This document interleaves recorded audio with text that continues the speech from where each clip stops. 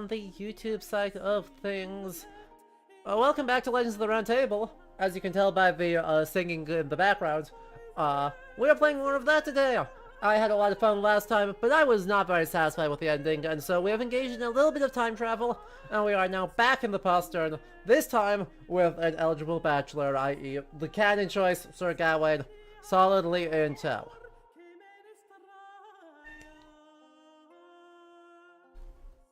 Yes, hello.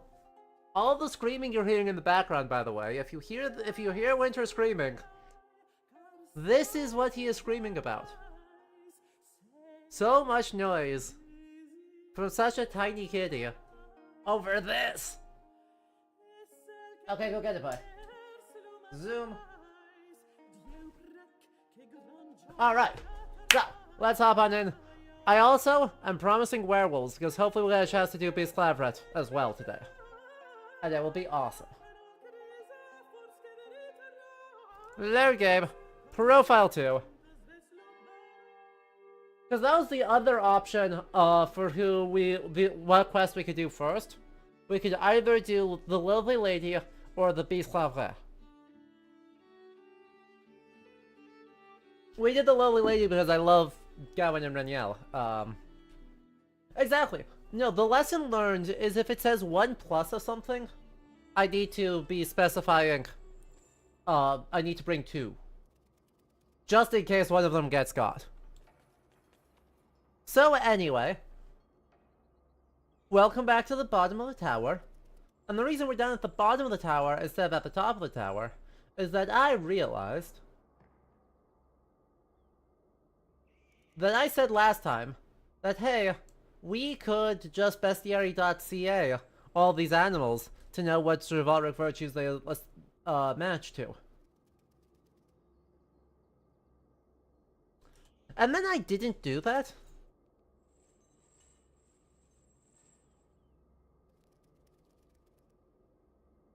The swan has a harmonious voice which reports that the sweet song, though it swings so sweetly because of the long curved necks down which the voices travel, making the song more pleasant. In the Hyperborean regions, swans are attracted by the sounds of a zither and sing along with the bird.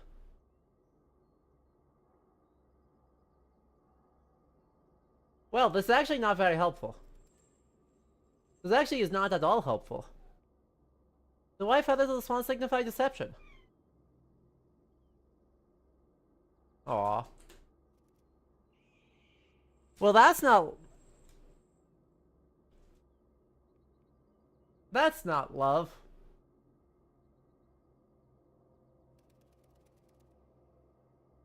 But, I believe... Let's see if it's stag. There it is. The majority of references to deer are specifically to the stag, the male. Only a few manuscripts include the doe. The allegory is about this.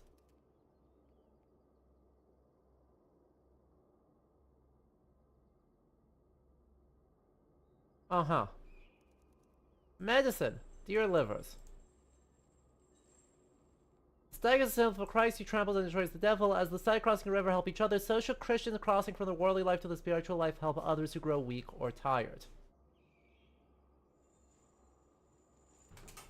And from that, right from that thing, we get Curious that largesse. He wondered. Our knight finds an exit leading to a large... Right, as the stag helps each other when crossing river, so too we should help each other. Hence generosity, hence the virtue of largesse. At a glance, the room has the same configuration as the one before.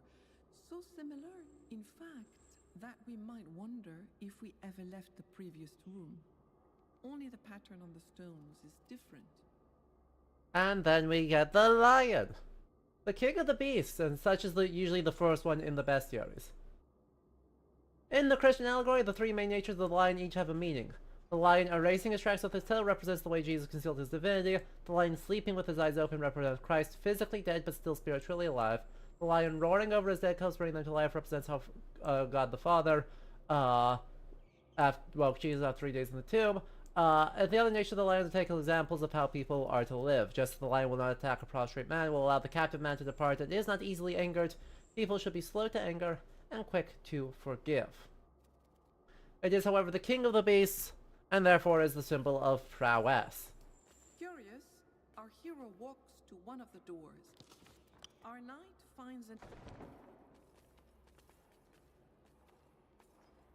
The swan we just did, but in addition, swans mate for life, and are therefore good symbols for Curious, love. our knight finds an exit leading to a large stone And do I really need to explain why dogs are loyal to you? Do I really need to explain why dogs are loyal to you? every way to those we have already visited. Curious, our Chat. hero walks to one of the doors. Our knight finds an exit leading...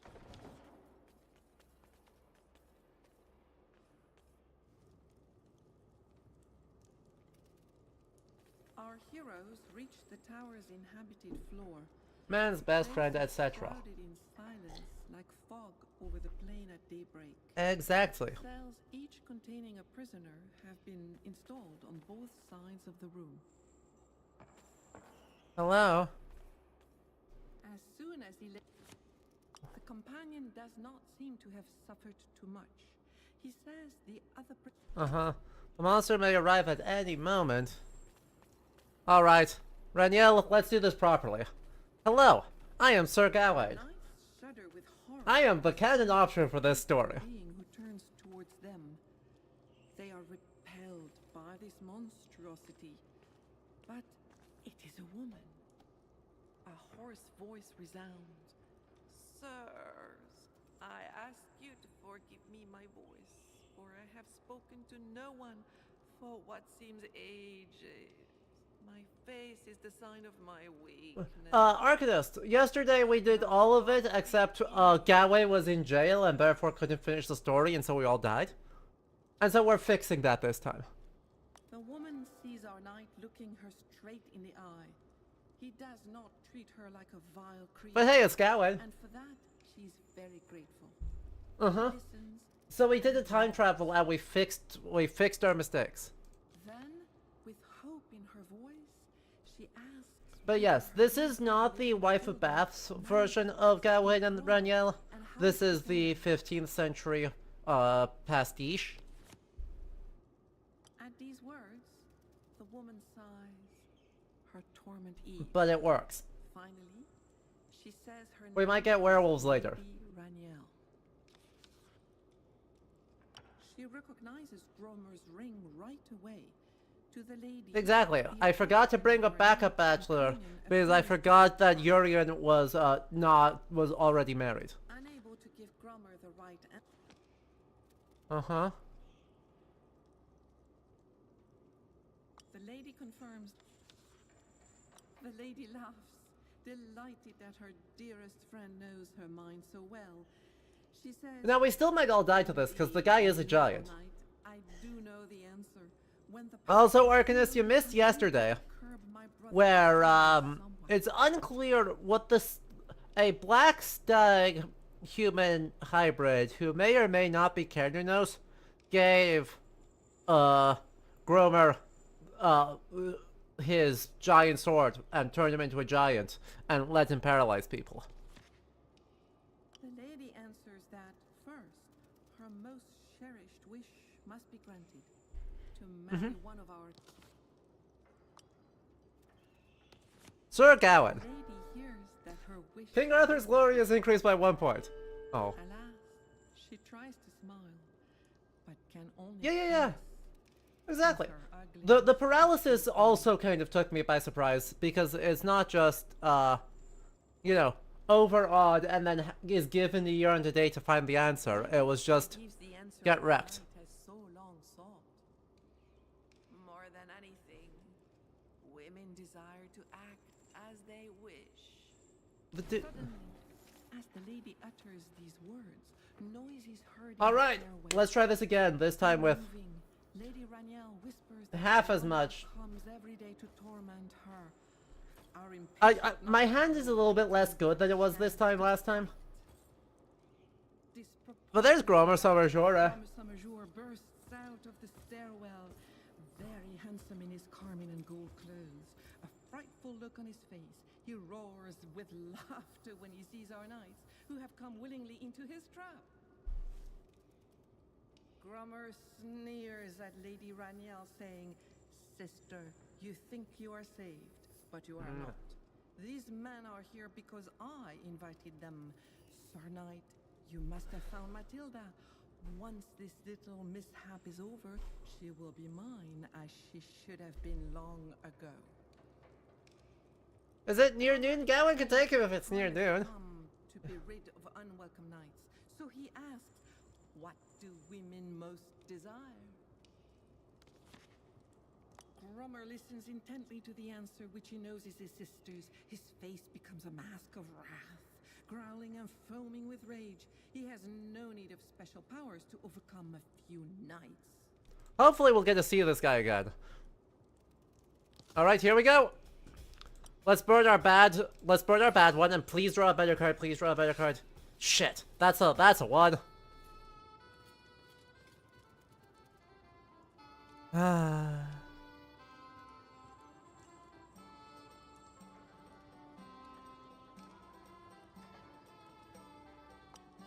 I had 5 Grail cards in my hand at one time. I will have you know that there was a time when I had 5 Grail cards in my hand.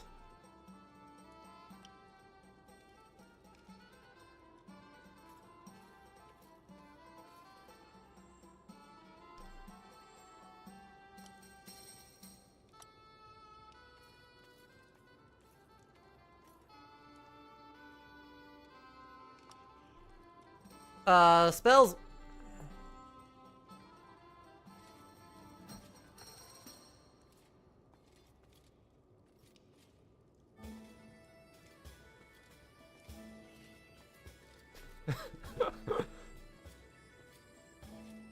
Get wrecked.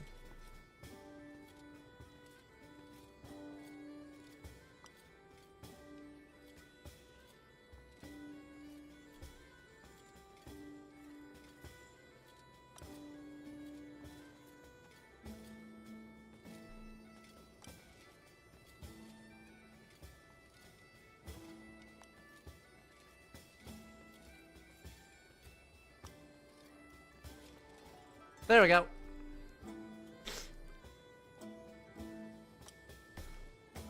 Let's us get set up real good around him.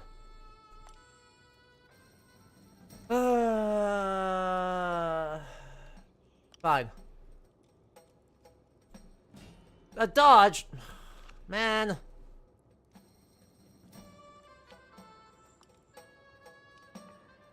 Fine. I got you anyway.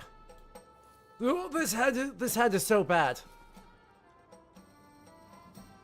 Oh, I didn't even get a damage off of him. Heck. Fine, I'll just Grail card you. 29! See if we can't hit something good here.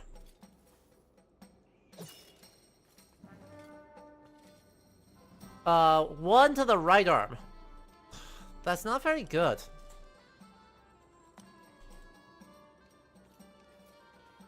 Like, goodness gracious. One to the right arm, not awesome. Difficulty of 19. But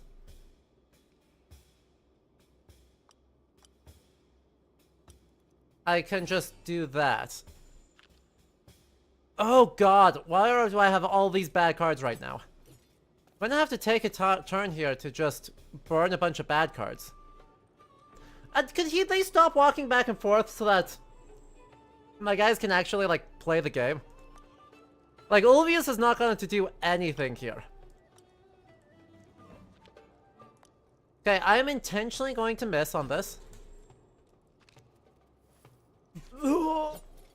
There we go. Forced him back. Forced him back with it, at least. I take that.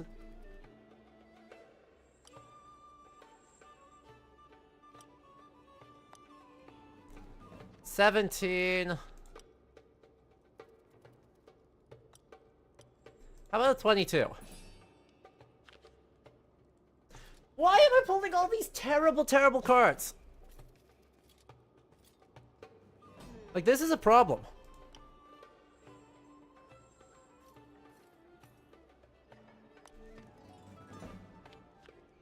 Gawain faces a challenge against you. So we'll do that. Grail card. Finally, pulled a good one.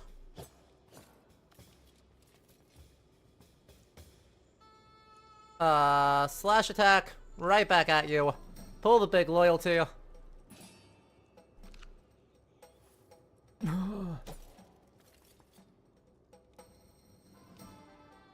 Cool. It doesn't even matter. It doesn't even hurt him.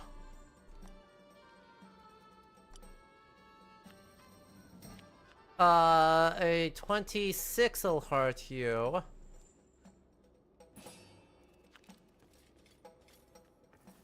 This is really actually a huge freaking problem right now.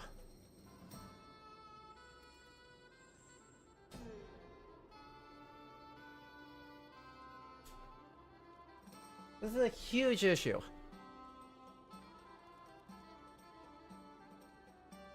And since right now none of you have like no significant damage to any points on you, right? One on the right arm, one on the right leg. So it's kind of, it doesn't matter right now because I don't have a good hit.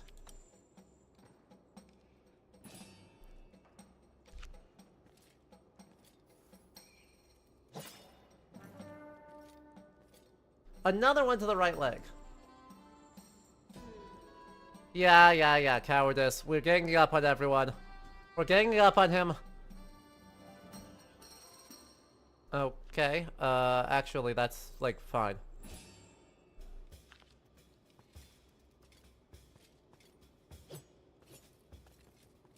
Let's do this again. Cause how are you? You're a little bit fatigued.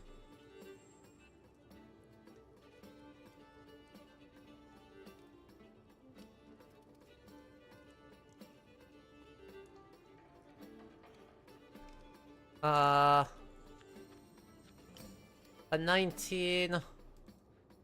It is a success, it just won't do damage. The important thing is here that it will force him back. So that Ulvius can go in. 21. Screw you. Have a 33.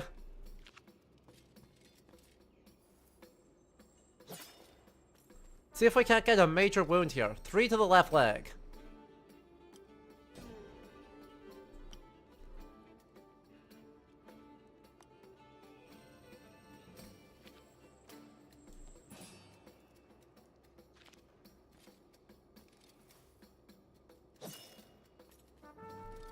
Is it 3 more to the left leg? That's 6 to the left leg.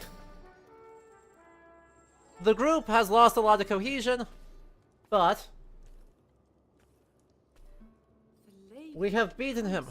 From her jail, our hero thinks his heart will fail. Such is her beauty, so fair her face. He vows to wed this angel of grace. He vows to wed this angel of grace. My lord, she says, it is your right to choose if I be fair at night, or shall by day my beauty shine. Then only then can I be thine. Then only then can I be thine. Ha! Hilarious. A courtesy challenge. We succeeded. The lady listens without a word to our knight's wise and gentle words. He still seems unsure of his answer.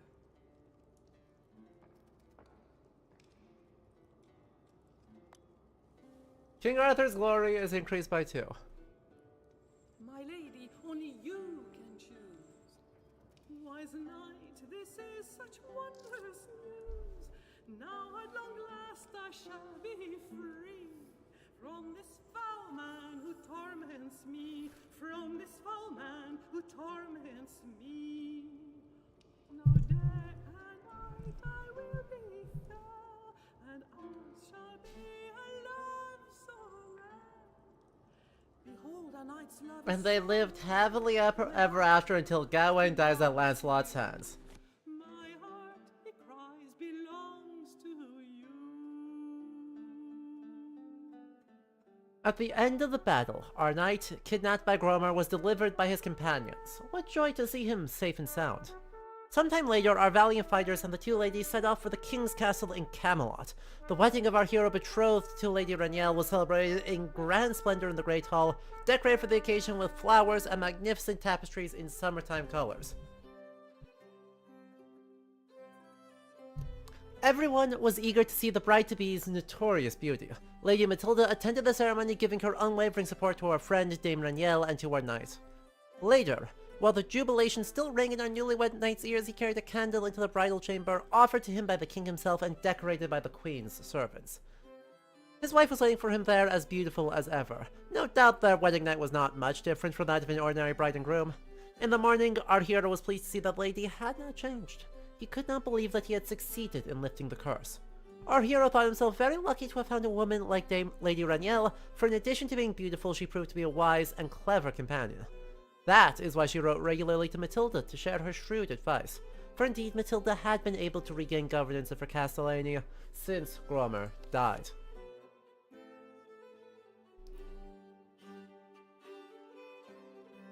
Look at that!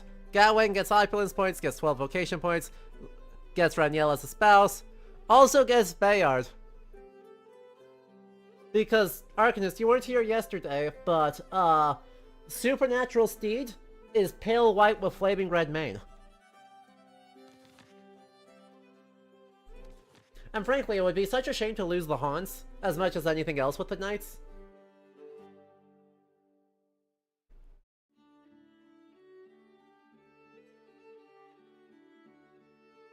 The game is very intentional where it's bringing in its Welsh material. And, like, clearly they're doing a lot of work. Clearly they are doing a lot of work on this. Huh. The group's cohesion has changed and is good again. Phew. Our knight grows a bit older with each passing day, but this year marks a milestone. Is it time for it to be called back to heaven? That is a shockingly difficult... Leodegrance might just keel over dead? Our hero will survive for another 5 years. How good it feels to be alive, even as the years weigh heavy. In 516, the year of our Lord, one bit of news has reached the court that is cause for rejoicing. Other news, however, is far more worrisome. Start with the good news. Merlin went several months ago to Brocéliande to prove his art, but had not returned. Everyone at court presumed it to be dead. Even Arthur was worried. What a relief it was when Merlin reappeared one morning dressed as a woodsman. Garrisons in the east of the country have reported Saxon raids on several ports and a few skirmishes inland. Fortunately, so far, our barons have fought them off, forcing them back to sea. And lastly, a terrible rumor is spreading across the kingdom that 100 newborn babies of noble birth have disappeared. Some are even claiming that my husband is behind it all. But that is all nonsense, and few people give credence to hearsay. For now, the Britons have managed to hold off the Saxons, but for how much longer? Yay! Yay!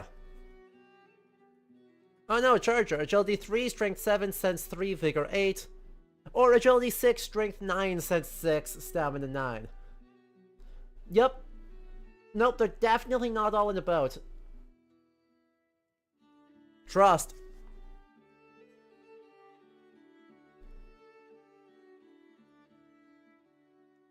Anyway.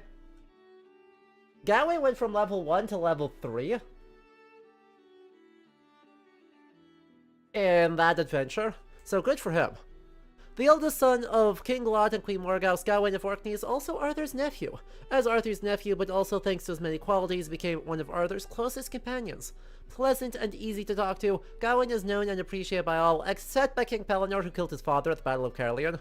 As quick to love as to hate, he has a passionate character that colors every aspect of his life. His inexhaustible energy and drive make him one of the most flamboyant knights of the Round Table. Not a single mention of how he gets stronger going towards noon and weaker going towards sunset. Tragic.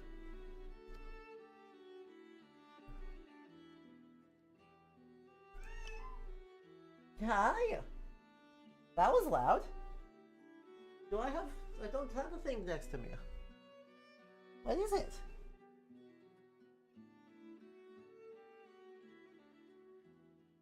What is it?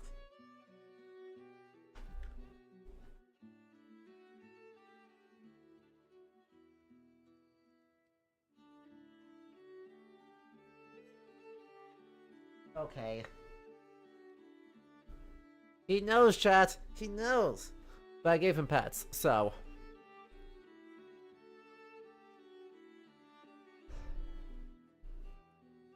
Alright. Family of Pellinore, King of the Far Islands, claims descent from Joseph of Arimathea, relative of Jesus Christ. Ramses, the family patriarch, lives up to this claim. Obsessed with hunting and adventuring, devotes himself entirely to tracking down the Questing Beast, a mythical creature that no hunter has ever managed to approach. Fighting on the side of Arthur at the Battle of Caerleon in 513, Pellinore killed King Lot, thus creating a lively rivalry between himself, his household, and that of Orkney. Yeah. No, it's a good call. It's a good call, I just want them to be weird, you know? Alright, Arthur. I need you to choose a quest for everybody. These castles do nothing. But this one...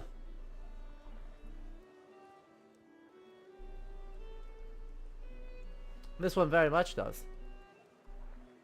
Oh, yes. Oh, yes, the Battle of Badon is a quest in here.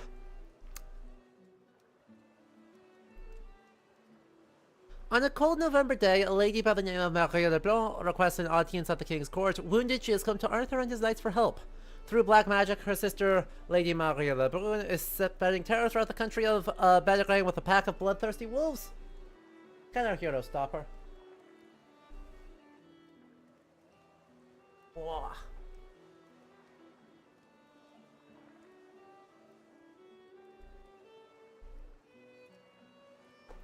Hey.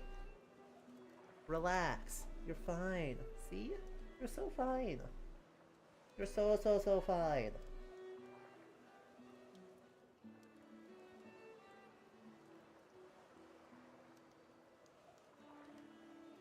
What do you think? What do you think? Mwah. Beans. Beans! Okay.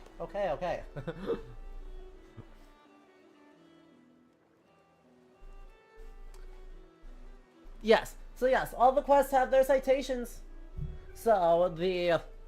Right, the lovely lady of the previous quest only had the wedding of Gawain and Raniel. It did not use the Wife of Bath's version, and did not cite it. But the Lay of Bisclavre, Marie de France, the Lay of Melion, Anonymous, Book 19 in Le Morte d'Arthur, Thomas Mallory. And we need to choose 4 knights, but combat will be important, and money will be very important. Still, let's list some of our knights who have not had a chance to go, show off, do cool stuff. Let's see if some of them can't get involved.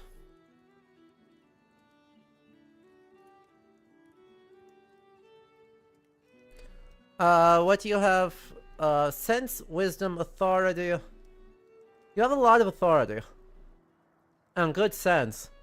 And yeah, actually, you're very good. You're actually very good at this.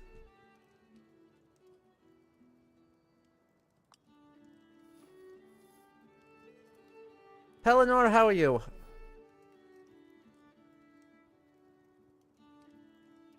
Pellinore is...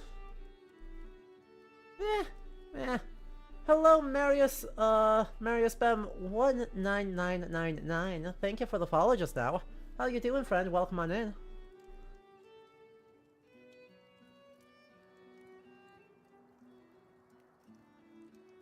No, he does have a flaming sword. It's not his flaming sword, but he has a flaming sword.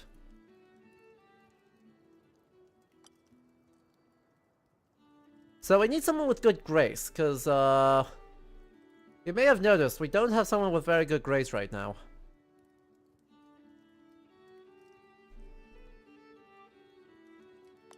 Bedivere? Bedivere doesn't have good grace. Arthur? Arthur himself? Surely we'll just have Arthur go do stuff.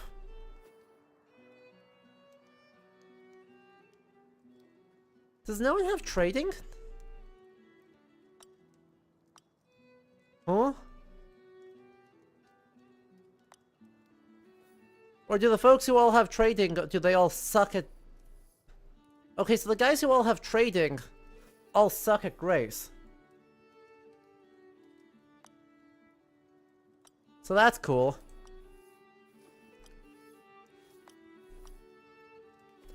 And of course Gawain's the one who's amazing, has amazing grace.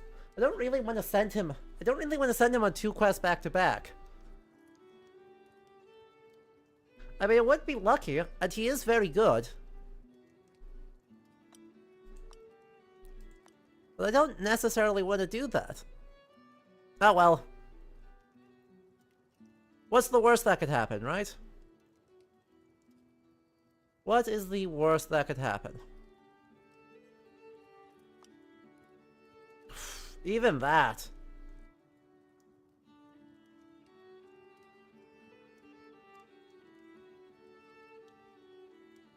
We have plenty of cash, so like that won't be a problem.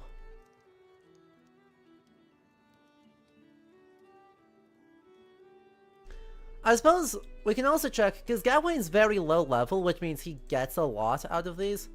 Sagramor is also very... But Sagramor is also very low level, and I don't want to neglect him. You know? I don't want to totally... Oh yeah, we recruited Sagramor. I should send Sagramor on things. You know? Hector, instead of doing that, why don't you go hunting? Sagramor. Oh, he's got 4 grace. Oh, he's so fine. And he's got trading. He's not very wise. He's not very wise, but otherwise he's a great fit for this. Look at him. Hungarian, by the way.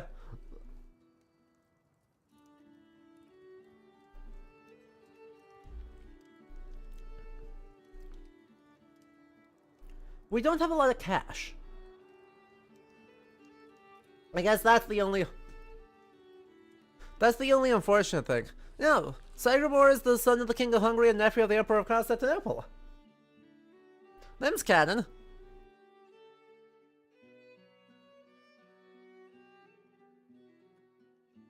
He's not buddies with Bodwin or Bedivere, but luckily Bodwin and Bedivere are not on this quest. So you had to kill 3 turkeys in the yard. Loki wanted to go hunting. Okay, that's a fine idea. Except, he'd lose? Except I'm pretty sure that guy is just lose. You should be going on pilgrimage. You should also be going on everyone should be going on pilgrimage this year. I'm just saying.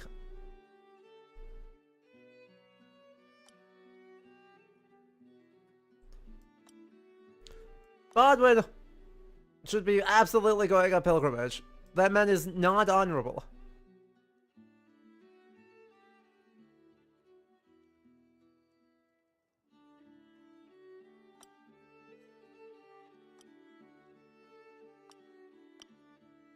Wow, Leodegrance is only available like once every 6 years. That's funny. Cool. I think that's our squad. We're sending a bunch of fairly green knights at this. We're kind of relying on Pelennor to be like, when in doubt, Pelennor save us.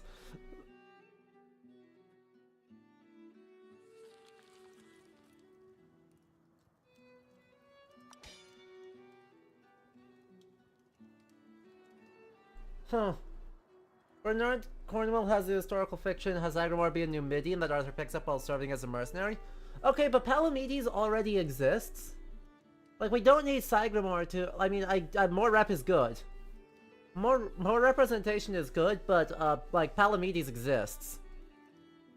Sir Dinadan of Estrangor is an early established lord and Sir Ector's close friend. Naturally, Sir Dinadan invites our hero to his wedding and to the hunt held in honor of the event. Our knight has found the perfect wedding gift, a tapestry depicting a doe and her fawn. The bride-to-be loves these animals above all else, and the quality of the work will add to her delight. Dinadan has just moved into the castle bequeathed to him by his uncle, and his bride is not well-to-do. Thus he's in a bit of a bind, since he can't afford to provide food and drink for his guests.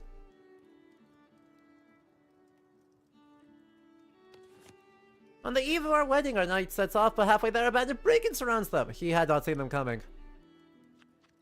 Unfortunately for them, this is the king's father asterisk. Our hero draws his weapon, resolved not to surrender. He wants these brigands to pay for attacking a Knight of the Round Table. He holds fast, attack after attack, remaining unhurt. But his attackers are far too numerous. Just then, one of the brigands topples off his horse and collapses, an arrow between his eyes. Another collapses and then another. The few are still alive, flee in fear. An ageless archer with fine noble feature comes forward. His name is Utan. Our knight wishes to thank him for saving his life. Sire, I promise you'll grant my wish, and when the time comes, I will ask for my due. This never goes well. What a mysterious man. Perhaps he is Fae.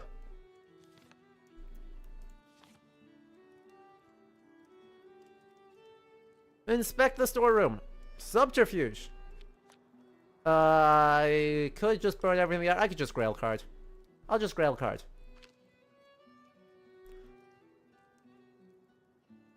Our knight searches the cellar for even the smallest of clues. Between two barrels, he spots a small, well-worn knife. He recognizes the trademark that of his master knife maker, and the red handle only his craftsman's son has one like it. The only road leading to the castle is deserted. Neither cartwheels nor hose can be heard. The thief could easily hide in the woods at night.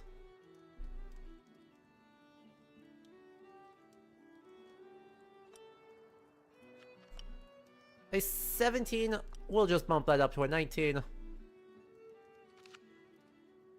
Soon, the knife maker saw Sarazag of dish is indeed Legrand. I'm sorry, I had no choice. I owed a debt to a pixie. He took a small jar able to hold 10,000 times its capacity. He stole the wine he could for his creditor. To make amends, he used the same jar to refill the goblets of all the guests, who are delighted. Sir Dinadan, however, demands proportionate punishment. After all, the boy is one of our knight's subjects.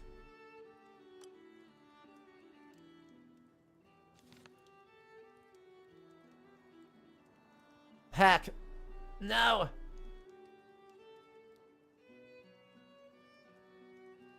No! Then comes the time to present the gifts to the bride and groom. The archer who saved our hero earlier now appears before him. Sire, you gave me your word. Tonight I ask for my due, the gift you were intending to give the bride and groom.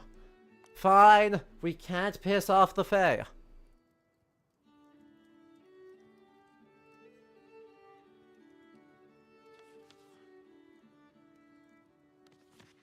We cannot piss off the Fae.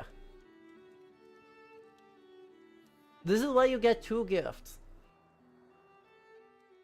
You give a backup gift. There's the one you intend to give, and then you have a backup gift in case a Fae ruin your day.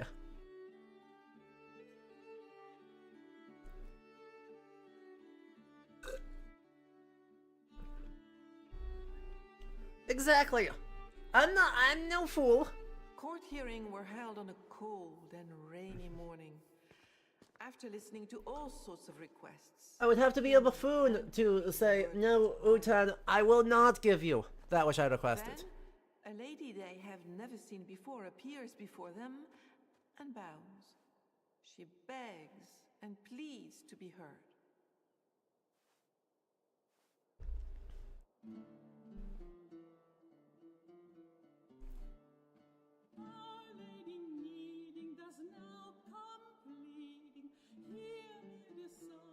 my sadness and my ire. 3 days as Marina Blonde ridden through deep forest and valleys hidden. She tells a dismal tale of woe, vanquished by a powerful foe. My lands endure a great terror. Wolves are destroying my kingdom, is now grieving. Oh, Lady Needing does now come pleading. Help I continue to adore this plight so dire. the fact that they're using the medieval musical genres as a basis for their narratives.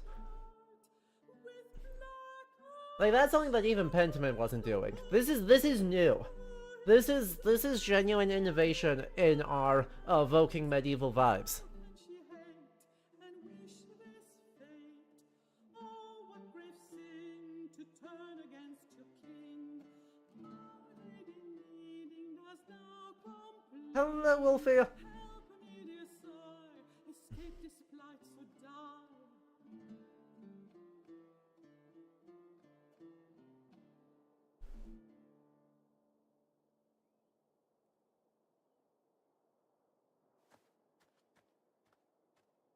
Moved by the lady's story, Arthur and Guinevere sent 4 of their best knights Well, north of the kingdom. Best. Thrilling adventure. I'm training the awaits newbies them. right now.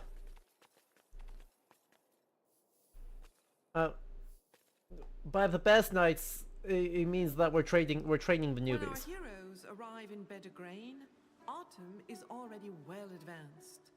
The cold is bitter, but the trees are adorned with warm colors. A lowered drawbridge marks the entrance to Marie Leblanc's castle.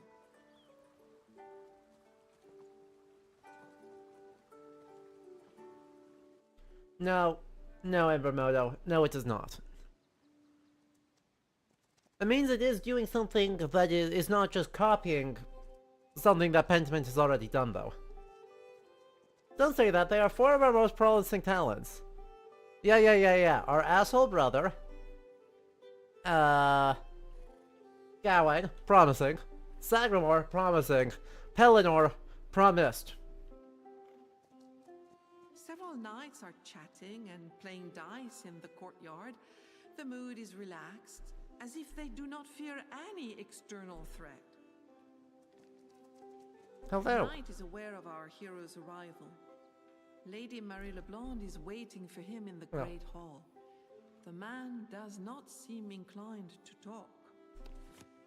Okay, The knight is aware of our... fine.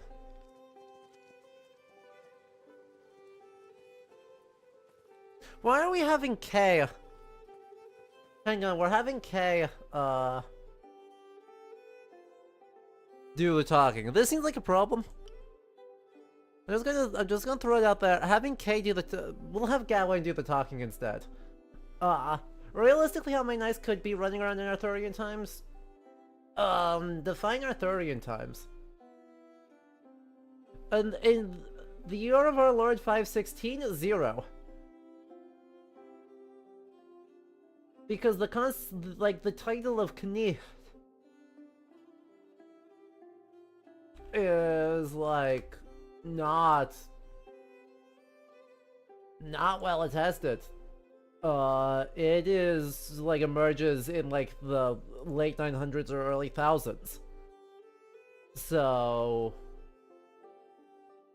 and it's a retainer, not a knight as in a knight. Now, if you're looking at a time period where a lot of these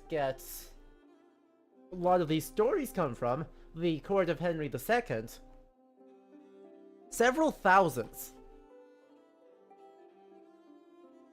in England alone. Right? Historical fiction often interprets the knights as cataphractoi, but that's not terribly plausible. Ugh. I hate that. See, the problem, legitimately, the problem is just don't This game is doing it right. We are saying the year is the 6th century, and then all of our aesthetics are like late 12th century or later. Just don't worry about, don't try and make Arthur 6th century. Arthur doesn't work in the, like, there's a reason why the oldest layer of the Arthur stories are incredibly sparse on the ground. Because the realities of military work in post-Roman Britain is incredibly sparse on the ground. These are stories that are doing something in the court of Henry II at the end of the 1100s. Just do that. Just stick with that. Right? Because if we stick with that, then we can use people like William Marshall.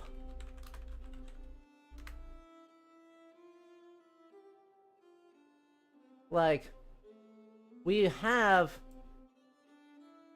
guys that we can just use.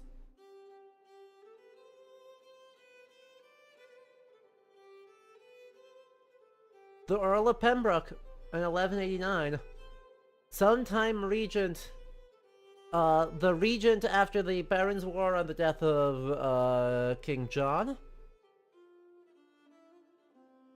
The greatest knight who ever lived.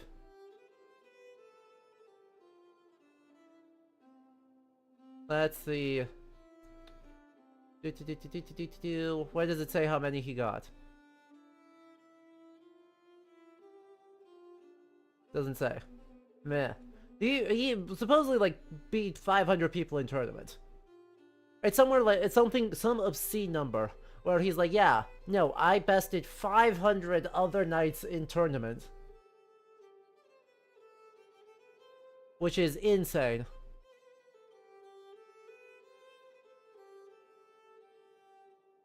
And he gets a whole thing. He gets a whole thing. Yeah, there we go. On his deathbed, he recalled besting 500 knights during his tournament career. No, literally, William Marshall is the protagonist. There are just some people who IRL have main character energy. William Marshall is one of those people. Hence why he got to be the main character of, you know, the life of William Marshall.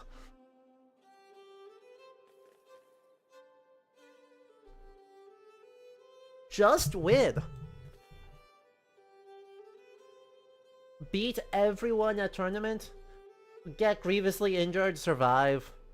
Fall in and out of favor with the royal court, have to go on the run multiple times and survive. Do Doomed Last Stands and survive. Become regent of all of England and survive. And then die of old age. And at the end of it all,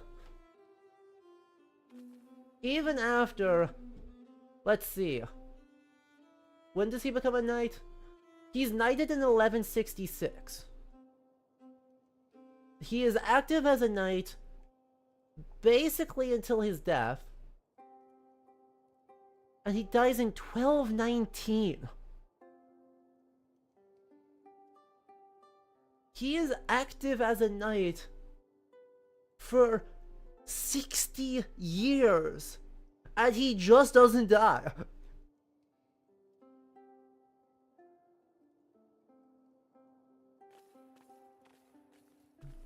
Marie Lablonde sits on an imposing throne surrounded by beautiful wall hangings. The lady greets our knight with a cheerful voice, despite her troubled look. You seem to have had good travels, sire. How can I help you? She asks. At these words, the lady incarnate. After thanking the lady. Okay.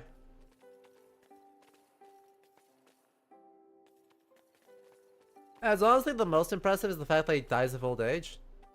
Right? Nah, it's pretty freaking impressive. Two cards of the same value from different seasons. Well, I only have even cards right now, so meh. Two consecutive cards from Love. Don't have that. Don't have Prowess. Two Autumn cards, Largesse, one of which has a thing. Two 11s. A Loyalty of 4. Don't have that. Use 4 different season cards of value higher than 3.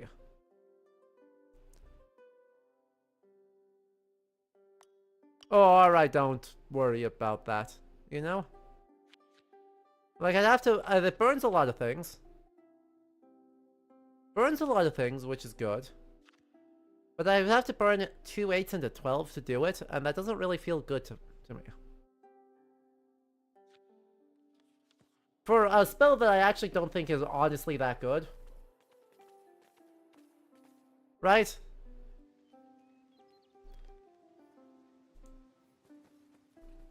The knight is aware of our hero's arrival. Huh? Something seems...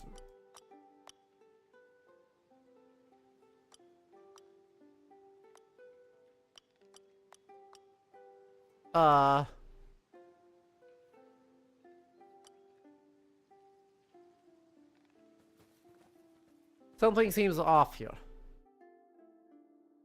Yep, Maria is waiting for us. Hello, are you going to give us more detail?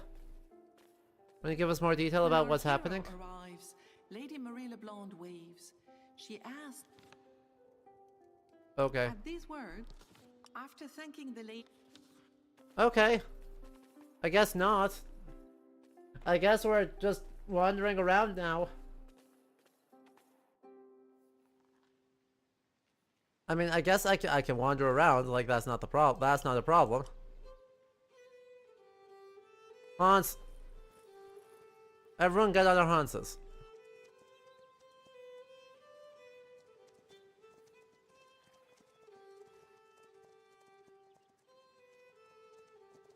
I guess let's go wander about here for a while and see what, if anything, shows up.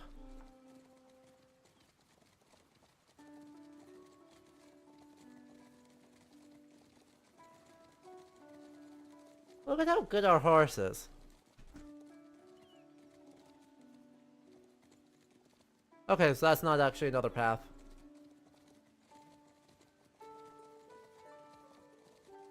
Up into the somethings. Well, this place looks a little bit less good. Houses in this small village are abandoned.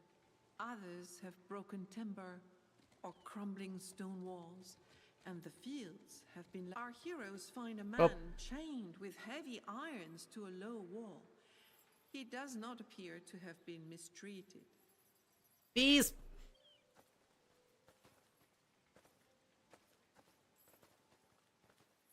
Looking at the chains more closely, our hero thinks it would be impossible to break them. The man looks extremely bored. Showing his chains, he begs forgiveness for not being able to properly greet a noble knight. Uh-huh. My name is Mayol, he says. I am waiting for my case to be discussed, for I poached on the Bedgrain estate. The bailiff must come to an agreement with Lady Marie Lebrun. Alas, no one can enter or leave her castle. Uh-huh. The poacher panics.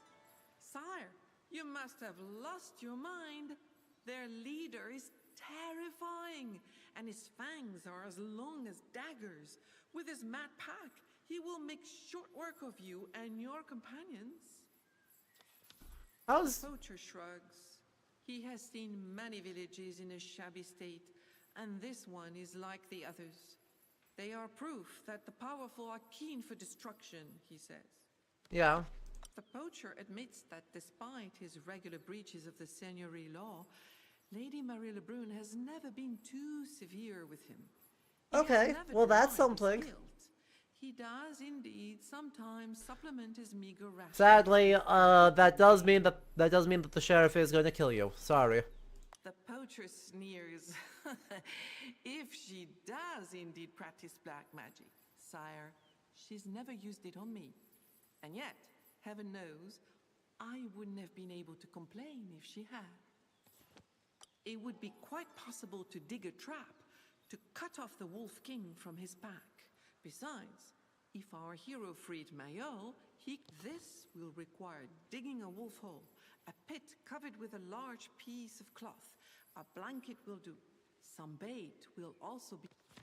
What kind of To have bait? the best chance of succeeding, the bait should be something the animal likes to eat more than anything else. But first, we must get into the forest, to the lair of this creature who is more than just a wolf.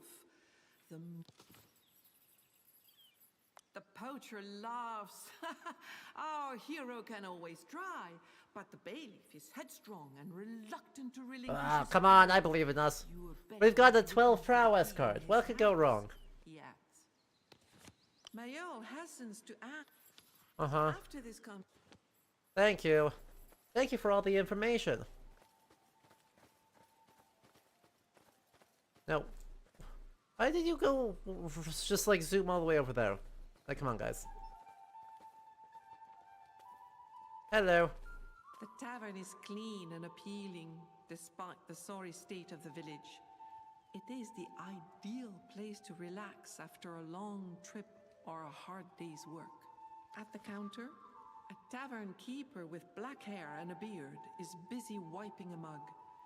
Behind him, Garlic, there is garlic, only a garlic, little garlic. food on the shelves. We'll eat garlic. And nothing but garlic. Frowns. Welcome, sires, he says coolly. My name is Shabert. Please tell me that you have Shabert. not come to make war. Shabbat? As you can see, Shabert. we've had our fill of battles and sieges. The man grunts with Shabert mumbles. The situation is not yet desperate, but if wolves continue to plague the area, he will have to close the tavern. Above all, he would like to restock his supplies to be able to resume his business. Mm-hmm. Our News. knight has already seen the damage caused by the siege.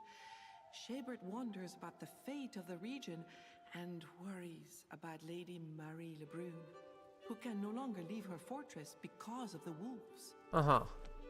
For 3 months now, the wolves have blocked access to the castle. Strangely enough, the siege was lifted 3 months ago. Yeah. Shabert becomes worried. He is sorry that the two women no longer get along. If they could be reconciled, perhaps the village would regain its former prosperity. The siege lasted 3 months and ended 5 weeks ago. Things were not going well. But Lady Wait, Marie didn't they Lebrun just say that the miraculously siege pushed was back her lifted sister's troops 3 months ago? just when all seemed lost. Didn't they just say that the siege has been lifted 3 months ago? And the wolves have blocked access since then? Some people thought it was a sign Because of the fate wolves are or clearly, divine intervention, definitely, or perhaps 100% a just stroll. wolves. And not knights. According to rumor, their relationship soured badly after Lord Maroc married Marie Lebrun. Why would that be? That the tavern keeper does not know. Yes, okay, so small script error there. Pensive, he replies, her taxes are not too high, so she is a good noble. She must be languishing without Lord Maroc, who cannot be found. So She cannot even leave her castle for fear of the wolves. one must assume that Lord Marok is the wolf. The tavern keeper laughs. She is not a wicked witch. Although it's true that she can do unusual things with magic. However, Shabert is at a loss. Uh-huh. Mayel has many faults, but he is not a liar. The rascal has indeed been caught poaching again. It is his shortcoming, and he cannot help it, the tavern keeper thinks. By marrying Lady Marie Lebrun, Lord Maroc became the lord of the land. Together, they oversee the fiefdom with Lady Marie Leblonde. Werewolf, He is a there good wolf. man. Exactly. The proof is that he never fails to compensate the tavern keeper when he takes his... Uh-huh. As our knight leaves, the I'm back again. And who are you? Sitting at a table far from the entrance, an old soldier dressed in blue drinks from a pint. He greets our hero. Okay, and bids him okay. welcome. His name is Hubert, the village bailiff. Werewolf's Castle. Oh. What an honor for him. Uh-huh. Ask about Village this. governance is shared between the two sisters, which is quite different from most fiefdoms. And it is even rarer for two co-rulers to go to war against each other. Is it though? Hubert, are you sure?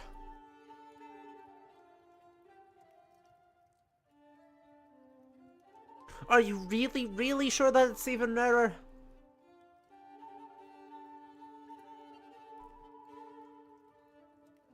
Shoves the Romans under a rug.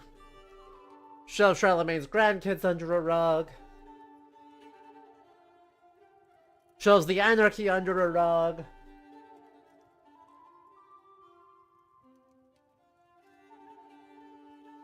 Shoves Sigurd and Eystein of Norway under a rug. Shoves the entire 12th century in Norway under a rug. Not just Sigurd and Eystein, just like the whole century.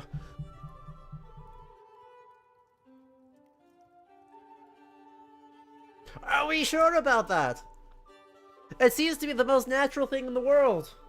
For two co-rulers to be like, well, what if we only had one ruler and that ruler was me? They got along well before Marie Lebrun married Lord Maroc. After that, there started to be bad blood between them. Hubert is about to continue, but instead he stops short and shrugs. The bailiff thought the siege would go on forever and the castle would fall. By the Exactly. end, it was a surprise. What if to I the was the men. guy? Lady Marie Lebrun managed to push back her attackers when all seemed lost. Did she receive some external help or use magic? No one knows. Uh-huh. Though the bailiff has served both ladies since they took over the governance of their father's fiefdom, he mainly assists Lady Marie Lebrun in dispensing justice. He's loyal to her and she trusts him. He thinks she should treat scoundrels more harshly, but other than that, she governs the fiefdom well. Okay. The bailiff takes a few moments to answer. Lady Marie LeBlonde is One determined can see what the fiery vibe woman. in the village is. He pauses again for a moment, then says in a flat tone that both ladies are equal. Come on. Come on, my guy.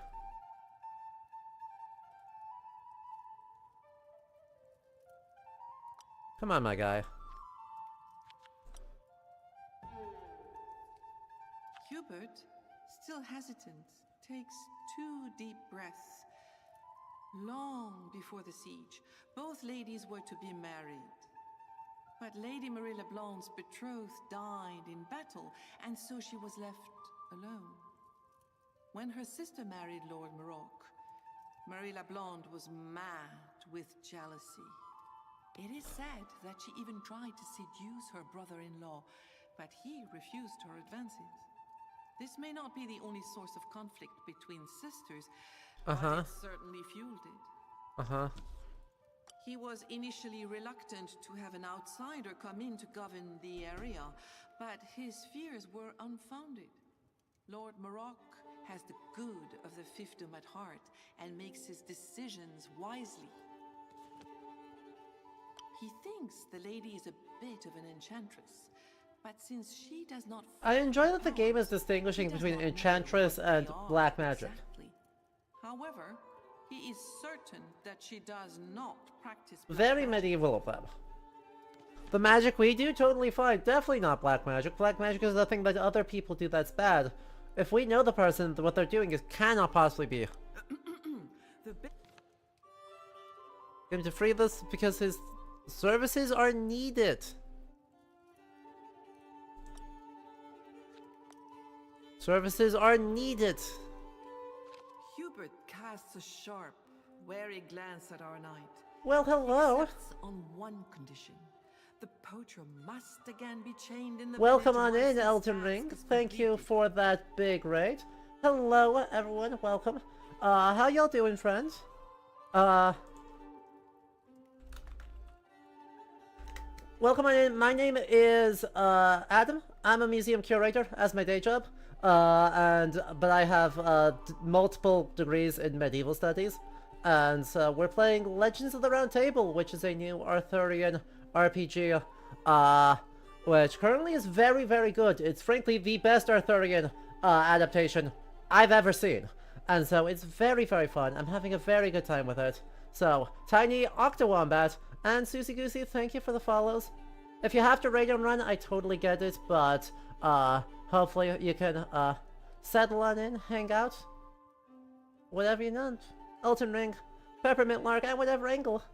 Thank you. You're playing Subliminal. I don't think I've heard about this game. Tell me about it. What were you up to? What's the game about?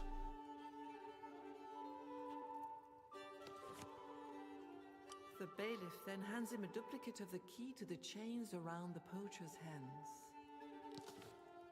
The bailiff waves goodbye and continues Hyper-realistic drinking his pint. spooky times. Fun. So, just to get everyone up to speed, since we just had a bunch of people come in, we are currently, trying to solve a dispute between two sisters. And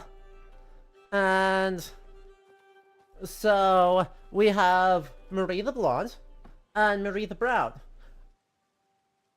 Marie the Brown has been holed up in her castle, and it is under siege by a bunch of wolves. Marie the Blonde, has been the one besieging her, sister, Marie LeBrun's, castle. That siege was listed 3 months ago when the wolves mysteriously showed up. This is based on an actual medieval story, or I should say, a complex of medieval stories that started in the 12th century, with the lay of the werewolf Bisclavret. So there's going to be adultery, seduction, jealousy, a werewolf, and everyone will hopefully get their just desserts. Also, on our quest here are a bunch of the actual Knights of the Round Table: Sir Gawain, King Pellinor, Sir Kay, King Arthur's brother, and Sir Sagramor, the nephew of the Byzantine Emperor. This looks so good. This game is really, really pretty and is really, really good. I've had a couple of complaints with it, but it's like a really good point-and-click adventure at its core. What could I?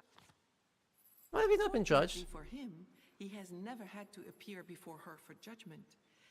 It is said that her punishments for offenses and crimes are uncommonly harsh. You've been meaning to read with Beast much Lavray. less knowledge than her sister. Spoilers then. This game will spoil... I guess this questline will spoil the narrative for you, because it is really just a one-to-one adaptation. Or a near one-to-one adaptation. So that'll be really fun. We just recently, yesterday and then a little bit today, did the story of the marriage of Gawain and Dame Raniel. So we're just doing all actual narratives from the Middle Ages here. From the look on Mayol's face, Fine. the poacher is overtaken by hearty laughter. He was. Okay. The poacher is filled with joy when he learns that he will be freed. What, spoilers for a 900-year-old story? He says, It's great. I'm running a D&D campaign for some friends, and the first half of the campaign was heavily inspired by Beast Lavray, and I put an extremely thin coat of paint disguising the whole thing, and they completely fell for it, even though some of them have read the lay before. happy to be free, Mayol announces that he's going to look for the best place to set the trap. Yay! Cool. Let's check our quest log. Help Marie LeBlanc find the wolf pack. Fight the wolves in front of Marie Lebrun's thing. Ask Mayol about a way to separate the Wolf King from the pack. Wolf King's den, the bait, the shovel, and the blanket. And uncover the truth about the ladies. Yeah, your group has a running competition of how many blatant references to our favorite stuff we can put in. This is the way. Get all of your favorite things. It looks like that's a crowbar. Prybar is lying on a Yoink?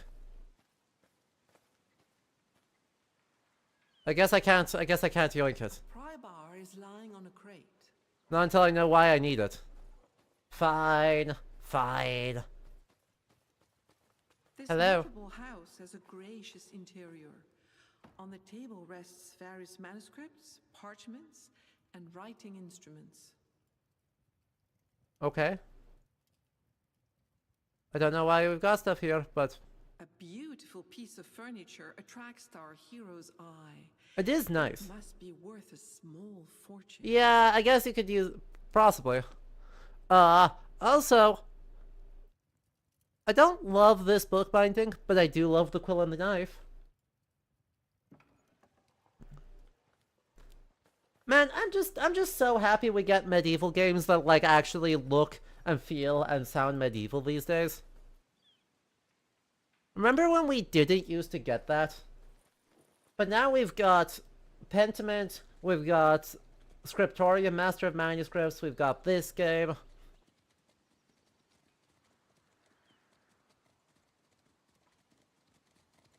So we're just, like, swimming in stuff that's, like, properly, actually, usefully medieval. Leaving the village, our heroes go down the road that runs along the forest.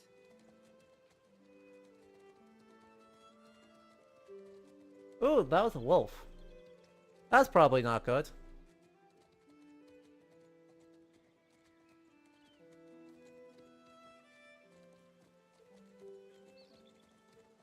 I mean, it is kind of necessary, like...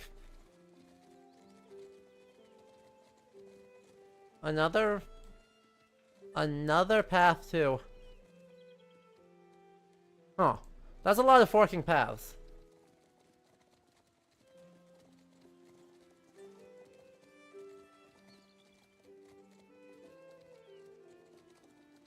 A wooden house with an adjoining stable overlooks the road. Behind it, as far as the eye can see, are immense meadows with still tall grass, despite the coming winter. There is, however, no flock in sight. Uh-huh. Ooh. Aw, man, I wanted that axe, though. Look at how big it is. We could use it to fight the Green Knight.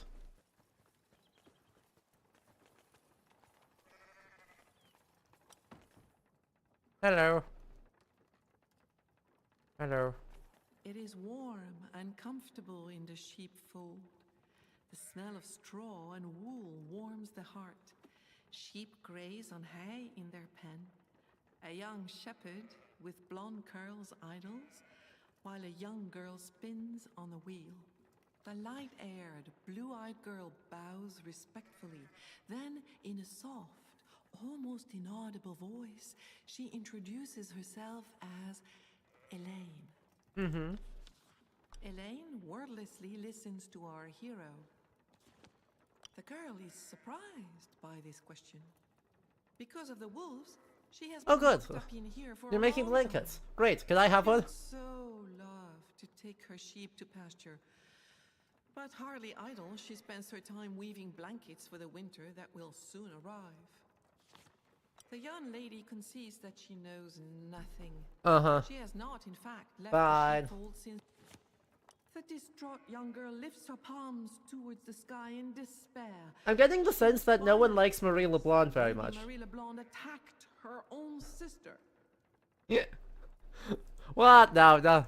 The lady is a good and kind person who takes great care of her people and her fiefdom. But her husband, Lord Maroc, One gets the sense. and now there are wolves blocking the way to her castle. Uh-huh. Hélène tries to hide her growing embarrassment. One gets the sense that Marie LeBlanc is not very involved with any of The this. weaver smiles when she hears Lord Maroc's name. He has been very satisfied with the cheeses her brother makes from their sheep's milk, and recently with the blankets she weaves. See, I mean, it sounds She like we're seems 2 for quite 2 on good sad ideas. that he is 1, nowhere to be found. blankets. 2, cheese! The girl cannot. The girl lowers her head modestly. She said,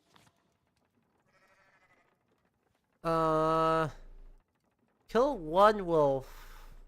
Or just buy at 150 pennies. Let's just buy it. I don't trust any of these wolves to not be people. You know? And I would hate... Elaine asks him if he found an embroidered handkerchief in the pasture. A gust of wind blew it away. By sleeping with it every night, it has Mm-hmm. The girl shakes her head and, in a more confident voice, exclaims, Elaine says, What? Hi, do you find this thing? It's very important. To me. And also you can keep it. What? Sus. the man is both Sus. surprised and worried. At these words, the shepherd's features relax. Yeah, that's Elaine behavior, right? Greeting, introducing himself as Hughes.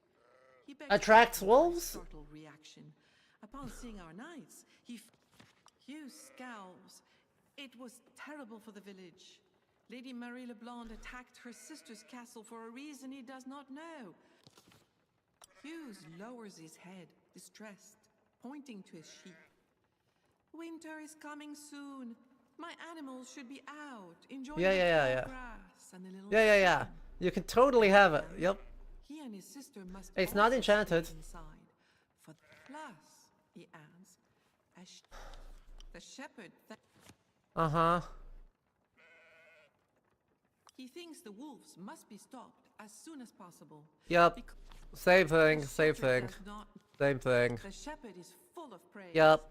He looks forward to her being. Wolves have never been seen to act this way. Perhaps they are only guarding the entrance to the castle. But why?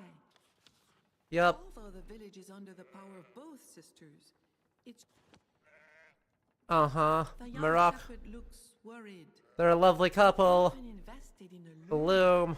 For blankets. The shepherd is not. No reason to predict. Yeah, okay.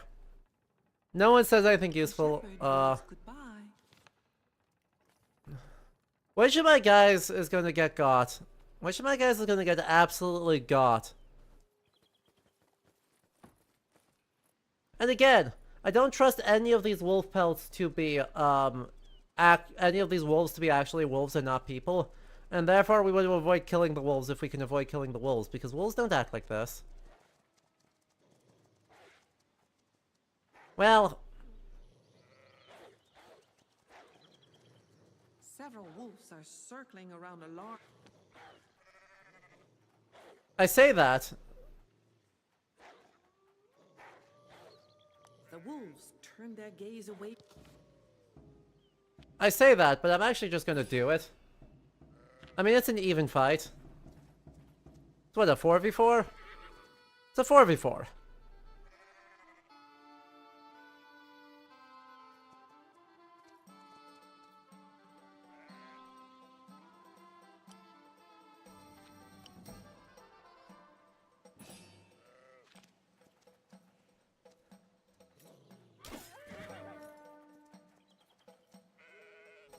Oh, I don't feel good about this.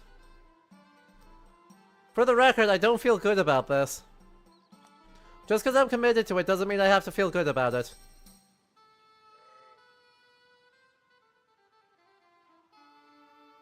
How much is our trample? Okay, we can't do both. Otherwise, I would absolutely do both. 21? 21 will work.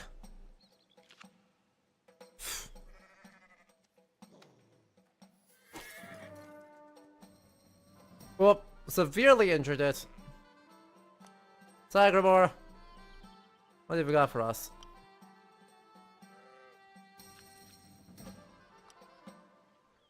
Aww.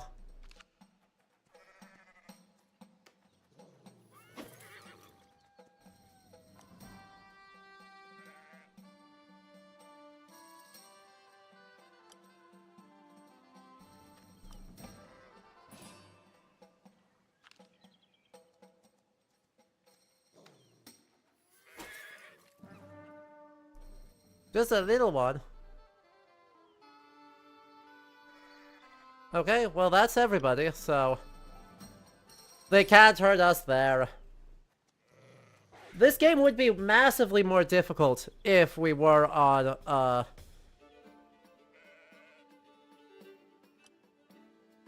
difficulty? Right. Actually, hang on, can we... Hang on.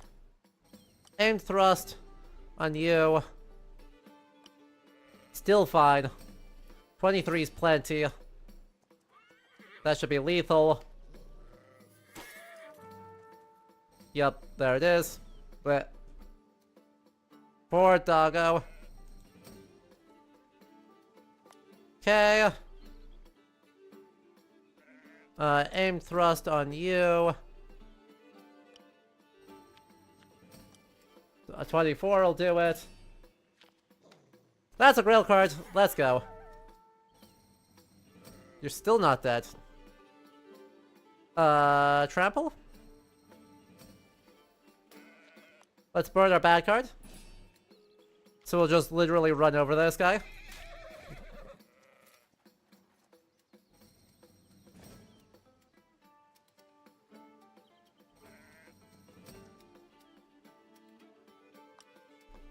And... thrust there. Sagramore, you are already so much worse than like the rest of my squad. Oh my goodness.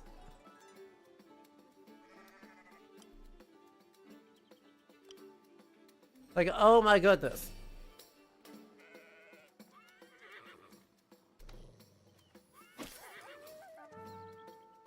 There. Let's get Sagramore some experience here. Because this is ridiculous. Hey look, there's all of our grail cards.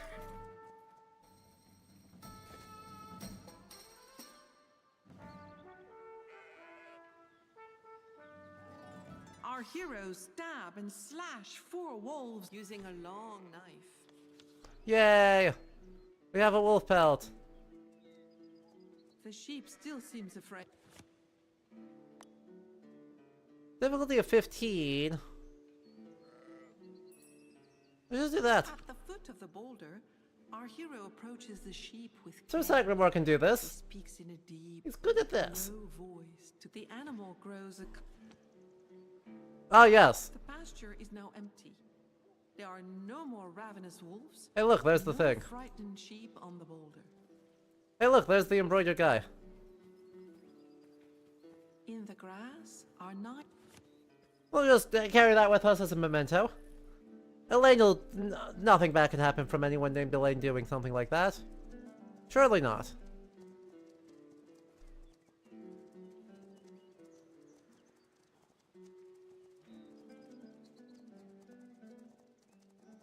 Surely not. Sagramore, you're not gonna get turned into a wolf, right? Right? Look, I don't want to explain to your uncle what happened, okay? Seeing our knight, the shepherd is overjoyed to find his wounded sheep. He gives our hero his warmest thanks. Can I have a cheese about it?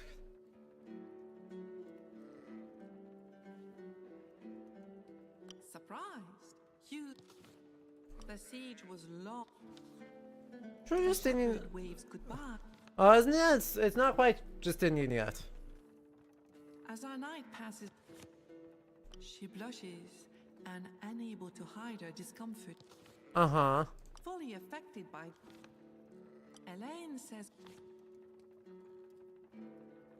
No, I really don't want it. Like, I'll keep the wolf pelt as a memento, because I guess. Like, I don't actually want it otherwise. I'm just saying.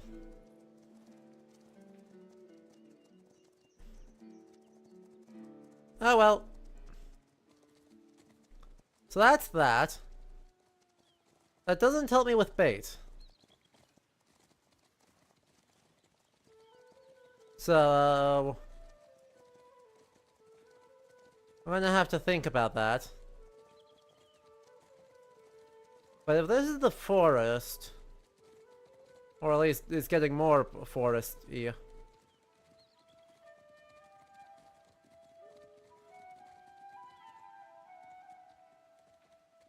Then maybe Path this... opens up onto a pack of growling, menacing wolves guarding the entrance to a castle. Hey, look how big it is. Confrontation will surely end in death for our heroes. Yes, I intend to not do it. I intend to leave. I didn't realize that this was not where we were supposed to go. I have no intention of getting everyone killed.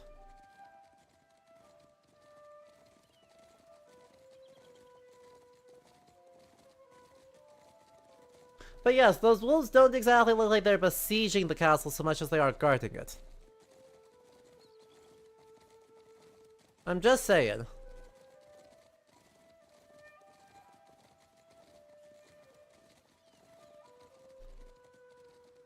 So...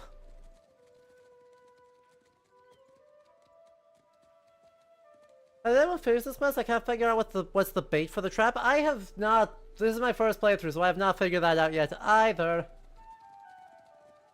We'll find out together. In the forest, the only sounds are the howling of wolves and the breathing of our knights as they pass under the beech and oak trees. I was kind of hoping it was one of the cheeses, but, because that seems like the sort of thing that a very human... Attack our hero. Really? Really, wolves? Oh, well. Really, wolves? Out of nowhere? Out of nowhere.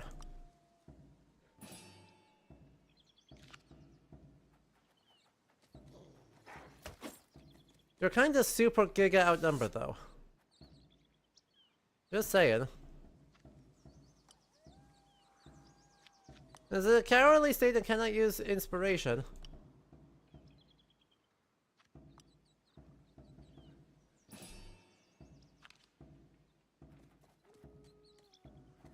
Unfortunate.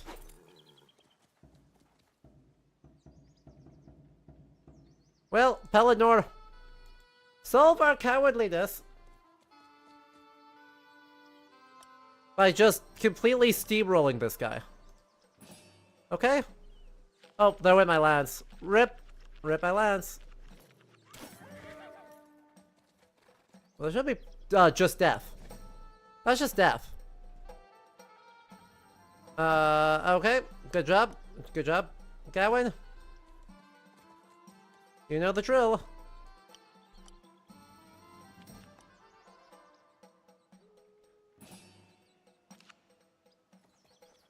God, all my cards are bad.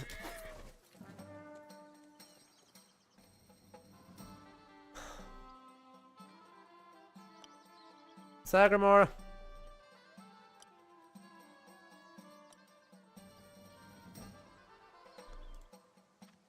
Let me just do that. Burn my one. Burn my one card.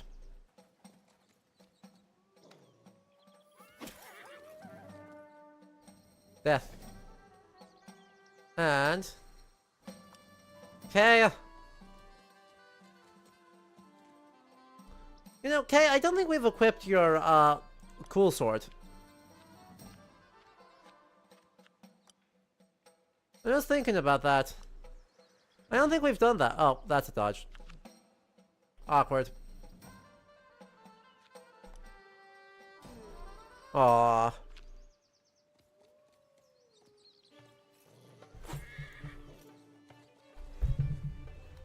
That's okay.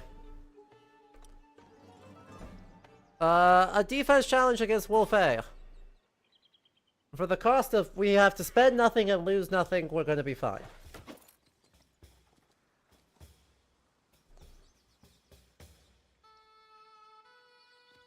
Hey look, there's the shovel.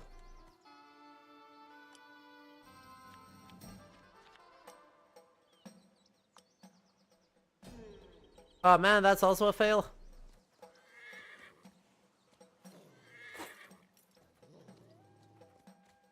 Fine.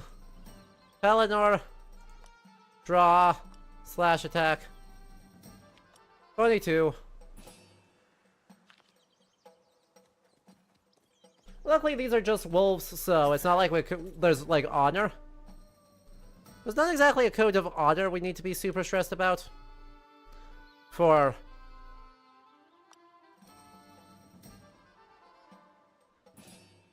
whacking a wolf in the head.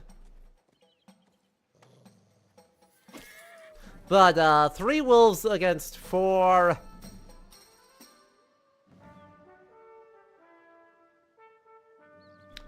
The fearless wolves showed their fangs, but our knights put up a valiant 3 wolves defense, versus resisting 4 the fully onslaught armored of knights furious and our wolves. horses? They Absolutely finally not. No slaughtered wolf would them. do that.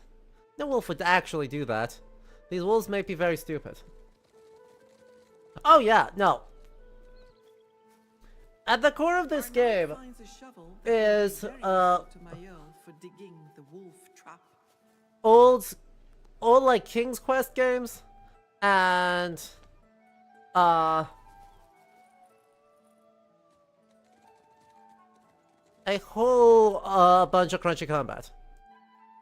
Say, Infernal Sword does a lot of damage.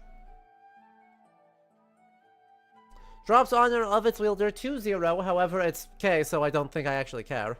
I just like having big sword that do big numbers. Ooh! Well! I'm sure that's fine. Our knight finds the poacher deep in the forest. He must have found the perfect place to dig the trap.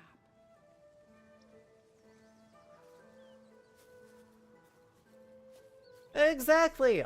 It seems appropriate. Mayol will not start working. We have so not he yet. cannot finish. Fine. After this conversation, our Fine, I need the bait first. Let me check the den. Because that's clearly the wolf's den. So...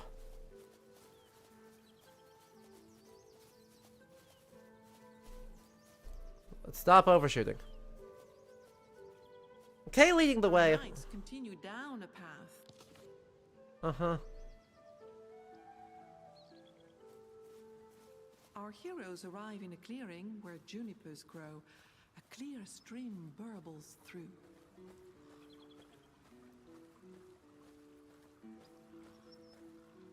This whole place is very lovely. The No. hermit has several cabbage plants. Cabbages. Hello, Mr. Herbert. Bonjour. Our hero How are you? sees an old bald man with a long grey beard and a blue tunic. He is whittling a piece of wood in front of the entrance of a... The old man returns our knight's greeting.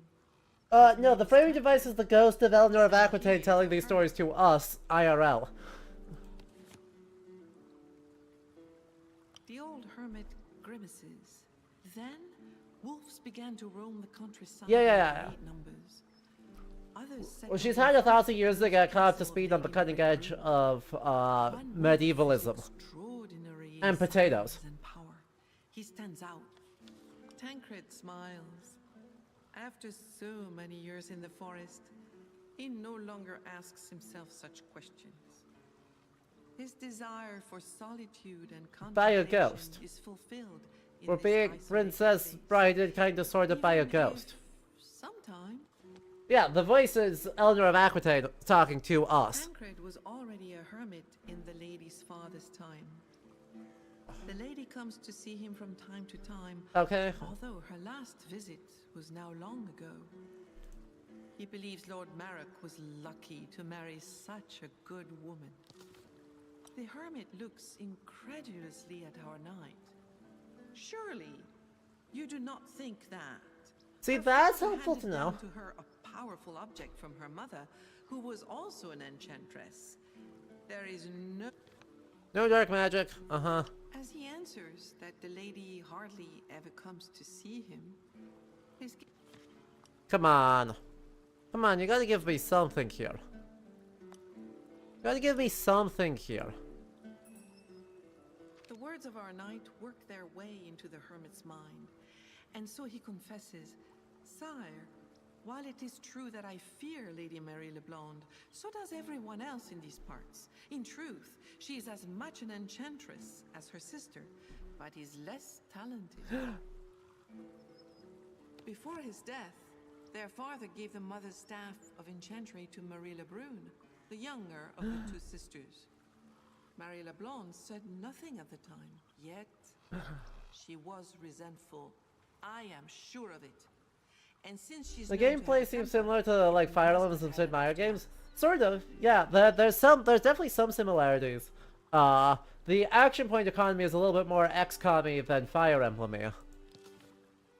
A siege is a very sad thing. But also, yes. Especially when mounted by one sister against the other. And then there's the other half of it, which Please is like stand King's by such Quest. a revelation. Like, I mean, while Sierra games are their own sub-thing on adventure games, but like, Monkey Island or Sierra games, or like, those point-and-click adventures. The old man. Uh-huh. The hermit's face softens upon hearing Lord. Uh-huh. Our knight turns away from the cave. So I have some Cave questions. has rudimentary furnishings indicating that it is inhabited. I see priorities. Mushrooms, a change of clothes, and books. We're just gonna... Yep. Okay. Okie dokes.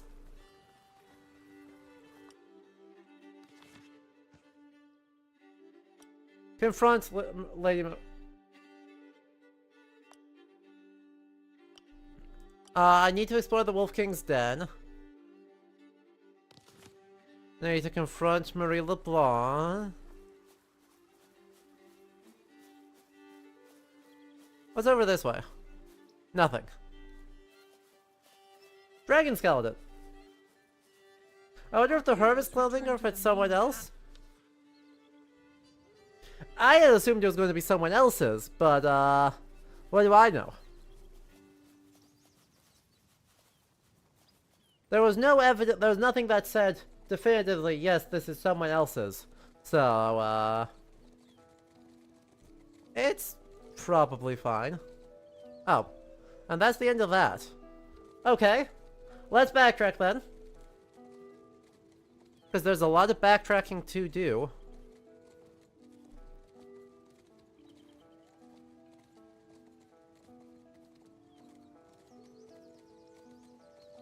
Rip those wolves.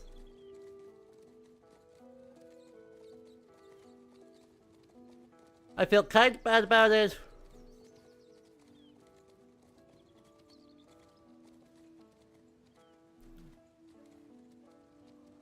That one heads down to the castle.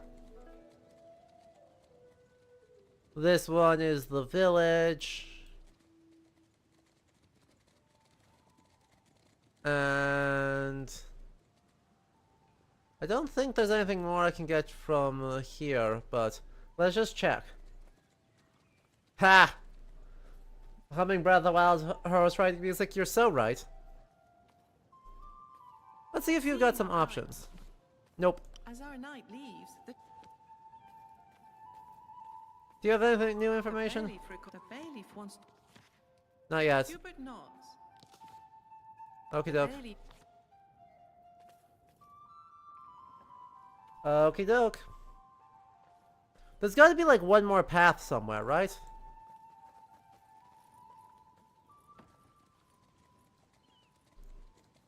I'm really getting the sense that there's like one path. Like I want that to be a path. I don't think it is. But I want it to be one.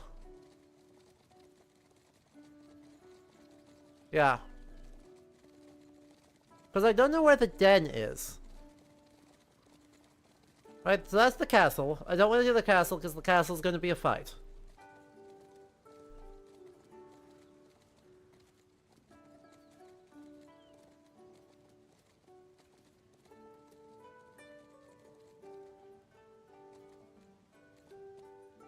Gawain, get out of the way. Look at him. Jet, look at it. Pet, pet, pet, pet, pet, pet, Pet. I'm petting it with the cursor.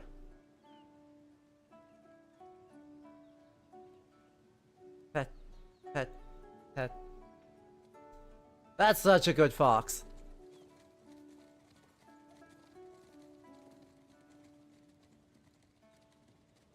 There's a baby. Bees.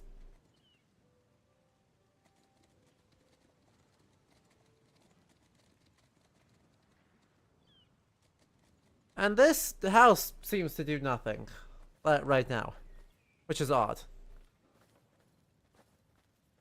Right? I wonder if this is the bailiff's house. A beautiful piece.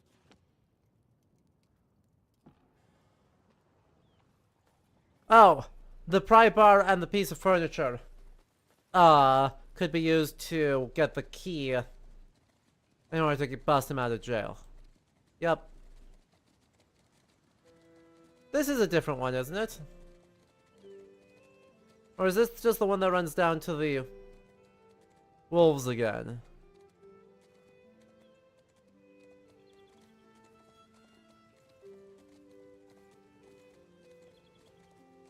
This might just be the one that runs down to the wolves again.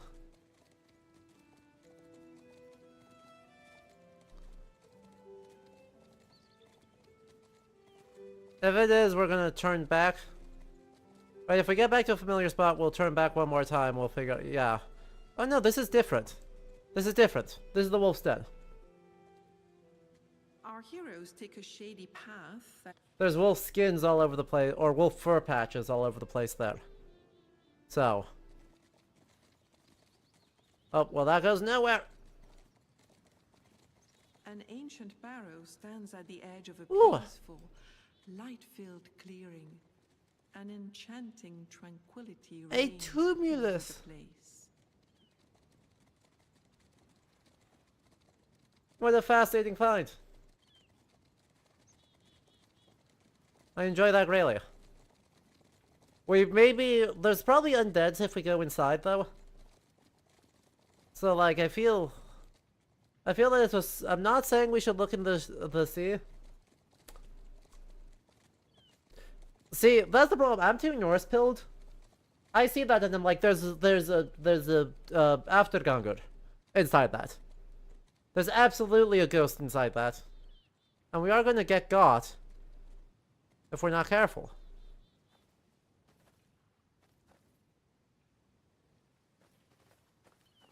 But it doesn't seem to do.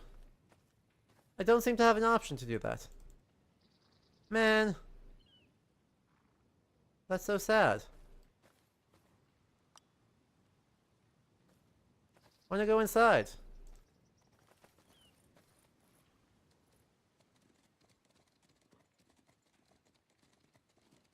This is so sad, chat. Don't seem to be allowed to go inside, but there's wolf spits all over here. There's gotta be something in here to examine. Maybe we can now unlock conversations about it with a bunch of people about the barrow.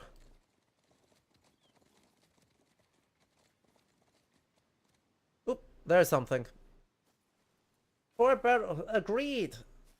Is it an Afturgangur, a dragon, an angry fairy court? Under We'll the never roots of know. a gigantic dead tree, there is a barely visible hollow. Tufts of grey fur line what looks like the entrance to a den. It's possible to enter by bending down enough. Alright, so in the hollow of a tree Our here, hero is we should get most pieces of clothing. surprised to discover a man's tunic neatly folded inside. It is a There we noble go. garment, but covered in a thin layer of dust. How long has this piece of clothing been here? None can say.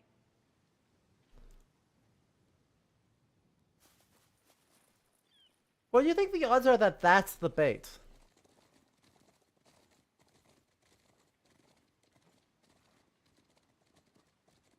Hold. Let me cook.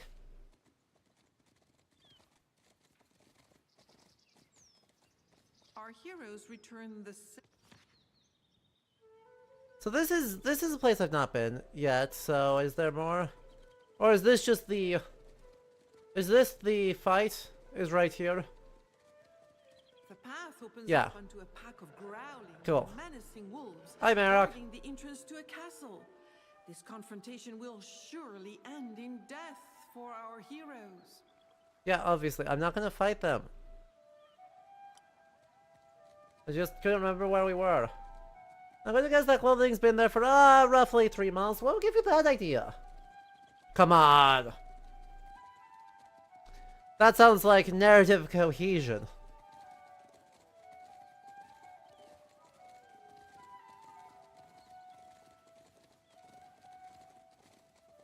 No, we can't have that.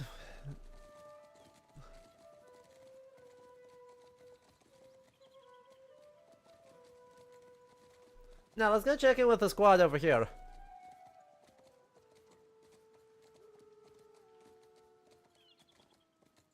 Maybe? Unclear. Definitely is protecting his wife. Which is very based of him.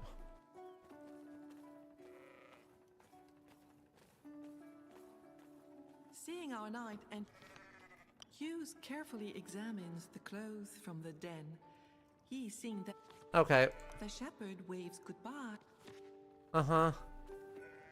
I'm guessing I have to talk to the As our knight hermit. passes near the young lady examines. Elaine says Fine. goodbye. Fine. We'll need to go... We need to now backtrack to the hermit. Yeah, usually Marek or Baselevek gets betrayed by his wife, so I'm hoping this isn't the case. Yeah. Yeah. That'd be another one of those changes I am okay with.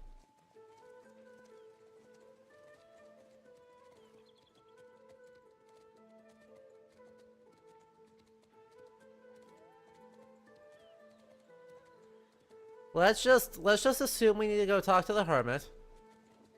And so we'll go up this way. Now we are in full adventure game mode. Oh, we got a new thing. Time to go revisit every location we had been to throughout this story so far in order to figure out what we can do with the new thing.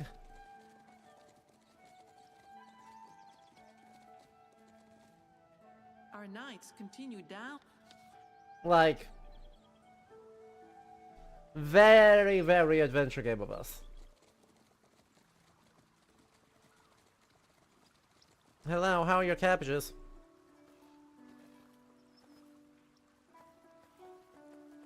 As our hero, Yep. Tancred does not even glance at the cloak. Huh. Our knight turns away. See? So yes, he is the person who needs it. But... now we need to backtrack. Our heroes return to the main. Okay, now we need to backtrack. To the tavern. From the tavern, we're going to be able to get the wine. Giving the wine to the hermit will give us the, information. Probably that he likes cheese, which lets us then go down to the shepherd and buy a cheese. Or have him give us a cheese, hopefully. And then we can use the cheese as the bait for the trap in order to be able to deal with Marok and then kill all the other wolves.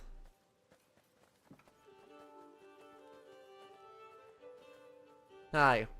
Seeing our knight.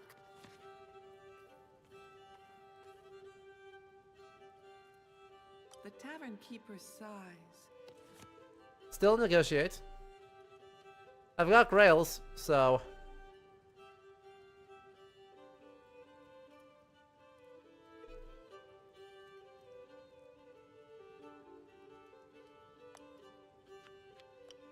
We're just gonna do that. Faced with our knight's insistence and arguments, Fine. Buy good wine at a reduced price of 80 the pennies. tavern keeper hands him a carrot. The tavern. As our knight leaves, the tavern. Okay. You're seeing how this is going, right?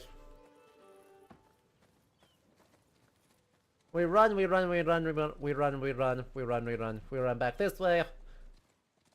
There's a lot. Unfortunately, I think it is one of the downsides of this structure that there seems to be an awful lot of backtracking.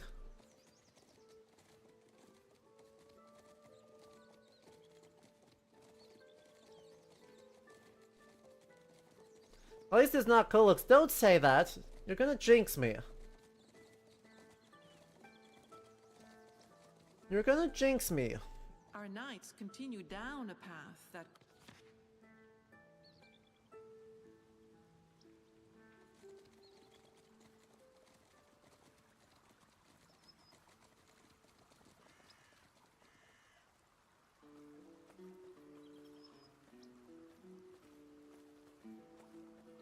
As I our too would hero jump to. heads Can we just toward the decapitate this giant already after the second boar hunt? The hermit hurries to sample the drink. You could have found better. Yep. We absolutely could have. You are right. Ugh.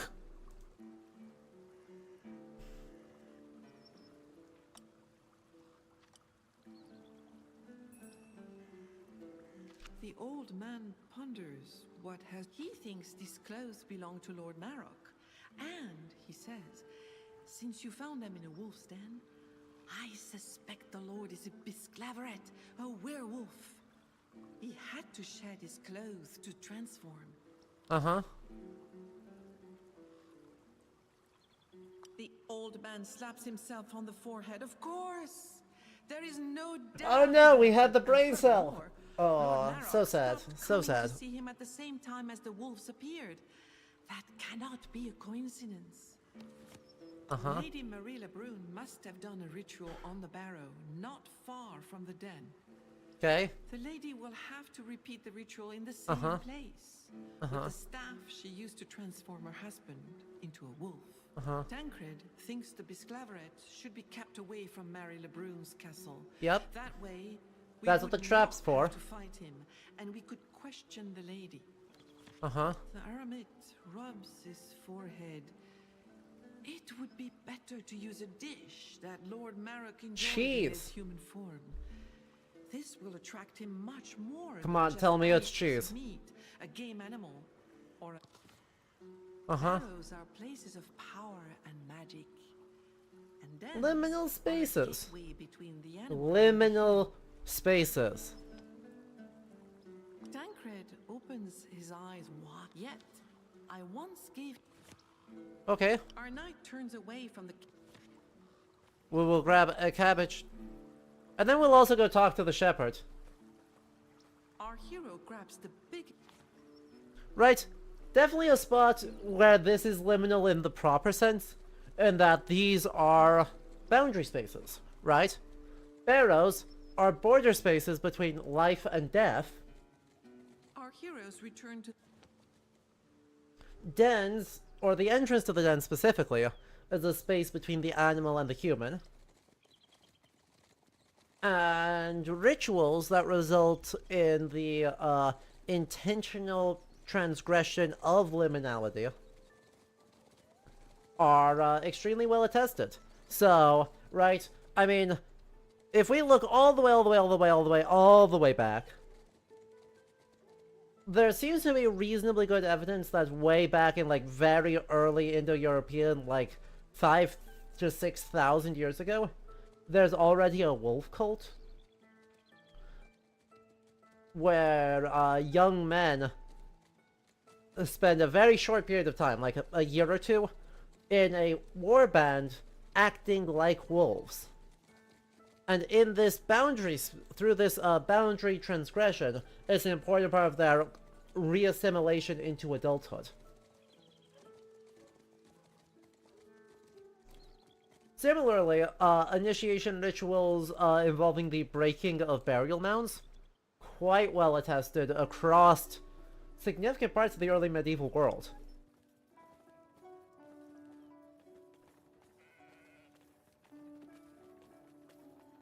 Ancient Seeing our furries. knight Hughes proudly declares that Lord Marok very much loved the cheese. Can I have a cheese? He gives out. The shepherd waved. Alright. So we've got two options. We don't know what his favorite one is.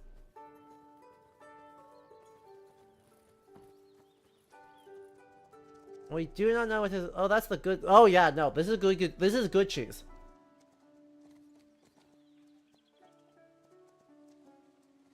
We are not messing around with our cheeses.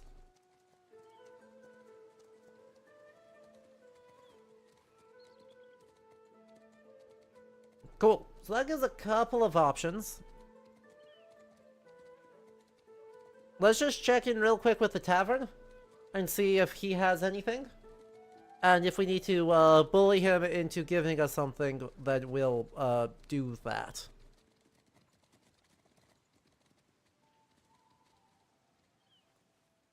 And then we'll... 30 to 40 moose bucks? That's a significant amount. Shaybird rubs his. The man thinks a moment. He will gladly make it as long as. I'll just pay off the tab. Thankfully accepts. Jesus. Shaybird takes the cheese and cabbage. After a while, the tavern Pie! keeper comes out of his kitchen carrying a beautiful golden pie, which he sets before our. As our knight leaves, the tavern. There, we have bait. Someone was asking earlier if we knew what the things were for all the things. Right, what the bait was for the trap. There's your answer. A cabbage and sheep's cheese pie. Which actually sounds amazing. Not gonna lie. Put in some fruit, just some fruit, get some sweetness in there. Actually sounds incredible.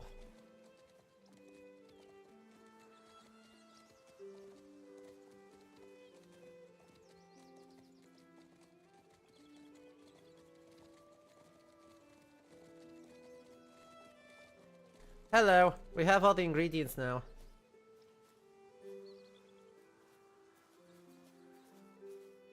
Mayol will not start work. The poacher calms himself and he has only seen the sire a few times. Apparently, the man has become the new lord. Uh-huh. After this conversation, our Great, so then we leave and then we come back. And then we will bait. Cover the truth, confront. Trap the beast Lavra. And then we need to ask Marie Lebrun for her side of the story, and then we need to confront Marie LeBlanc for being the worst. Agreed? Alright, surely that was far enough away. Surely. No? Fine. Like, I don't really want to confront Marie knights LeBlanc continue down a path. until the last possible moment. Because, jig's kind of up once I've done that. Our heroes return. You know?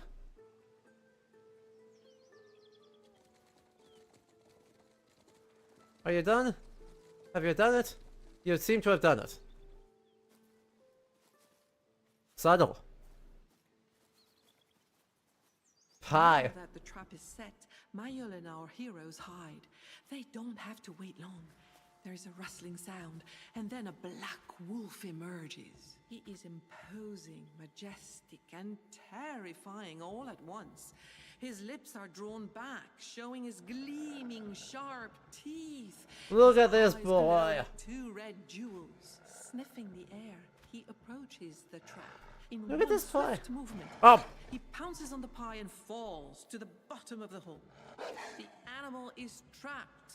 The hunters approach the pit, I'm sorry, Marok. unable to suppress a shiver of terror. But then something strange happens. The wolf starts to yelp and then bows.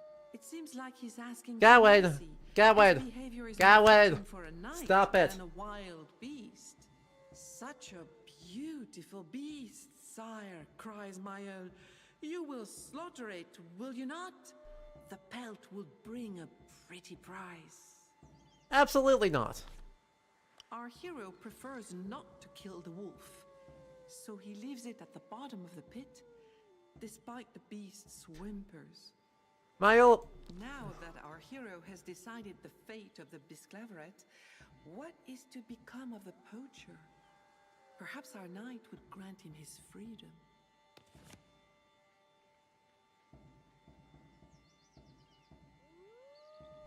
Look. Chad, should we let him have his freedom? He did do good work. But he did do good work by virtue of, being a poacher. And not like just a poacher for fun. Like, there's poacher because you're desperate, and then there's poacher because you just really love illegal hunting. And this seems to be the second one. I'm worried he'll try and get the pelt. Right? That's sort of my worry, is that he may just kill the guy while we're dealing with other stuff. The poacher sighs, rolling his eyes. Very well, he says, I will return to the village until... And so the poacher goes back alone through the forest. He seems pretty chill about that. Sorry, buddy.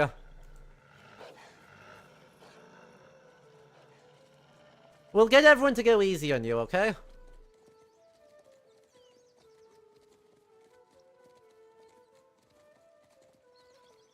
Let's just check in on them real quick and just be like, hey, go easy on him. Like, easier than that. Like, I really just need him to be tied up for a split second here.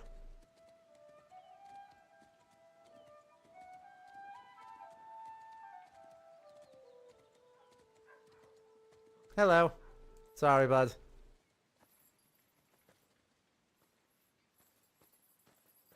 Once again in chains.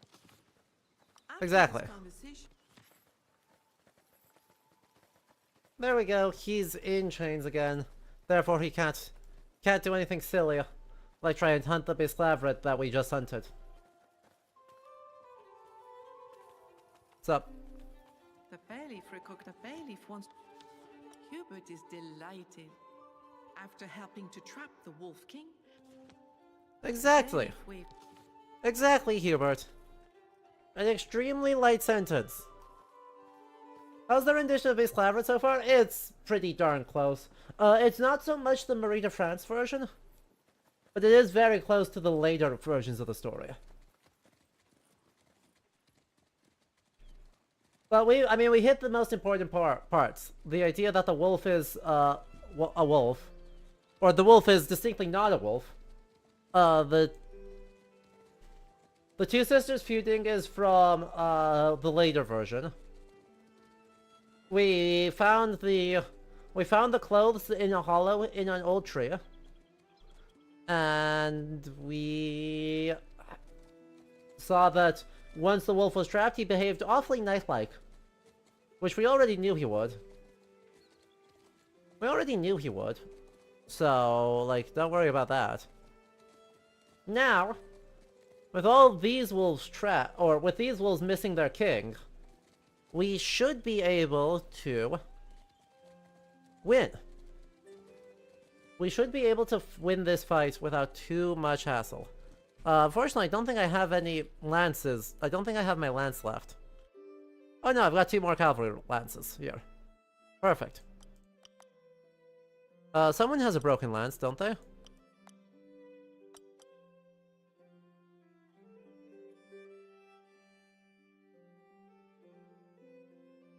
Yeah, you've got 2 more shields.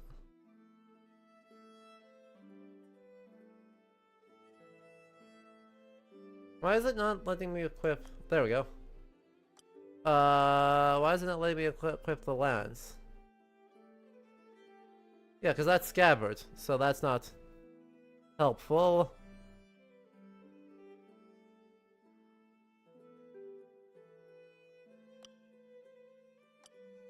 I guess maybe we just auto-equip it. I guess if we have a spare, maybe we just auto-equip them, because, like, we've got one. Yeah. The path opens up onto a pack of growling, menacing wolves, guarding the entrance to the castle of Lady Marie Lebrun. Uh-huh. Sorry, guys. These fierce beasts are ready. Like, sorry, guys.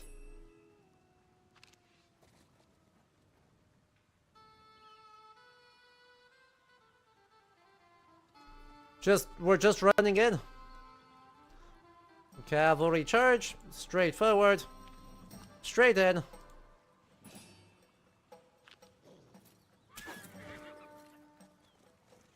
Charge through. Severely injure the guy. Gawain, how you doing? No, Maria's in the castle. We have to get her out of the castle, take her to the barrow, and have her do the thing.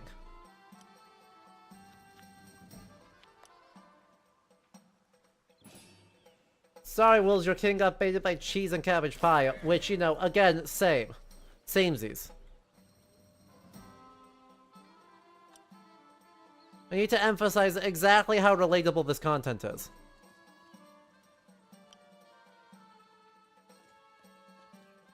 I'm saying the princess is in this castle. Wait, hang on.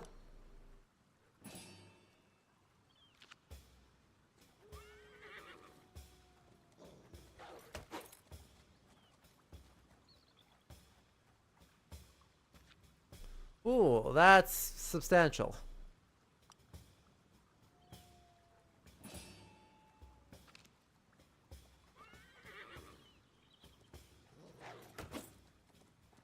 Luckily, my shield did not explode, so we're so good.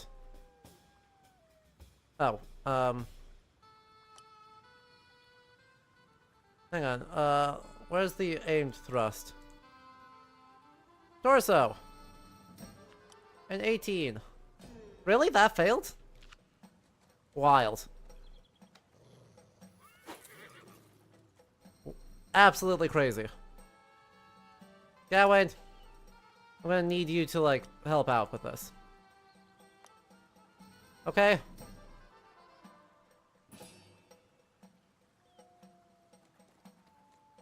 Right, if she's in a different castle, something very strange has happened.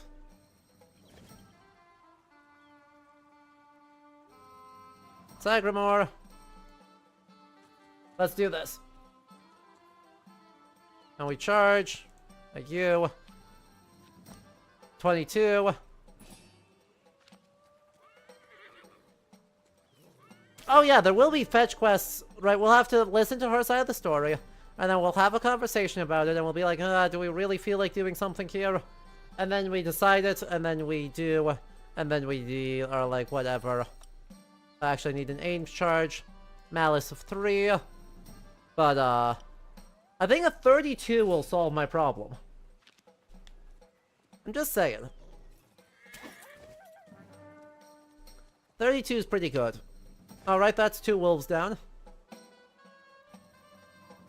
And... we're fine. And we're fine. Hey look, there's a grail card.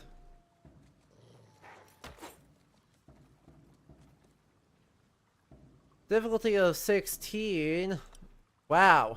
Oh, because I'm overwhelmed. Wow, getting overwhelmed is just really, really bad. Like, getting ganked? Very bad news.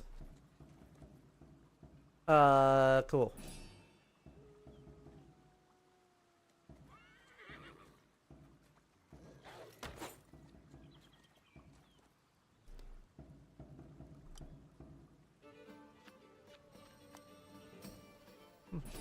Okay.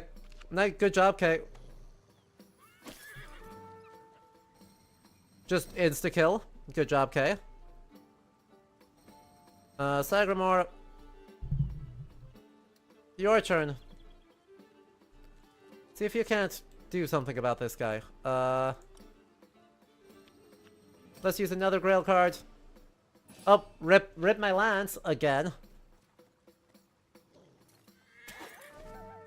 But that should be enough. That should just be kill. Yeah. And now Gawain.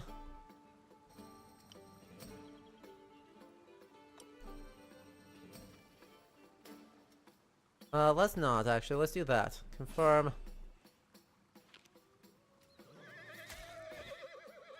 We kick.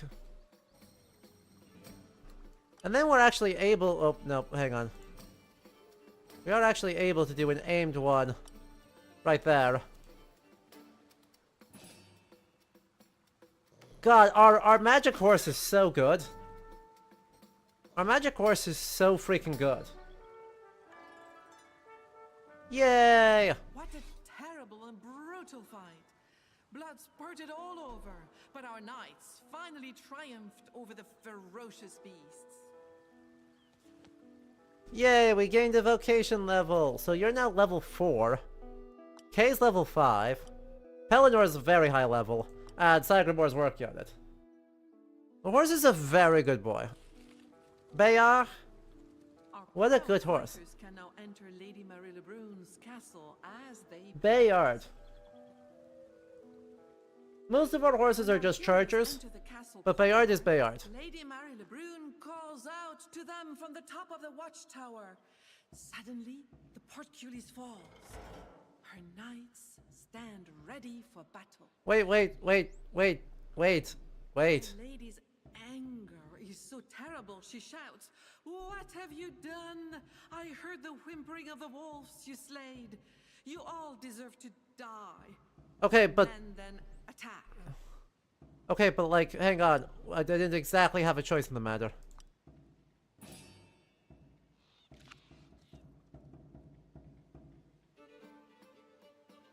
I mean, honestly. I didn't exactly have... If I saw an other option... Yeah, no, this is deeply unsurprising. We should not be shocked at this outcome. We should not be... We should... No, we should not be... They were protecting her. We should not be shocked by this outcome. Faces a counter-charge challenge against you. Hopefully that means we can just get some opulence, though. Because, Oh, never mind. I just accidentally... I'm sorry! I didn't mean to kill you! I didn't... I genuinely didn't. That was genuinely an accident.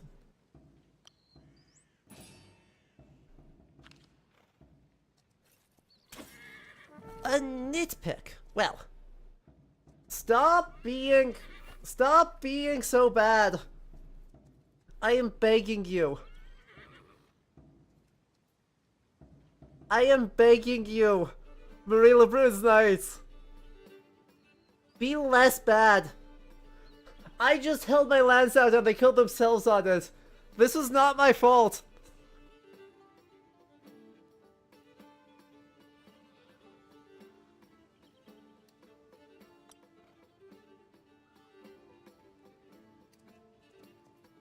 The Knights of Arthur are bloodthirsty monsters. No, we're just accident prone. We are just very accident prone. It's actually kind of a problem. Please tell me this does 5. Please tell me that this does 5. Please tell me that this does 5. Please tell me that this does 5. 3. 3's fine. 3's completely okay. I take 3.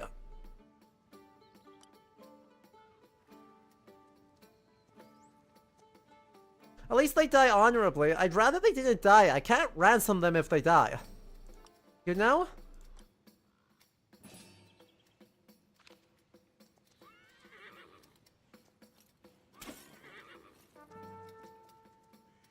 God damn it! They're so bad! This is very frustrating. A mercy challenge.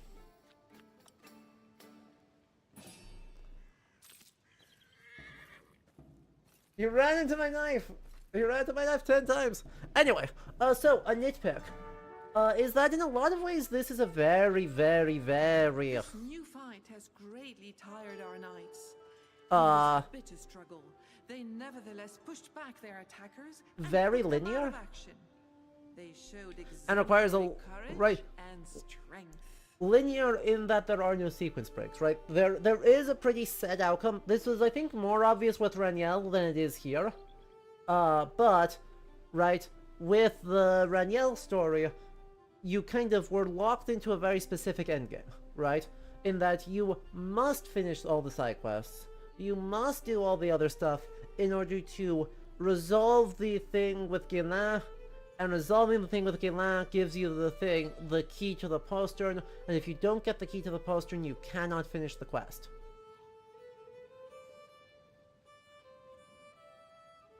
So, can give, right, end up being very linear and end up requiring a lot of backtracking to figure out what the singular linear path forward is.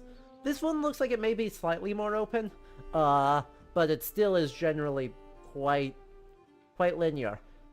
Accurate, but, right, makes sense for the chivalric nature and for the stories they're telling, because the stories they're telling are very linear, but kind of feels like it's maybe underusing the interactive element just a hair.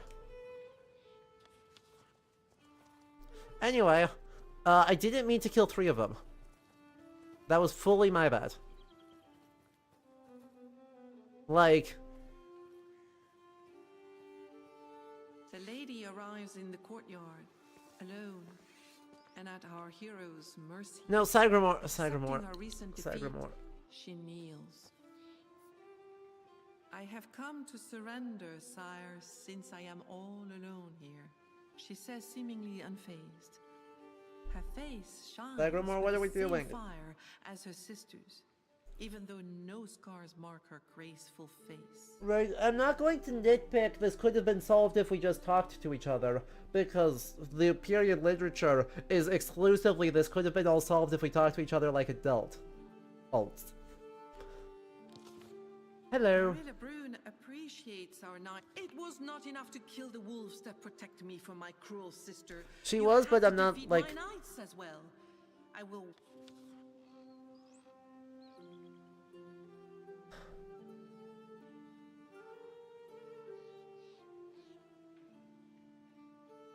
The lady looks alarmed.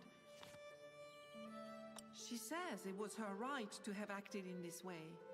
Our Oh no, heroes the tragedy on just which our killed entire beings drama turns. entirely devoted. Marilla Brune wants to know what happened. The lady's color returns. She calls out victoriously, "Heaven be praised!" She explains everything. Besieged by Lady Marie LeBlonde, her castle was about to be taken. So she turned her husband into a wolf to drive back her sister's troops. But alas, after the siege, her staff has disappeared. She was unable to return her husband to his human form. She suspects that her sister stole the staff by using the magic of Morgan Le Fay to make herself look like her handmaiden.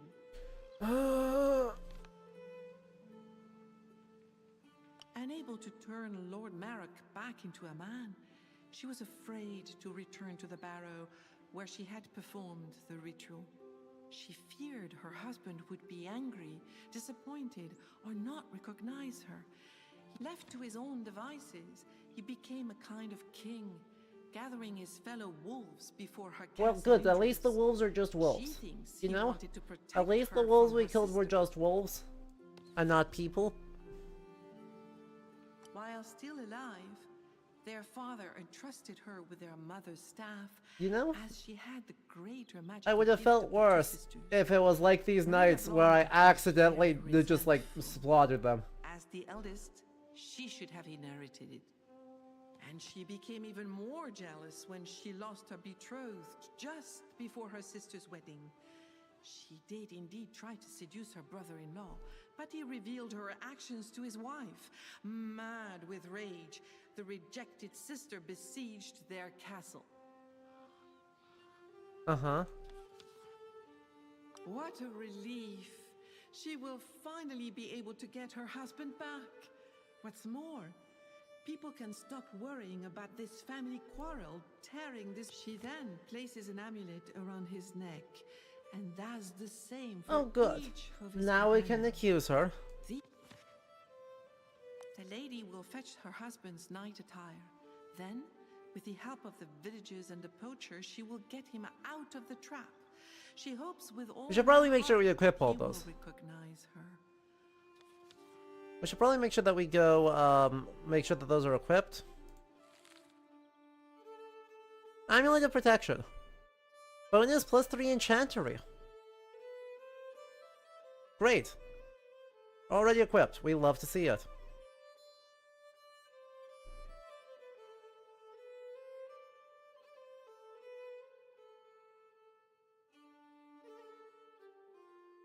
What's our current defense? Does it say? Does it...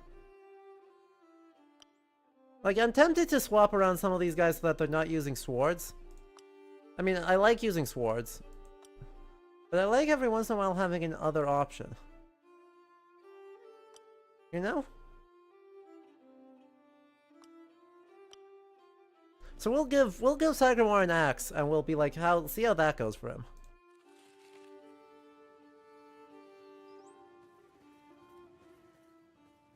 So anyway, sorry about your nights. Bayard is a magical horse in medieval legends like Chanson du Geste, is particularly important in Northern French and Belgian folklore. Possibly, maybe, somewhat, maybe it will have something to do with Charlemagne too. Amazing. So we have a magical Belgian horse from 300 years in the future that is visually inspired by Welsh supernatural spooks.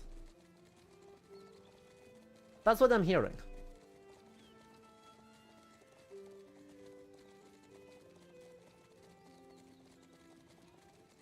Phenomenal. No notes.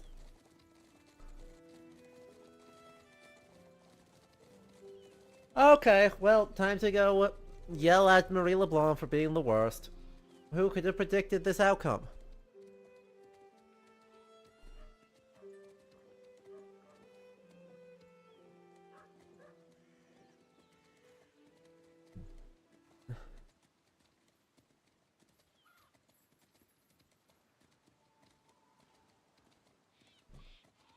Anyone?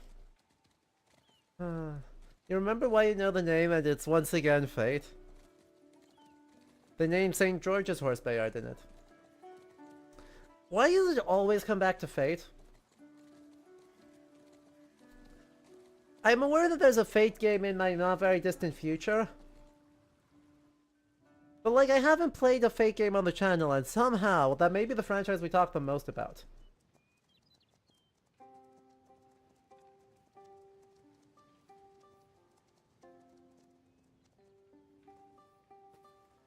Unfortunately for us all, it's well researched.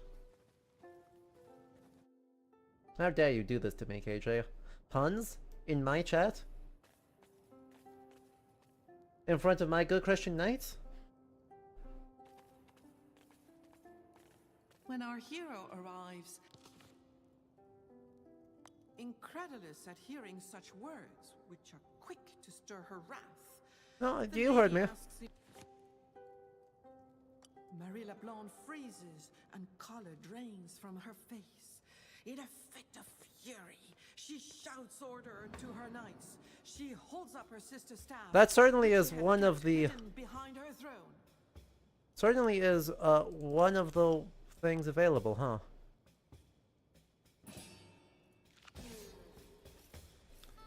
Minus 11 on... Oh, yeah. That checks out. I was like, why are we so low on honor? And then I was like, oh wait, that's K. That actually makes perfect sense. We have Sagamore going right now.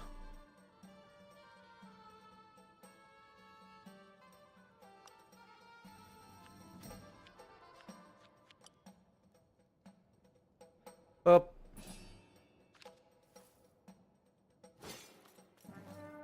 Just death. Just whack you with that, and then you die immediately.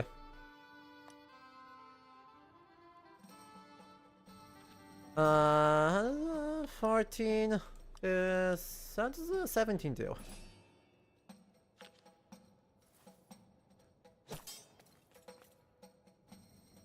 Destabilized. Okay. Does not injure him significantly, but does destabilize him. Fabulous. Gawain walks forward. Pelennor, my old hand, hanging out in the background.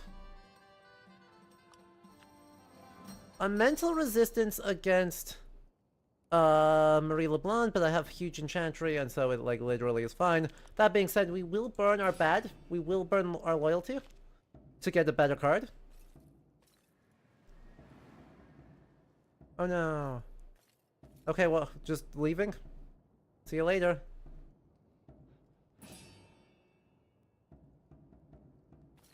Oh, that might break my shield. No? Okay, good. You moved, so that's that. Sagramore.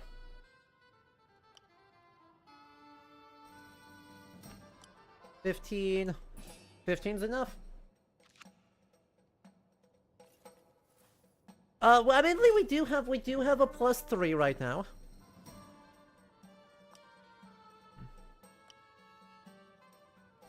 Like, we do have a +3 to our enchantry, thanks to the amulets that we were given. Oh, that's death. Rip that guy. Gawain, your turn.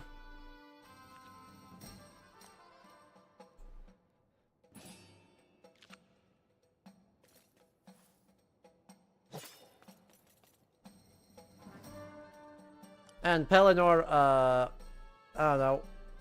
Walk up and pretend you're helping. Look, the battlefield's only 3 people wide. Do I have inspiration? No, I don't have enough inspiration.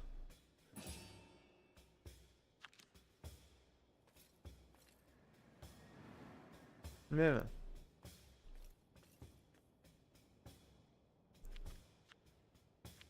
A mercy challenge. Cool. Let me just use that. Yeah. I see no reason to be worried when you can just be like, screw it. Yep. Just leave. Alright, Sagramore, keep whacking at this guy. Actually, do I need to do an aimed strike against you? You've got a small injury on that arm. So, we'll just do that. Man, I've got all my bad cards out right now. Oh, that doesn't actually hurt you. Fair enough.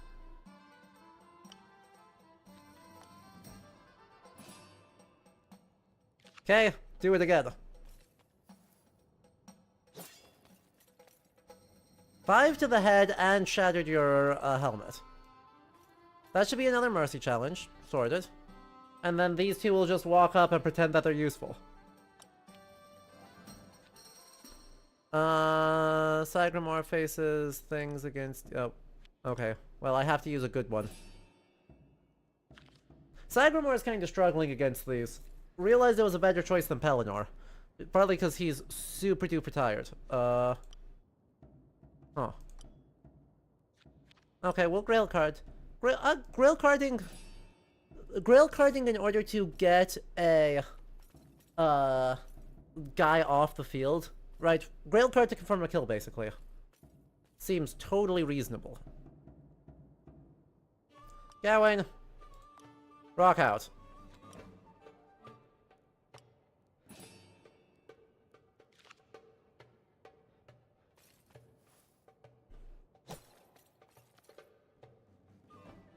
Really?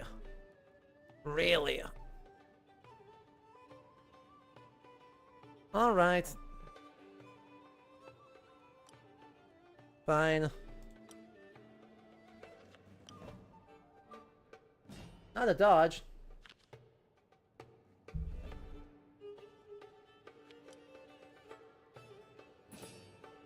We'll override the dodge. We'll just not worry about it.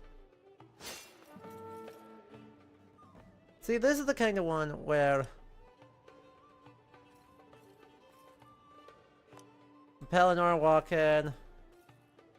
Cool. Good job, team. Difficulty of 15.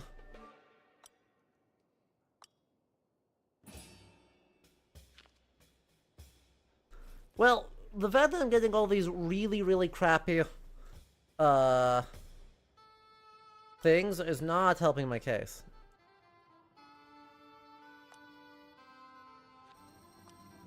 Like, these are not good swings. I am not getting really significant benefits off of these. 23. There's a good card, finally. Okay, that should leave us... Cool. Just a difficulty of 8 is not a problem. I should have burned my 1. I should have burned my 1 card on that.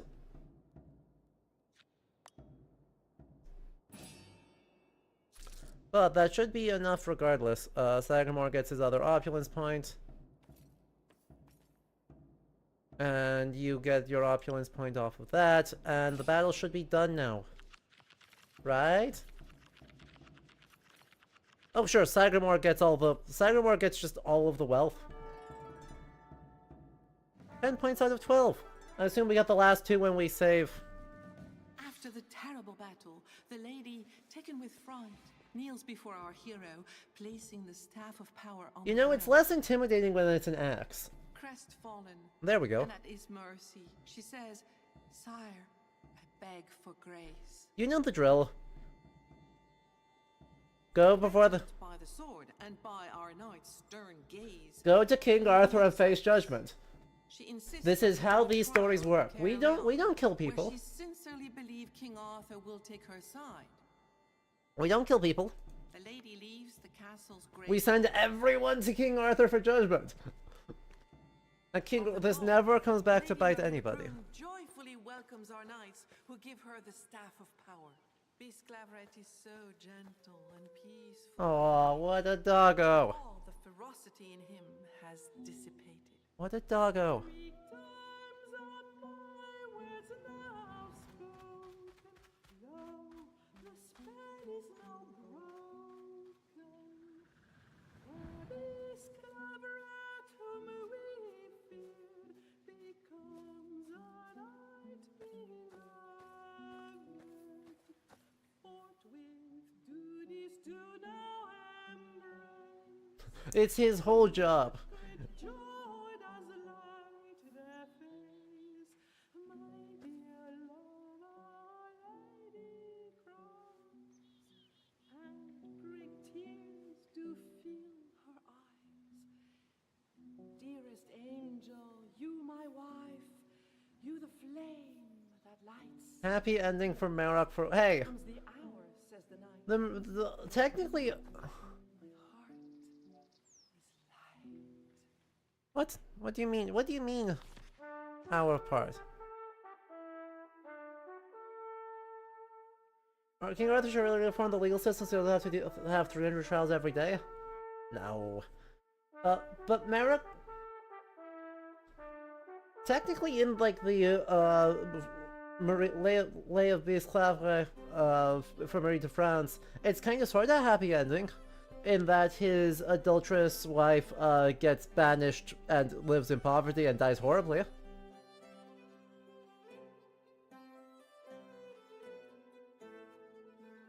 I mean, he still is now, divorced, but,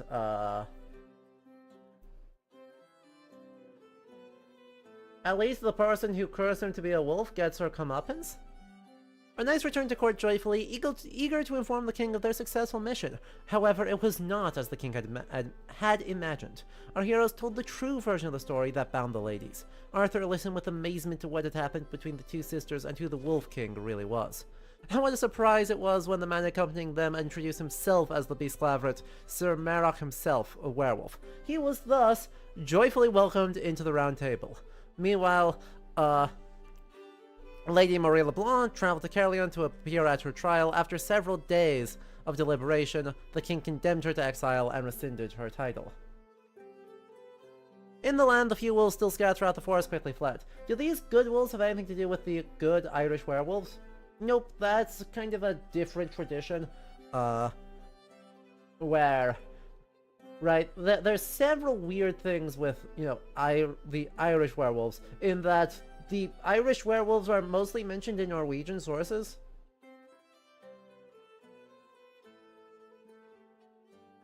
But there is also a really, really late Orcadian werewolf figure that is just genuinely kind of just a bro. Just super chill. But that's like almost post-medieval. But yeah, no, one of the, right, the Wolves of Ossory, right, the so-called werewolf pack that spends 7 years as a wolf, as wolves and then 7 years as people, is mentioned in Konung Skuggsjau, a training manual for prince composed around 1250 in Norway. That's like one of our most detailed sources for the Wolves of Ossory.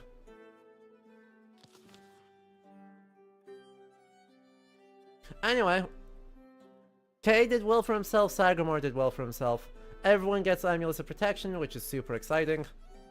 And it is now 5:17.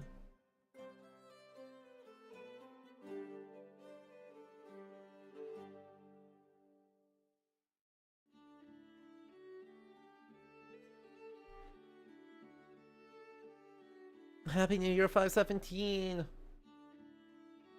We had our weird thing, the story at Christmas.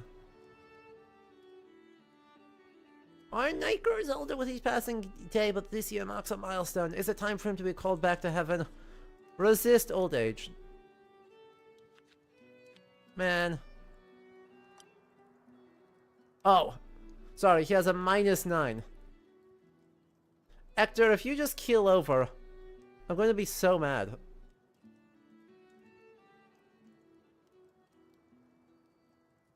Stop it.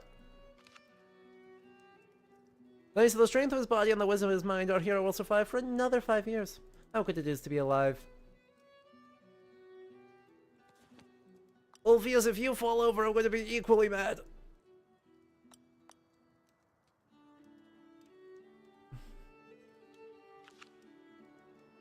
There's also a Livonian werewolf who went on trial and said he fought the devil. True. My god, why are they all keeling over?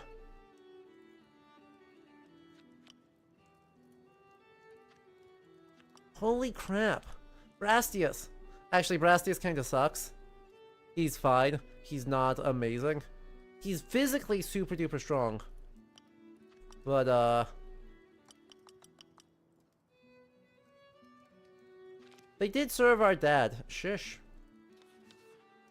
Anno Domini 517 will be one of restraint and caution. There are increasing reports of Saxon raids along the shores of Britain. For the time being, our defenses are keeping the Saxons from moving inland. But how much longer can he hold them off? As for Merlin, oh shit. Ah, nah. Ah, Chad. What are we gonna do without Merlin? So he finally found love. So those certain Merok, whose fiefdom was saved by knights, may also join the round table. Saxons are planning a strong attack on our eastern shore next year. Our enemies will raise our villages by the thousands, plundering our graves, stealing our horses. War seems inevitable. The High King will be actively rallying the kings, counts, barons, and the smallest lords for the upcoming battle. Seems that Merlin met a beautiful young woman named Vivian last year when he was in Brocéliande, promising in spirit that she became his apprentice and followed him to the kingdom of Logres.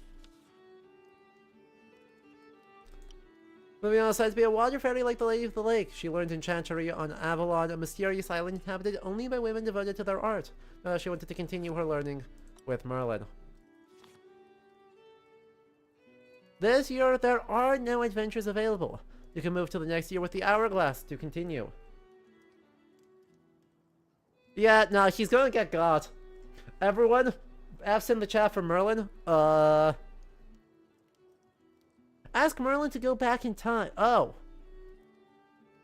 Oh, interesting. Interesting. Apparently that's the solution if we don't like an outcome. then we can actually talk to Merlin and do it that way. That's way helpful to know. That's super helpful to know.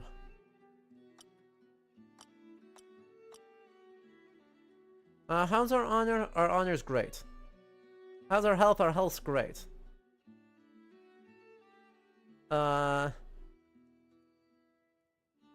Opulence. And prowess. But prowess is fine. Manage your domain. You have so many opulence points, though.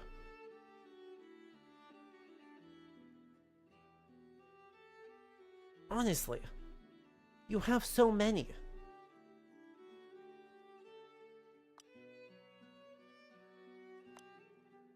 Honor 10 of 12. Opulence points 19. Cool. So if you do domain, then you get a big cash influx. And if you do domain, you become extravagant. Bedivere, you're already rich, but you're only just rich, so, like, let's not be too spicy with it. Training isn't all that important for you right now, I'm gonna be honest. Tournament. Arthur, keep training. Hunting seems fine. Yeah, okay. By the way, Sir Urian, get your wife under control, please. I understand it's very difficult, but this is kind of ridiculous.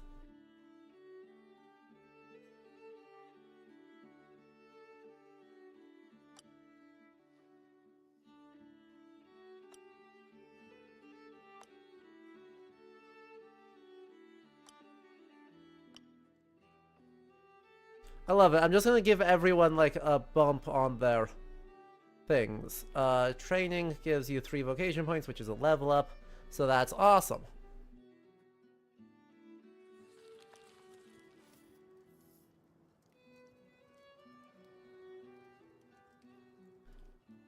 The High King has received alarming news from his ally Boris, King of Ganis.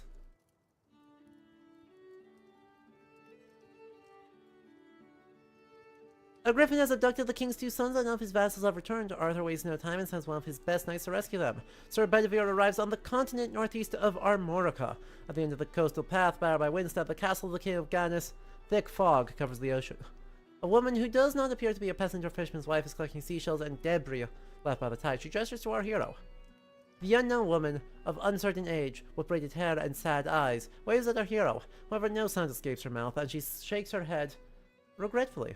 Yet she seems to hear and understand him perfectly well. She clasps her hand as if praying, then points to her mouth, and then to the fog over the water. The servant appears to need her help. The woman gives her knight a look full of compassion and hope. She then offers him a periwinkle shell, gently enfolding his hands in hers and nodding. The woman standing by the water waves her hand in farewell. The castle is almost deserted, and the interior is cold. In the throne room, King Bors of Ganis, accompanied by an old man with deeply sunken eyes and a long purple robe, greets Sir Bedivere with suspicion. The old man introduces himself as Eliavres, the official enchanter of Ganis. Soon the king recounts how a terrible griffin kidnapped his 2 sons. The queen has not left her chamber since the dreadful news, and Boris is not faring much better. King believes it is his fault. He trusted the lies of a wicked knight who deceived him and abused his trust, and now the heavens have punished him. Furthermore, he is convinced that no one is strong enough to defeat the griffin. Boris seems drained of all hope. For now, it will be difficult for you to reach Mount Tomb, which lies farther north in the ocean, he says, his frustration barely contained. There's too much fog, you might break your bones on the reefs. But the knight...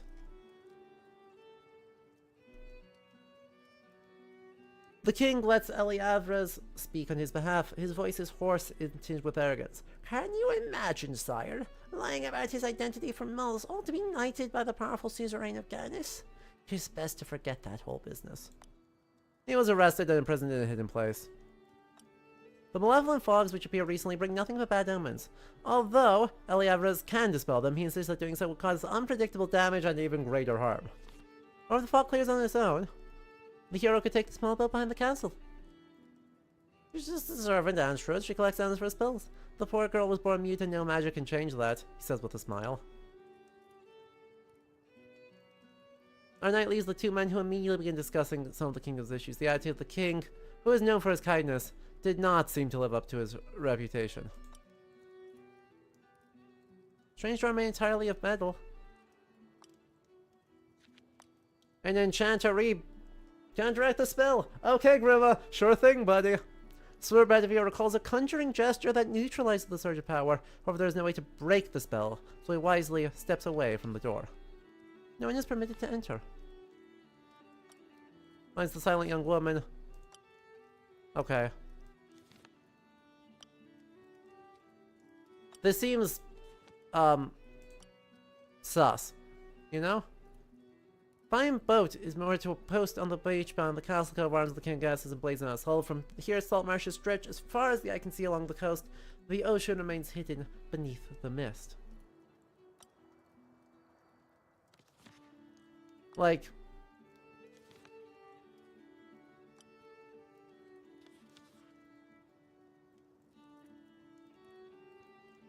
Come on.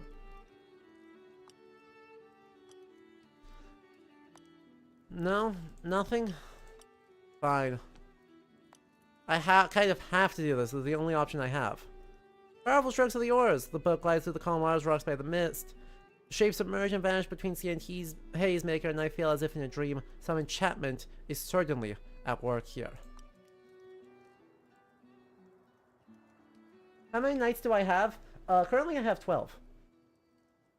Sir Bedivere remembers the periwinkle with unusual shapes that was entrusted to him. Did Merlin not mention that this type of shell contained power? He is not sure, but he raises it before the mists, which vanish instantly.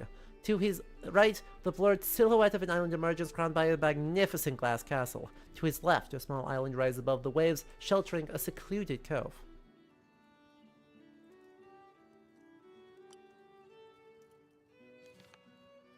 Uh-oh. Oh.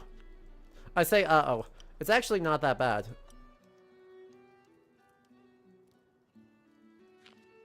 After a fierce struggle and several daring strikes, the griffin takes flight, disappearing behind the highest promontory of the island. Our hero can catch his breath. A shimmering feather, brilliant as gold, has fallen at Sir Bedivere's feet. Wasting no time, he picks it up. A cavern soon catches our knight's attention. As he steps inside, youthful voices echo in greeting. Jagged crystal formations jut from the floor and ceiling, forming a prison that holds two children captive. As the knight approaches, a disembodied voice resonates through the chamber. Only a knight who is both the greatest warrior and the most beautiful woman in the world can break these bars and free them. They assure the knight and they are unharmed and not starving. The griffin brings them loaves of bread. Bohort, however, will be quite happy to leave his unbearable younger brother in the cage, while his brother complains he is bored. Lionel answers what the slightest hesitation, only a mighty knightess, the strongest in the world, can make the circle disappear. We need to... Our knight moors at the top of the quay.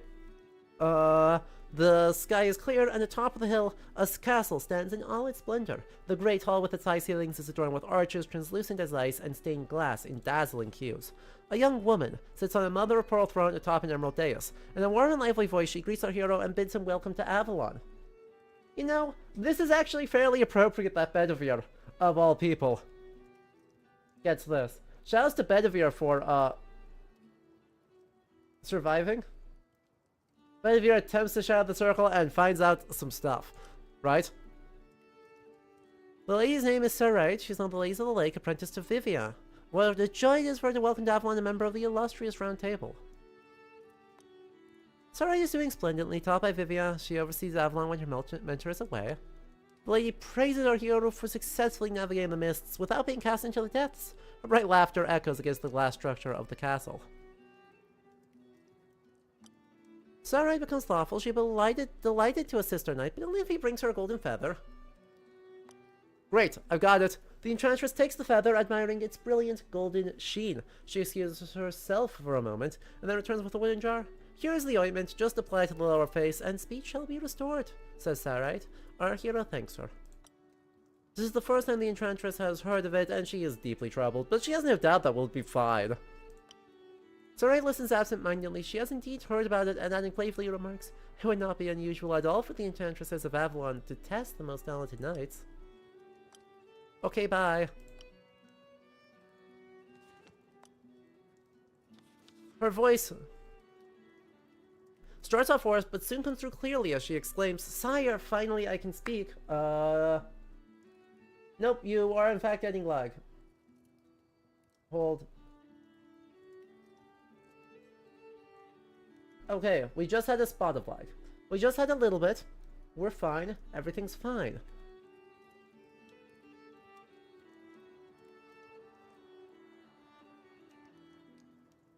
Yep, for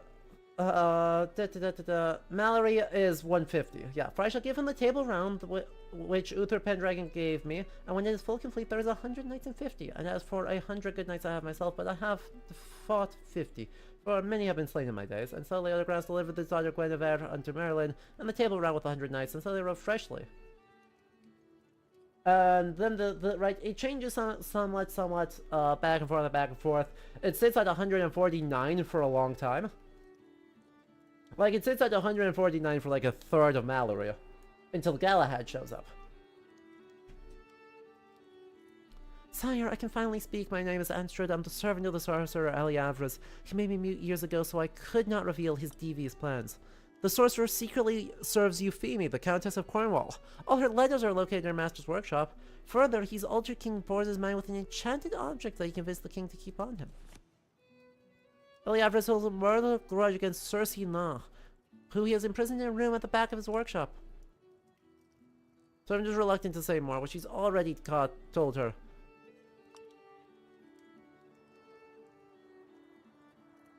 Could get us into trouble.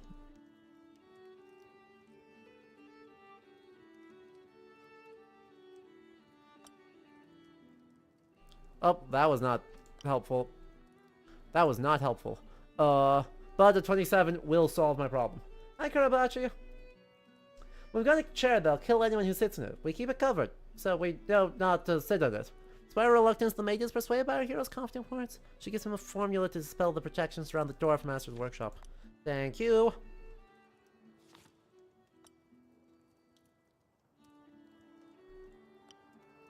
Our knight moves closer to a table almost buried in manuscripts. At the far end of the room, there is a hearth containing a large cauldron. Sir Bedivere noticed letters sealed with the insignia of Euphemie, the Countess of Cornwall. He now has proof that Eliavres is a spy working for the Countess Euphemie. As he is reading a passage showing her deep hatred for Circe La, our hero hears a noise coming from behind a solid oak panel. He unfastens the bolts and discovers a very good-looking knight, who hurriedly greets him. My name is Sina. Sire, King Bors is in grave danger. Eliavres has poisoned his mind with one of his curses. He has abducted the king's sons. The treacherous sorcerer, poisoning as the king's enchanter, bewitched a necklace that convinced Bors to wear it night and day, claiming it would guide his judgment. If the king were to remove it, his suspicions towards others would fade, and he would sever the sorcerer's hold over him. Sila, at first hesitant to speak, the knight confesses, Sire, I was born a girl. An only child. My parents raised me as a boy so they could pass down their estate, as daughters have been barred from inheriting since an incident in the county. Sila mastered the art of combat, transforming from a young girl to a promising squire, eventually a knight undefeated in battle. Sire set me free, and together we will save Bors and his sons. Vavasaur in the county had twin daughters. One day their husband quarreled over which of the sisters was the eldest. The dispute turned deadly and both men killed each other. In response, Count Ebach decreed that women could no longer inherit. Boo! Boo this man! That is a question for the finest rabbis to argue themselves hoarse over. The fact that, you know, they did not go forth and ask their Jewish neighbors to solve this legal dispute on their behalf is a moral failing on the part of the husbands, and not on the failing of the twin sisters. Bedivere rushes in with a guard who announces that the imprisoned knight has been spotted in the courtyard. Eh?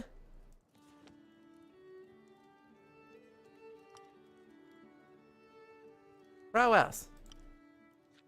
A 22. That's where these The king casts a grave and troubled gaze at the necklace and removes it at once. At that very moment, Seelan appears, her chains now wrapped around the neck of the sorcerer who is surrounded by guards. The king of Gadnis appears to awaken from a long dream. He learns that his knight was put in chains without knowing why, and without remembering a thing. Sir Bedivere reveals the truth and exposes Eliavra's treachery. On board his command, Seelan strangles the sorcerer. No time to lose! Seelan and our heroes out from Mount Tomb, where a fierce battle awaits! Oh. Nailed it.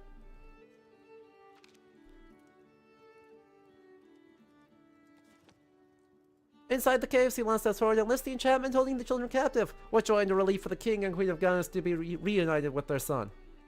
Seelan cherishes the life she leads, and if the truth of her identity was known, she would have to forsake it. She begs our hero to keep her secret. Her dream is to join the Round Table, and only Arthur can learn the truth from her lips. Okay. Great. Based. Let's get her on the team. No, get her on the team.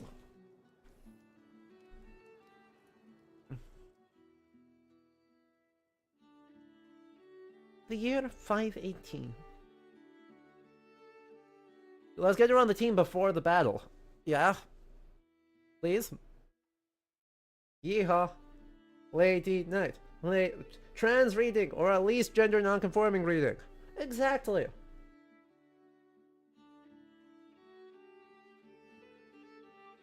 Worst case scenario, based Lady Knight. Best case scenario, Giga-based Transman Knight. Recruitment, can I get a recruitment real quick? No. The Saxons have stormed one of the Mendip Hills near the ancient city of Bath. The battle will be on the highest peak, offering a view that stretches to the horizon. Driving the invaders out will be no easy feat. Anyway, sorry.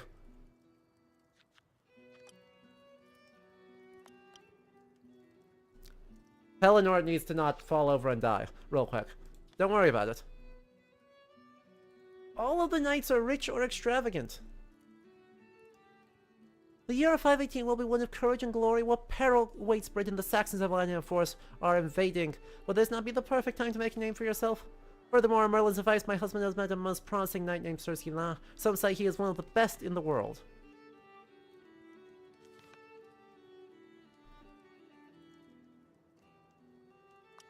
They penetrated as far as Cumbria, where they took the town of Eberacum in the kingdom of Malahat.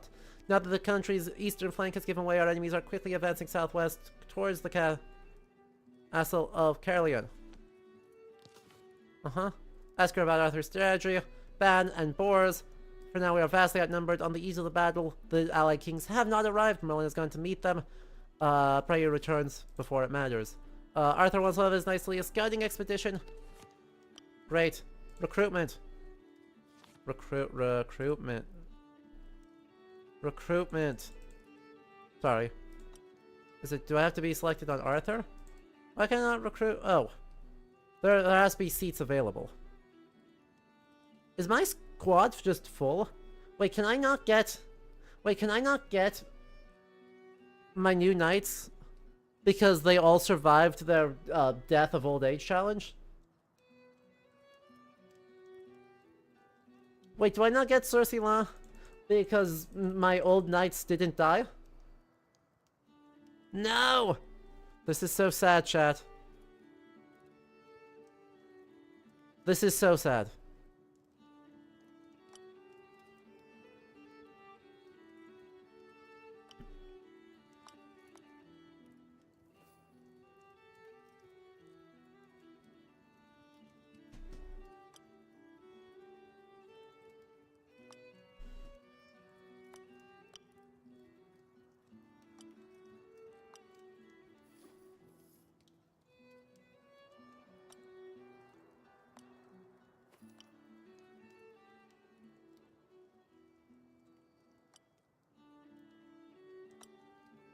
Okay, you should probably go on pilgrimage.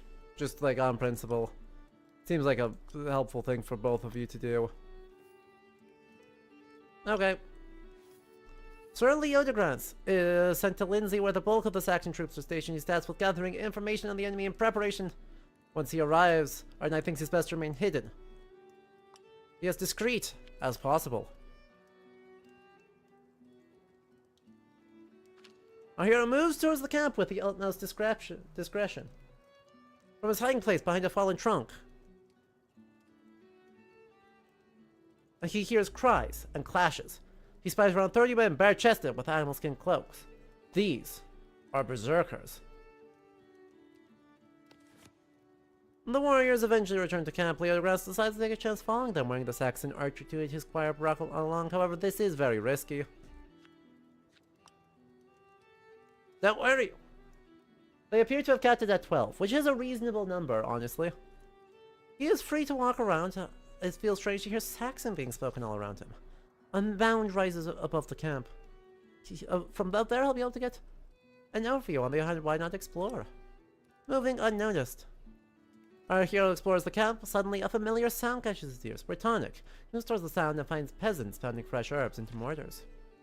Their clothing bears a cross, marking them as captives. No one pays them any attention. When our knights greets them in Brittonic, the peasants freeze for a moment before quickly resuming their work. The Saxons raised their village and took them prisoner. They have no choice but to comply. When they were speaking to a knight, the peasants reply, "Sire, we don't know how to fight, and even if we did, how can we outrun thousands of Saxons?" At night, they do tie us up. Anastasius dies in July of 518, and Justin I becomes emperor. Huh.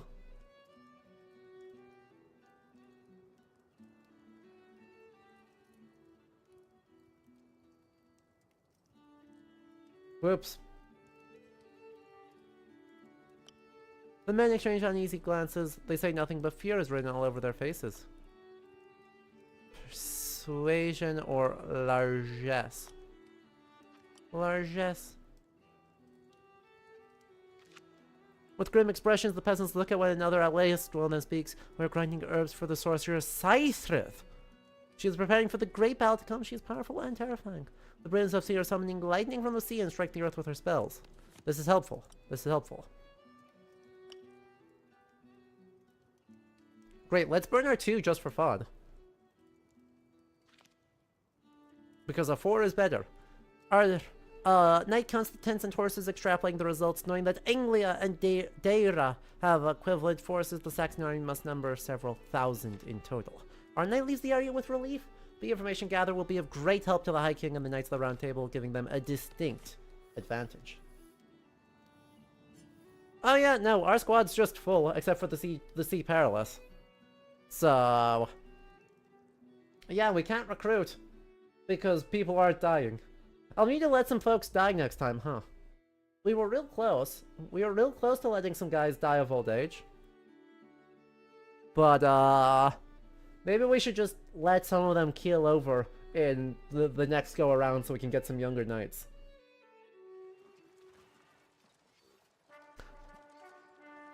A week earlier, Merlin had used magic to reduce the cloud cover, causing the intense lightning of the battlefield. He hopes this will thwart the witch whose presence has been confirmed by the scout. And right now, while they don't need to be doing 6th century things, that they are doing 6th century things that are good 6th century things. Oh? At the edge of the battle, the High King surveys his army atop Mount Badon. The Saxons have taken the other end and will have to be driven out. During the assault of a great battle, your units lose some of their troops according to how you fared in the previous round. Conveniently, your army also includes 3 reserve units, which stay intact for the whole duration until you decide to use them.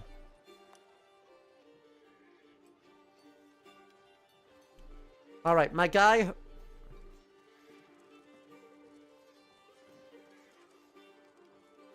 hey look!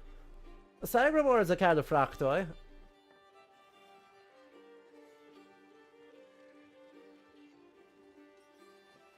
This actually is a pretty good setup, hang on. Wait, because yeah, who's got... because you don't have awesome... Pelennor just has, like, freaking amazing everything? What?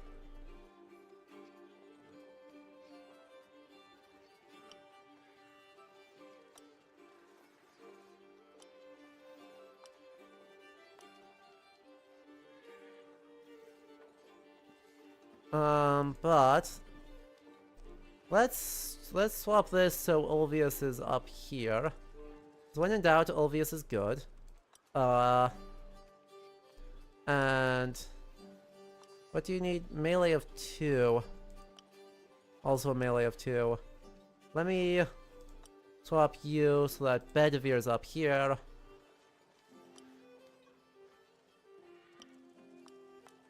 That's fine.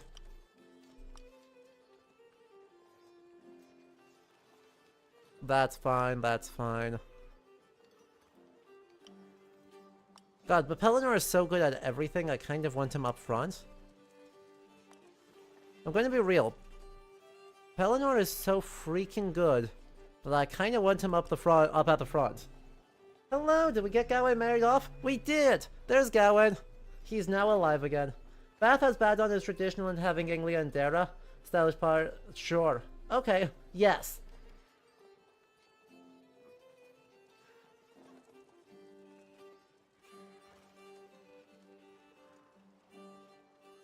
I think we're good.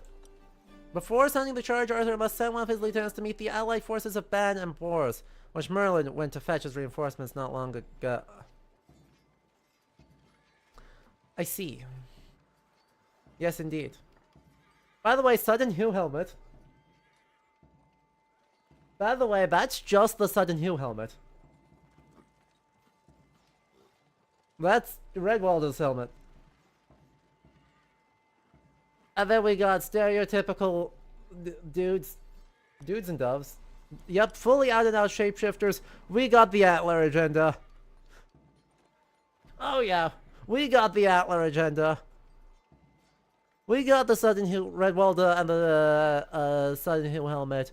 We got Vikings with Dane axes. We got this guy.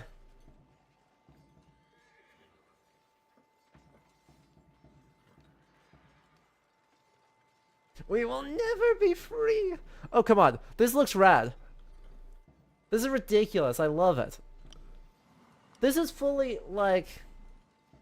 I mean, this is fully pop cultural. Now, if we had to hang on, let me find... I can...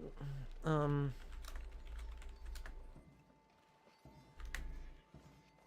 me see if I can find it. No, there's no way in hell I'll be able to find this. Except it's on Wikipedia based.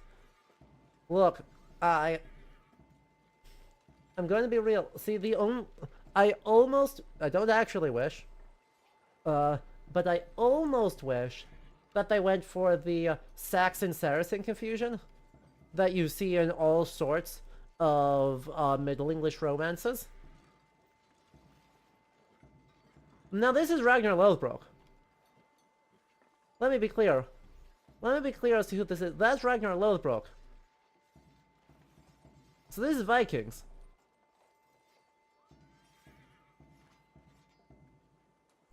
But I don't actually wish they did this. I don't actually wish they did this because yikes. But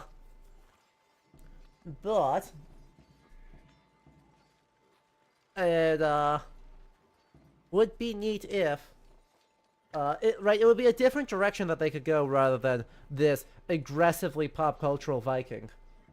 Like aggressively pop culture Vikings happening here, except Sudden Hue helmet. But yeah, the Raven standard is attested from the Viking Age. Yep. I think it was found in Repton. Or that or in Oseberg. It's one of those two. Regardless, it is attested, but it's small, and it's a quarter circle, not one of these. But then yes, there's the white horse for Hengist and Torsa. Instead of Redwalder, we have Hengist and Torsa. Who do they want to send? Gawain! Gawain, get in here. He reaches a stone bridge. It begins to neigh frantically. Relying on his intuition and knowledge of magic, the hero pulls his mount back a step. He prefers to ford the river. Suddenly he spots a large number of troops. It's the entire allied army. Merlin, Band of Benwick, and Boris of Gannis greet him warmly and resume their march forward. They need to pass through the forest to avoid falling behind. Strategy. Wait, I can do that. I can use my worst card. Our fighters move silently. Yes, we have 4 Grail cards. Let's go. Our fighters move silently through the half-light of the forest. There could be a half-hidden mound. Yay! 2 out of 6. When man beasts are on edge, tired of standing still and straying the same barren land. The berserkers, the fearsome Saxon foot soldiers, are advancing at the front. Lead the charge! Pelennor kick their ass.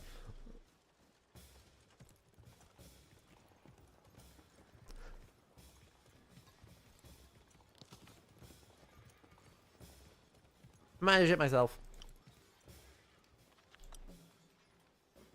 Pelennor, go kick their ass. In the pale light of dawn, our hero spots a shadow. Hero just as bound forward, the hero intruder starts running. A Saxon. Quickly, our man overtakes him. His mount turns and rears. The man falls on his back and is immediately captured.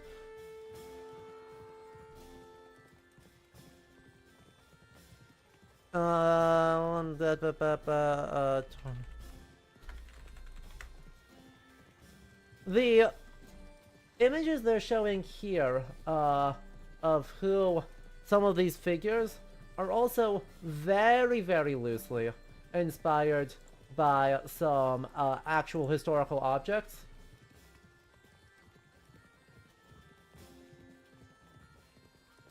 And I mean very, very loosely. I wish they were more directly inspired, because even though these are not Saxon, these are Viking, like, or Vendel period, I would have taken it. Right? So. Honestly, it'd be rad as hell if the Saxon photos feature cameos from both Varbyarki and Elfrodi. Exactly! No, it would be rad as hell if it did. Are you kidding me?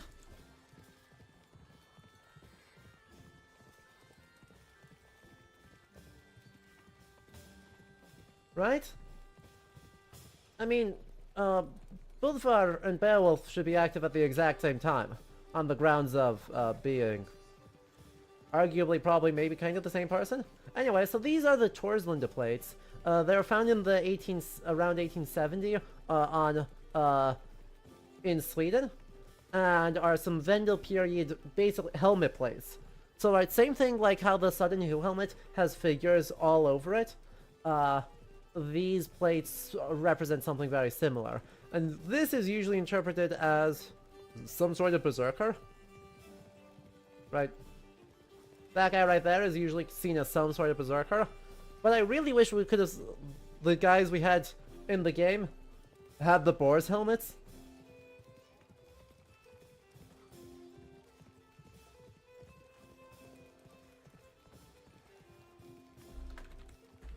Just because they're cute, I think it would be neat. You know? Or if you look at the Sudden Who helmet itself, oh, come on, there's got to be a high-resolute version of... There's got to be a single decent image of this damn thing. There you go. You can see the dancing guys up there.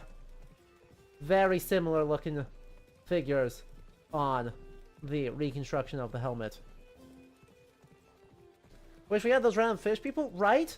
If we're going to do this, if we're going to do all of this without Ulfhevnar, let's lean all the way into it and go for the weird fish people.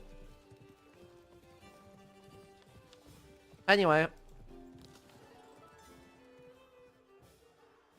Right,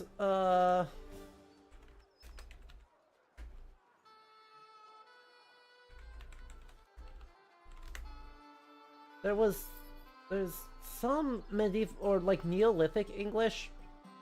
But there's some like Neolithic artifacts that have antler agenda. And I cannot remember what they are from.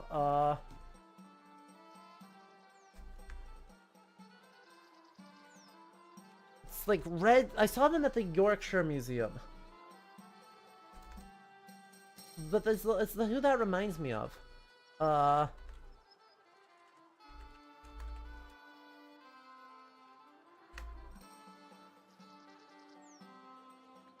Starkar, there it is, this is Starkar culture.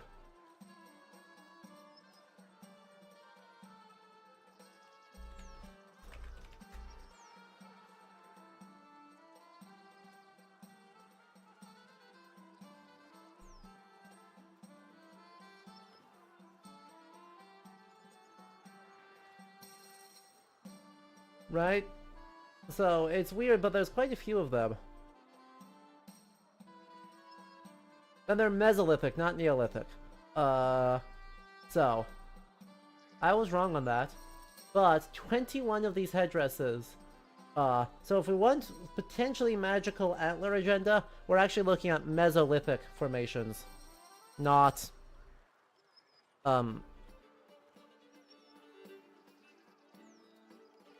That's a good number of guys. Ooh. Huh. That's like 6 guys versus our 3. Action economy is not in our favor. We're gonna need to bulldoze these guys with our 4 Grail cards real quick.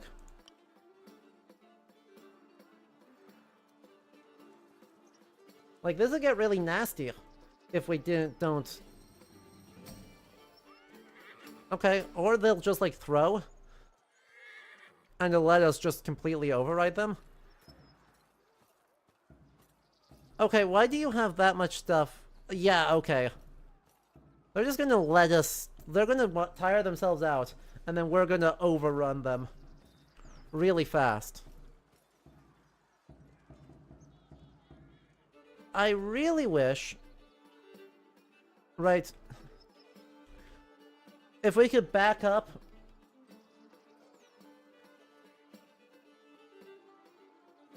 Actually... What's stopping us from doing that? Right? We force them to walk up to us.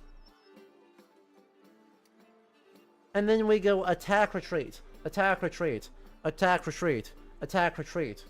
Until they all fall over.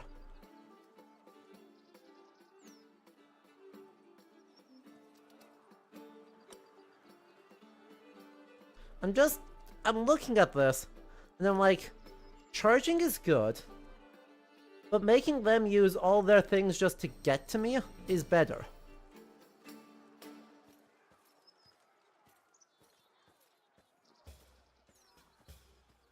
So... let's do that.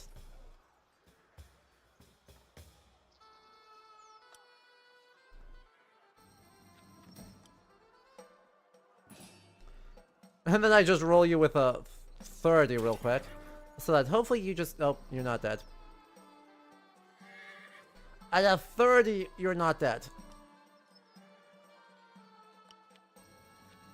I'm just gonna burn one of these bad ones. I know it's gonna fail. But that's okay.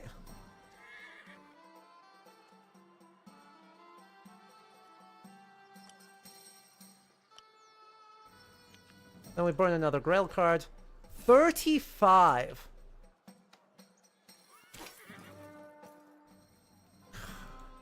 You're destabilized, but you're not done. So...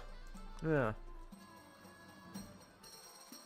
And luckily, he can't reach me. So, he walks forward. Awesome. He walks forward. Awesome. He walks the wrong way. Also awesome.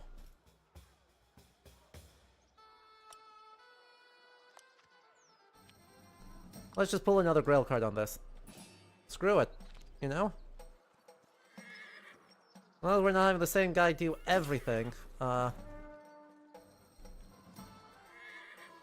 You back up.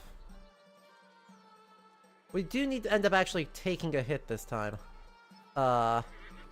Unfortunately. But... 22 at 28 should solve my problem. With a bit of luck, that's just enough that you die. No. God dang it. But it should double up the destabilized, so I'm only taking 1 attack.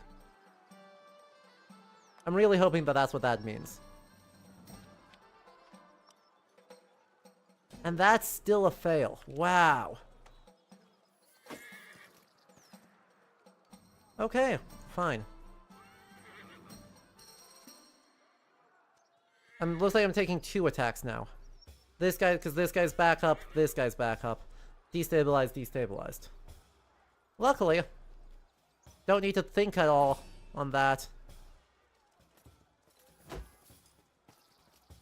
That should break my shield, though. And... difficulty of 21?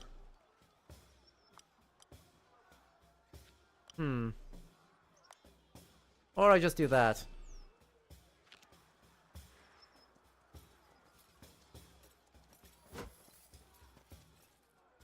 Yeah, these guys are not messing around. Like, holy crap.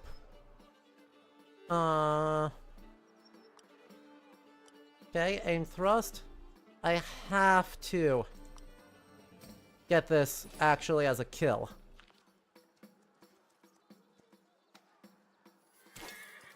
Like, I have to drop... Good, he's dropped. And I can still move. Which is awesome. Then as long as you hit, that's a destabilize. I can double... repeat the destabilized. Gotta head out, have fun? Well, thank you so much. I appreciate you hanging out.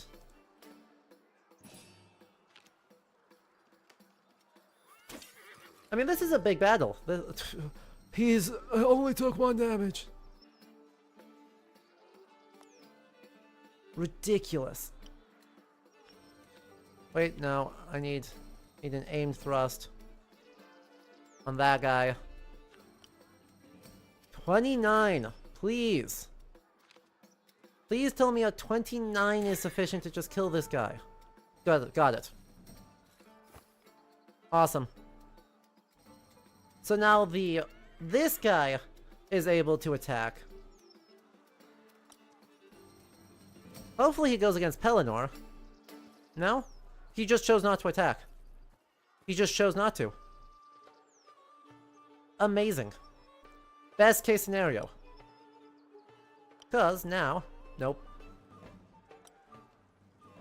Aim thrust. On you. Please. Please tell me it's enough. Oh, this is Pelennor. That's not who I want. That's not who I want to do. Sorry, I need this knight to an aim thrust on that guy. For a 24. Fails? A 24 fails. Oh boy. Okay, fine. It's fine. Cool. Pelennor. Do a thrust on this guy because I haven't done any damage to him yet. So, we'll just be able to do that.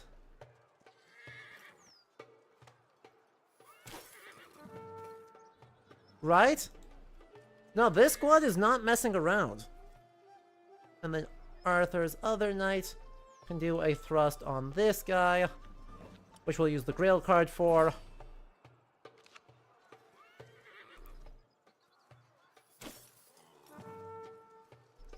That did not... Oh, good. That did 3 damage. I was like, did that not even hurt him? No, it did hurt him. Thank God. If I doubled up on them, I'd be able to do stuff. But I'm really just taking advantage of being on horses to do feigned retreats. Repeatedly.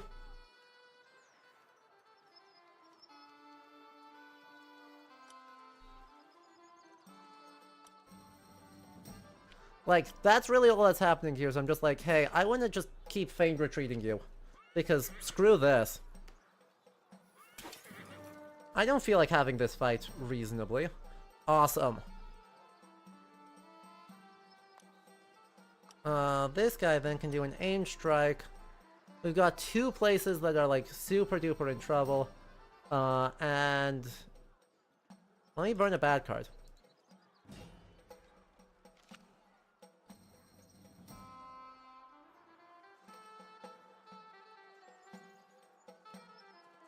Let me burn another bad card.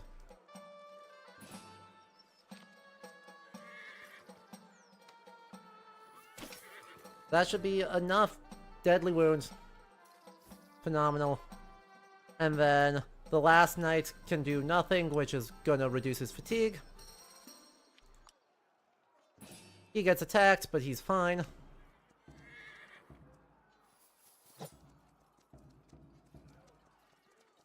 Cool. Now that we are even on everything,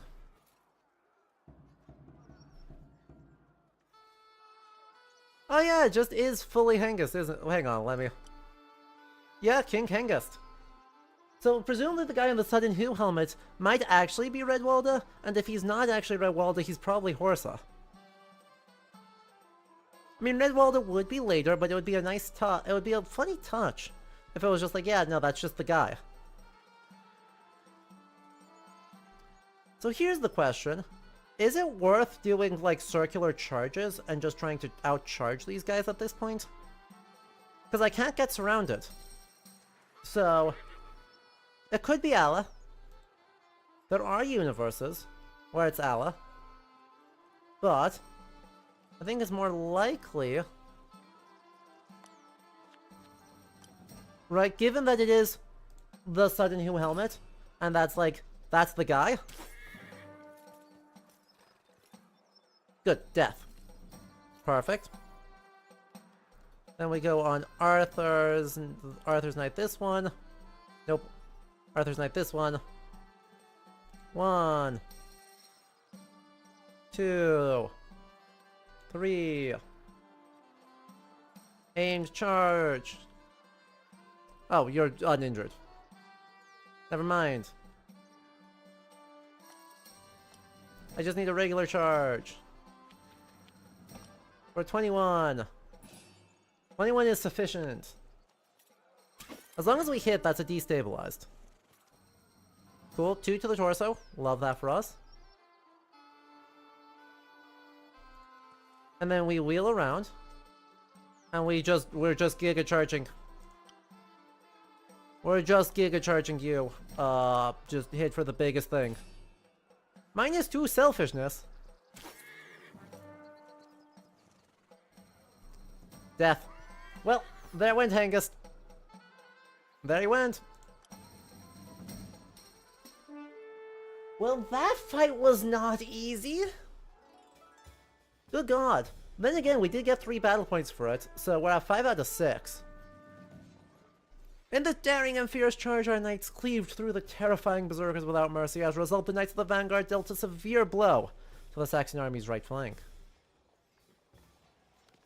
After the first assault, the troops from each side regroup before the next confrontation. Arthur watches with great joy as he sees the already thinning ranks of the Saxons. Hey look, we have like no guys dead on the ground there. We've got like 1 random soldier. They've got 3 guys dead. But that... What do you mean 400 guys in their reserve? Sorry. They have actually several thousand guys. They have 1,000 guys. More than that. Just north of 1,000 guys just in their reserve. And that's not awesome. Oh, that is Ala. Ha! Hilarious. Ala. Cerdic.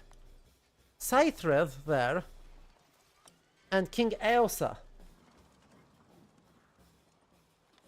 A woman dressed in animal skins and with a stag's head as a headdress dances, gesticulates, and shouts around a bonfire.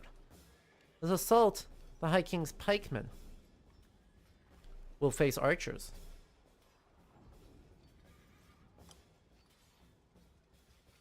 Phenomenal.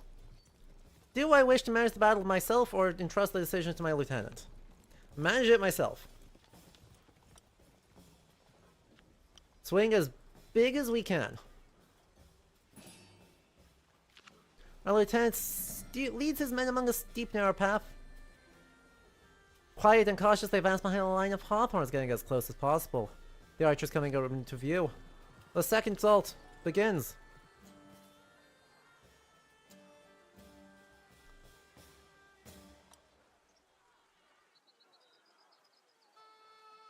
So, hear me out. Bodwin's job is just run it down mid.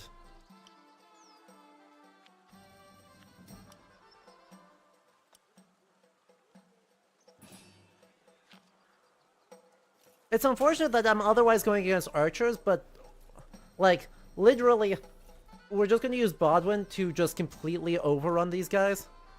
Well, my other guys here are just going to advance as fast as possible.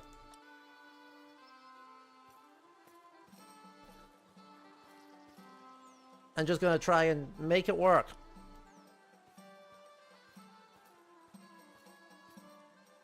Look, it's a good idea.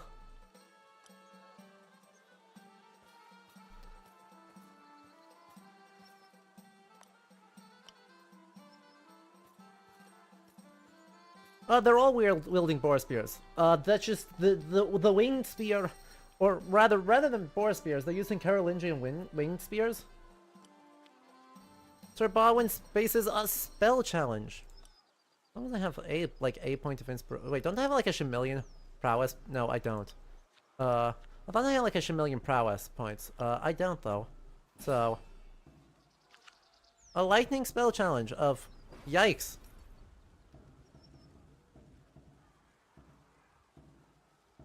Sir Baldwin faces a defense challenge of 20 against these guys. We'll see how bad it gets, but right now we're fine. And hopefully I can get these guys into... Hopefully I can get my other guys into melee next turn, which hopefully prevents them from using Baldwin, while Baldwin's able to just run down the witch. It's my turn. Don't worry about it. That horse isn't not scaled.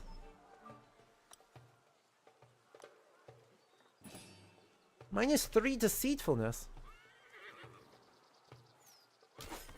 Tell me that's just a big chunk of damage. 3 to the leg. Fine. 3 to the leg is a good spot to be in. Unfortunately, I can't do a lot there. So I just kind of have to walk slowly forward.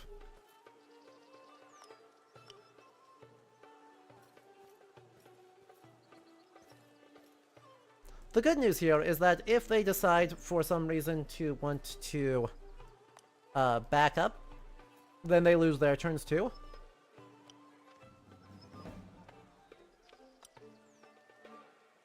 Really, stop shooting at me. Stop shooting at me. You have pikemen on top of you. This is ridiculous.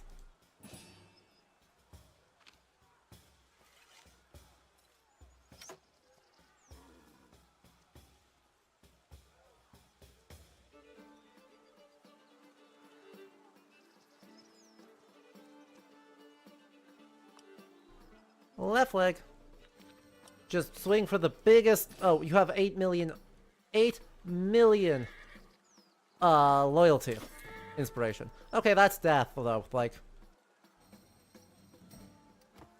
Wrecked. Absolutely obliterated. Alright, everyone, get your one.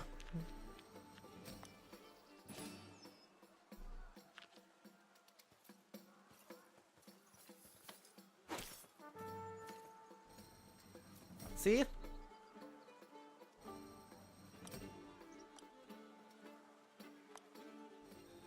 Everyone go get your one. Everyone in my back row, I am not actually that sorry.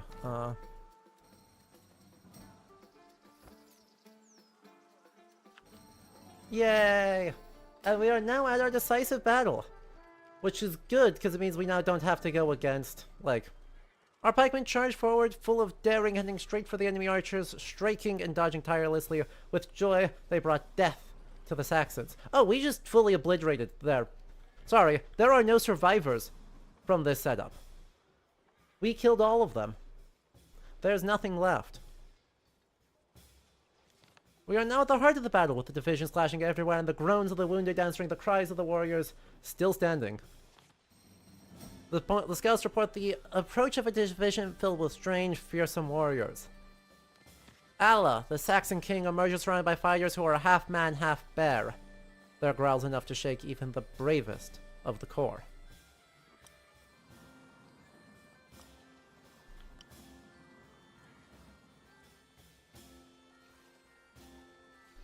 Well, how many guys have we got there? Hector, commander of the Knights of the Vanguard.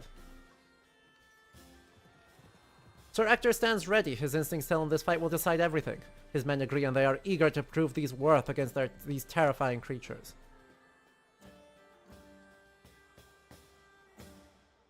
There he is! And there these guys are. Werebears! That's alright, I've got a squad of like 8 million cavalry. Like, honor be damned. We can always go on a pilgrimage about our honor. Canterbury is looking lovely this time of year.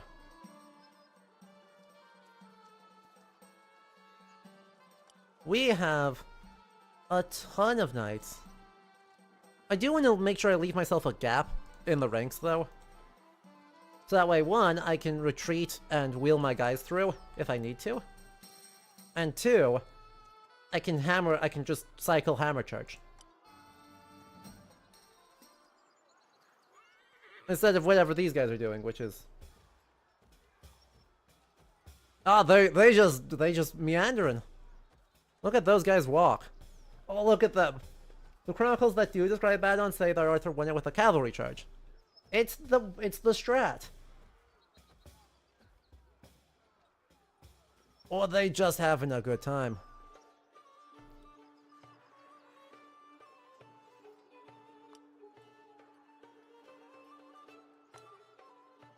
So if I get good charges on all these guys, then I just destabilize them. And then I can just win. You know?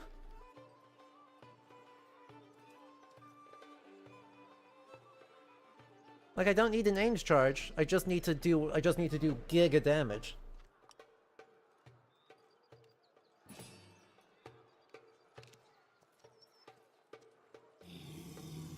Oh, good. And there's 3 cards in the deck, one of which is a Grail. Oh, 2. Oh, they're not destabilized. Oh, they did not destabilize. Well, that's not good.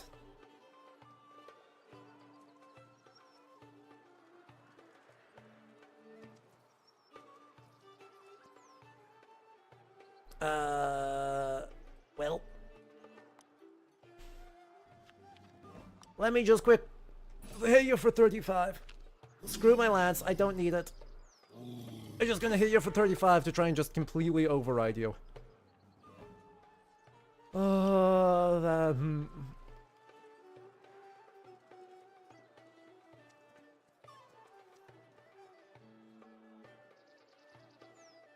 Look, they're not gonna have honor against me, so I'm not gonna give them any honor back.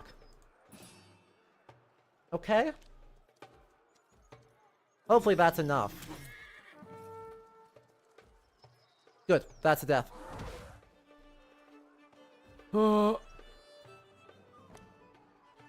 It's very good that that's enough, because that was about to be extremely scary. I'm really hoping that now I can just do another charge here. And we just Grail card them. A 28, it's not awesome, but it is okay. Hopefully that's like a 2. 4 to the torso. Phenomenal. And this is why we leave that second setup, so that way we can hit 2 ranks, completely bulldoze through them, and turn a 6v4 into a 6v2 in the span of very little time.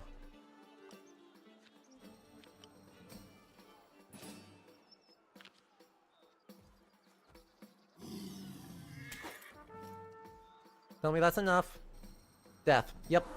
Awesome.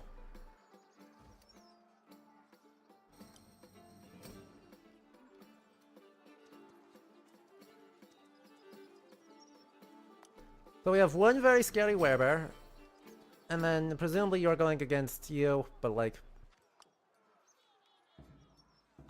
Cool. I'll, use my super bad card and solve my problem. Oh, did Ella just, like, not attack? That's funny. I love when they don't do that.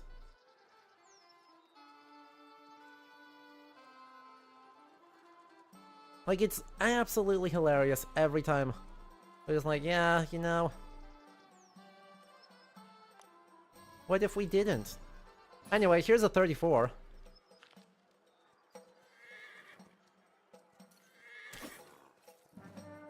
I suppose I just like one-shot. I just one-shot him. Get wrecked. Get absolutely smoked.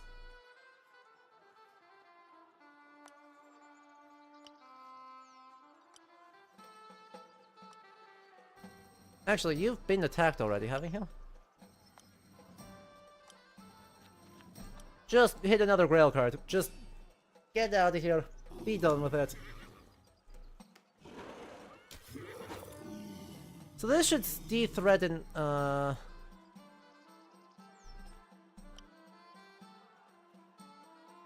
this should solve some of our threat.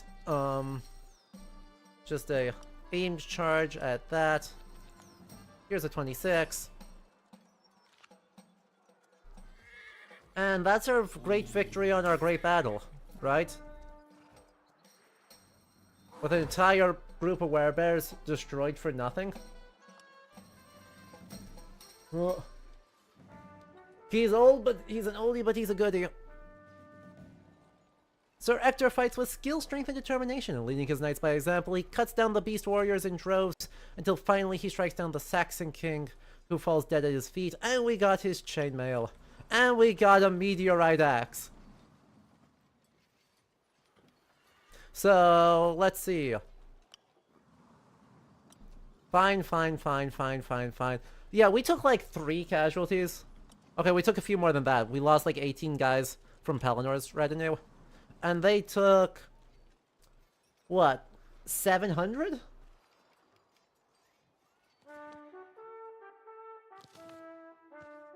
With Allah dead, his men slowly lost their will to fight. Some fled, others surrendered, and a few even took their own lives, while our warriors, exhausted but victorious, shouted cries of joy and triumph. What a bounty our knights claimed that day. The Saxons had accumulated so much wealth from their maritime raids and land pillages. Arthur was presented with weapons and horses by the last surviving Saxon lieutenants. The king captured them, those who fled were hunted down, and their ships were set ablaze. Finally, King Bors of Gans was offered a place at the Round Table as a token of gratitude for the reinforcements he brought to the battle. Unfortunately,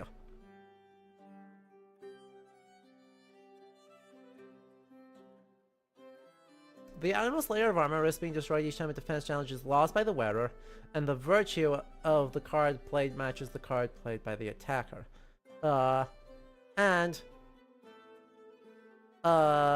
Sagramore. Sagramore, have this.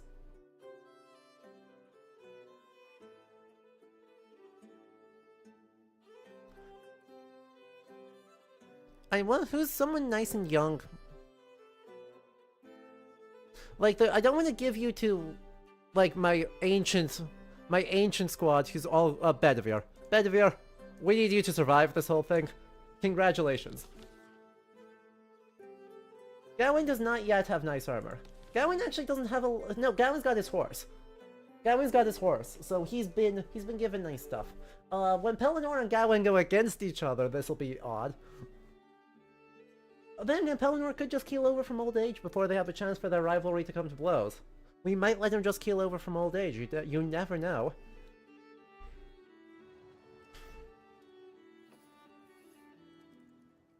Aw, man. Bodwin. Bodwin, my guy. I'm sorry.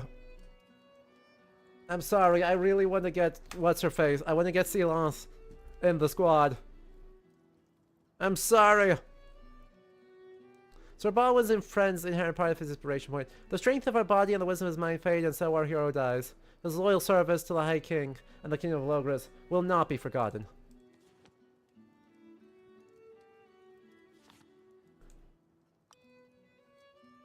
Bedivere, you're not old. Literally, what are you doing here?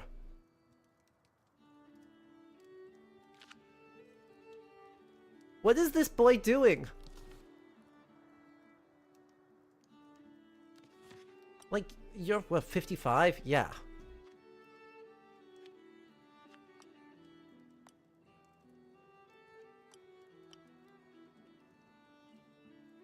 He's sleepy. Do I let him die? Question. Do I just want to let Sir Urian die? Will...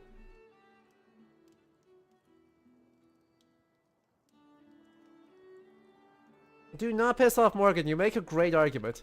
No, you make an excellent argument. You make... No, yeah, no, good call.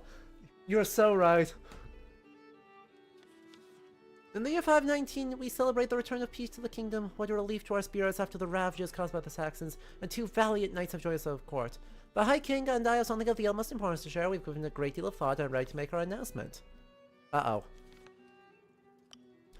The High King and I wish to build a castle even larger and more lavish than Caerleon. A new city will be built around it, our new capital, Camelot.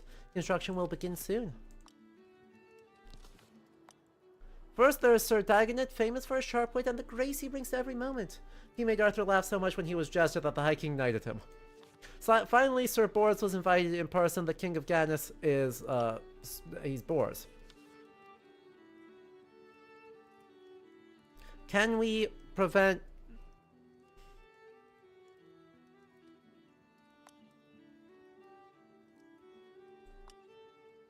Okay, but both of these... Okay, but like, they're all really cool? Hear me out, they're all really cool.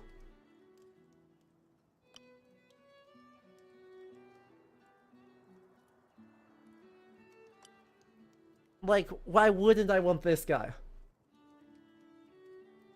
Why would I not want this guy on my court?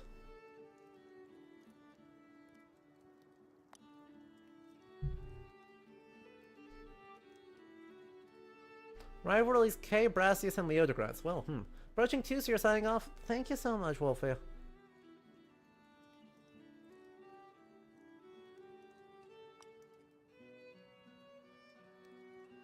You're kind of whatever.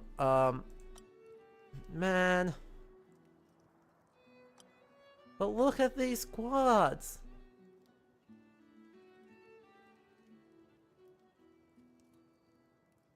Right?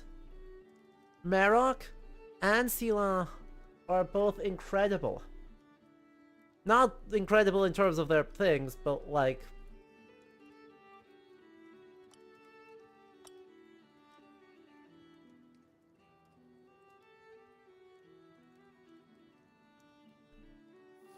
Get on the squad! Nice. Anyway, you should work on your domain. Also, let's see what's on the vibe for adventures. We have 2 new adventures open. We have the Green Knight, and we have Tristan and Isolde.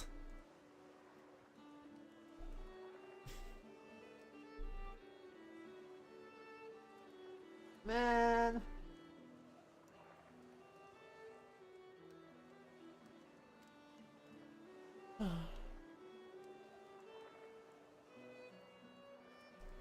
Don't worry, I'm sure we'll...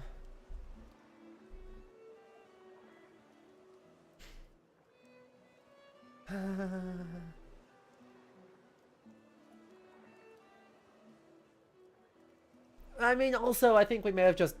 this is just required because it's Tristan and Isolde. Like, there is no causality about this. There is, however, great,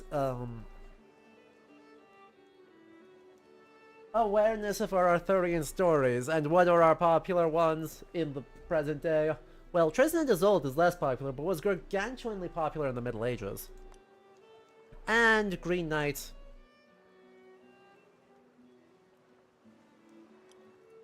Green Knight is Green Knight. You know, kind of just who he is. But, before we decide on either of those, I need to stand up, get a refill on water and stuff, so I will give you snails.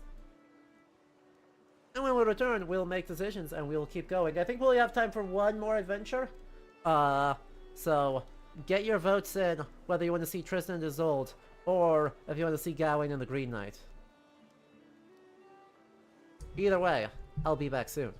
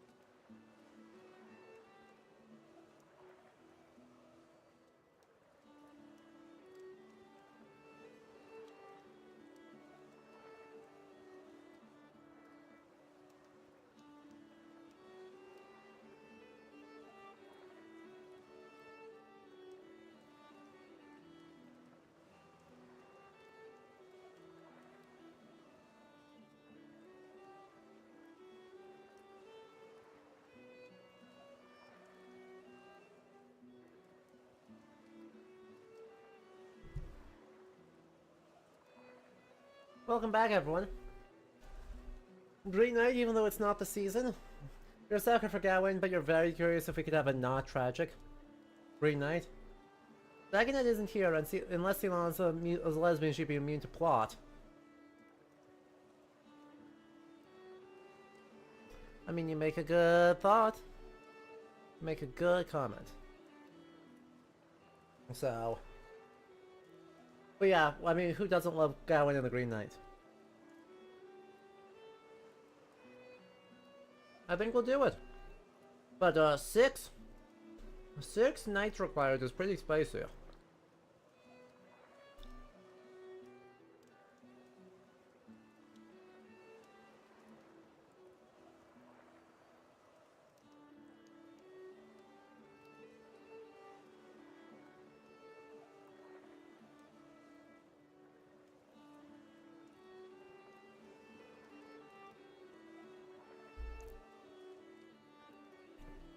Alright, let's figure out who we're sending on this darn thing then.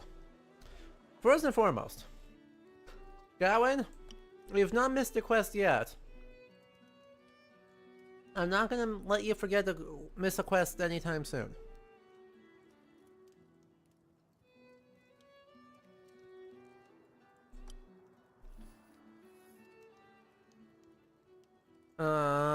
Courtesy is kind of meh. Intrigue. Viewership, will. None of your stats are awesome for this, actually. You got great features. Look at her agility. Oh, can't see the game, thank you. Look at Ceylon's agility. Ridiculous. Huge agility, huge vigor. Alright, well,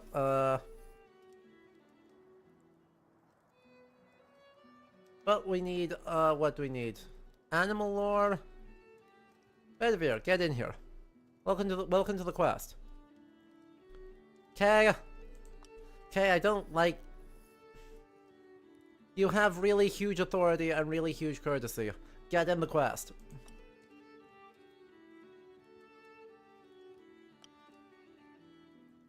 Leodegrance.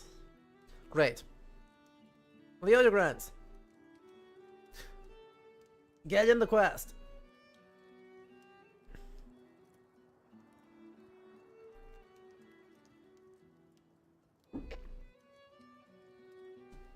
Who's got really strong will? Tigramore does. Guess what? You have a fancy new axe. Get in the quest.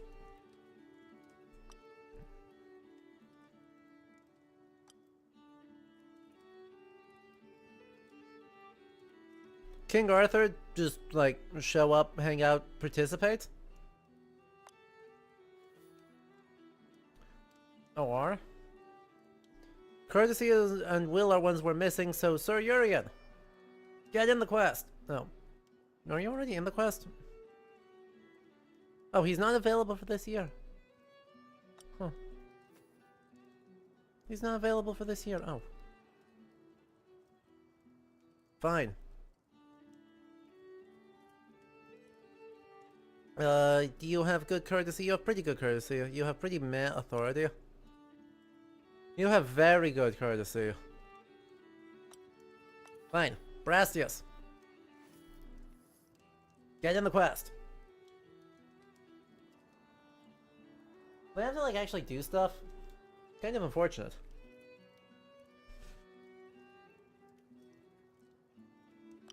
So long as you're doing domain stuff, you're doing domain stuff, you're doing domain stuff, you're doing romance. Don't do that.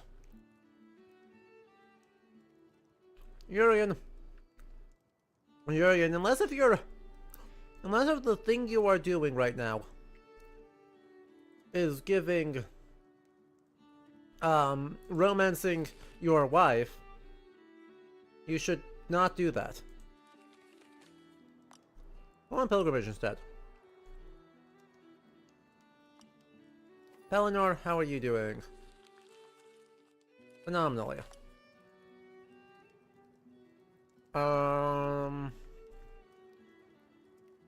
How's your loyalty? 2 inspiration points and loyalty. Arthur, what are you doing? You're training more. That's probably reasonable. Yeah, that'll get you to level 8. That's probably worth it.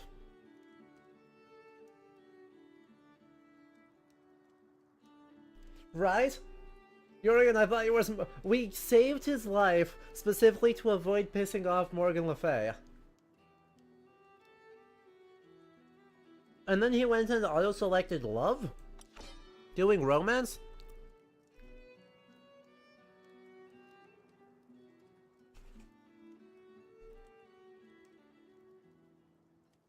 Really? Really? Really, my guy? Ulvius, my man? My dude? My man!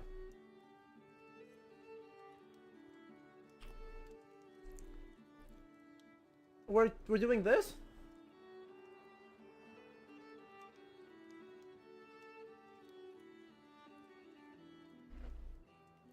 Yeah, Potomsium. Sir Urian is Morgan Le Fay's husband. So one would think that he knows better than this. By virtue of having been married to Morgan for like 25 years.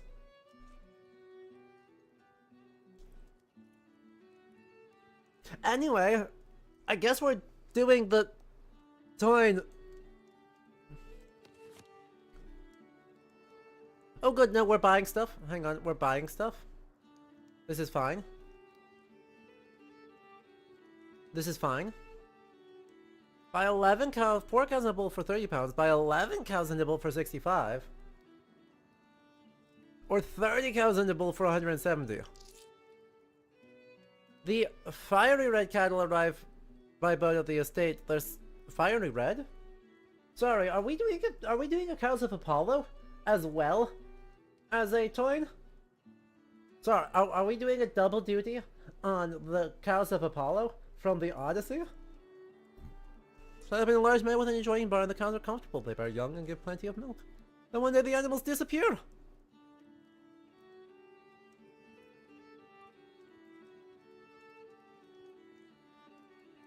I'm worried that this is just Hermes stealing Apollo's cows. I think this is just Hermes stealing the Apollo's cows.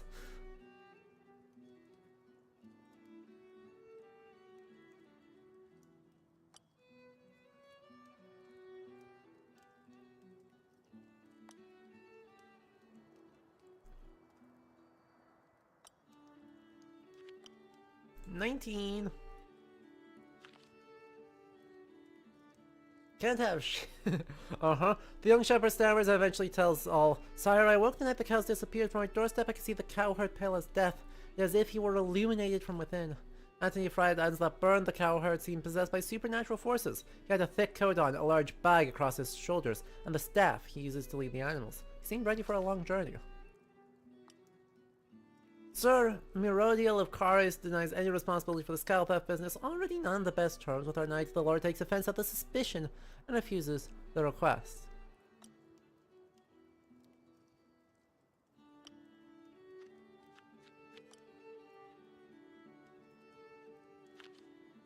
Square-jawed, gravelly voiced Lord frowns. Finally, he relaxes and agrees to the request.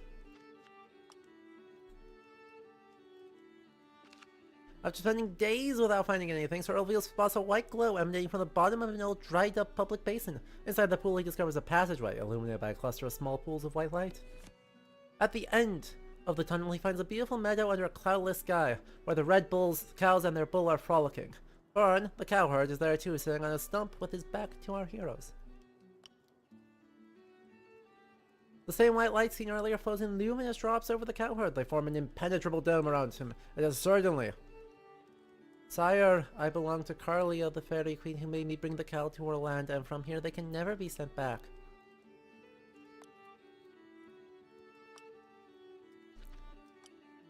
Goofy. His mount snorts at the choppy water, but our hero reassures the horse before spurring it on. The steed fights hard against the eddies and the force of the current. Its strong legs carry them to the other side.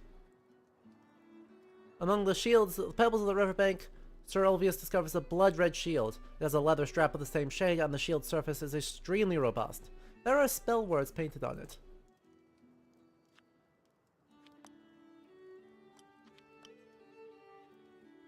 Yippee!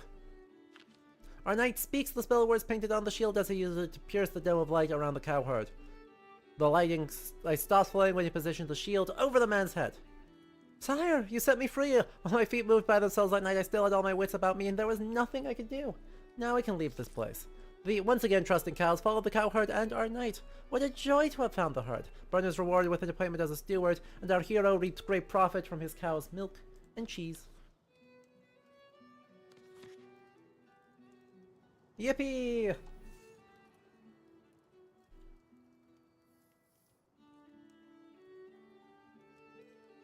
Well, that was way better than what I thought it was going to be, which is we end up in a fight with Cuchulainn. You know? That's what I assumed was going to happen. No, instead we just get an obviously mythological knockoff Otherworld story. On the dark winter night, between the old year and the new, King Arthur gives a sumptuous feast at his court. Hey, Gawain's sitting in the right spot. The elegant ladies and noble barons. That's where Gawain's supposed to sit. Only 6 nights remain in revelry with King Arthur. The atmosphere is light and merry. The meal is over and the wine barrels half empty. Valid assumption. Hey, With a start, they all look up.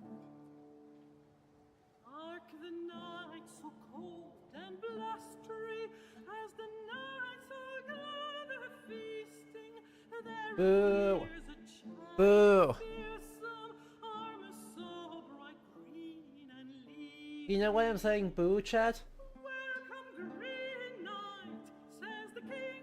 What good tidings do you bring? Laughs the giant, full of scorn. Look at you all, so high-born, so brave and proud, full of might. Now to drunk, to stand and fight. What good knight, fallen so low, will now meet me blow for blow? Gawain! Gawain, go do the thing. Come on. Gawain! Cannon! The best knight, most true and brave, now does answer this call brave. Take this sword now, cries the knight, strike me down with all your might. He takes sword and strikes the head, but the giant is not dead. Look, the headless knight now walks. and Not his holds axe, I know, right? talks. The moon shall but once in vain 12 times every day. I couldn't not send him up, even if he ends up dying in this. Like, if he dies in during this, it's unfortunate, but we'll make it work. But... Now lives the whole, and therefore positively bold. if we can, we're gonna try and stay canon. And shame, but with comrades not forsaken. It's not like King Glock can get mad at us if Gawain dies. He's already dead. Pelennor killed him.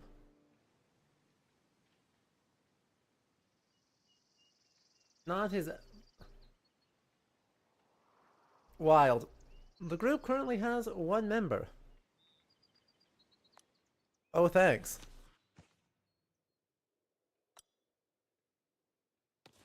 Glad we, invited 6 people along. Less than a year later, our hero arrived at a moor of ice and snow. With the Green Chapel less than a week's ride away, he should be in time to honor his challenge. Anyway, chat, do you know why I said boo during that intro cutscene?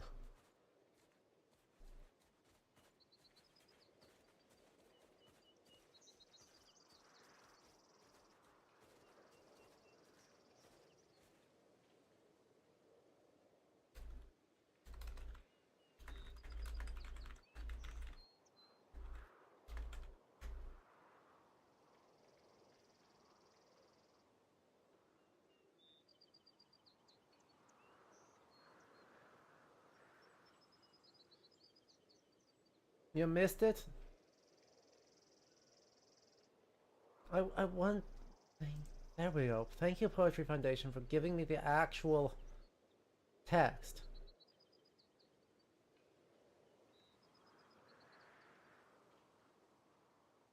So here's the actual poem.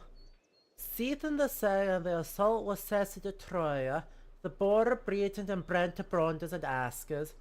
Then took that the traumas of treason they wrought, was treat for his treachery to trust on earth. It was any of the Athel and his Hiacunda, that seeth in the precious provinces and patrols become, will ne'er of all the well in the west ears, for rich Romulus to Rome reaches him sweeter.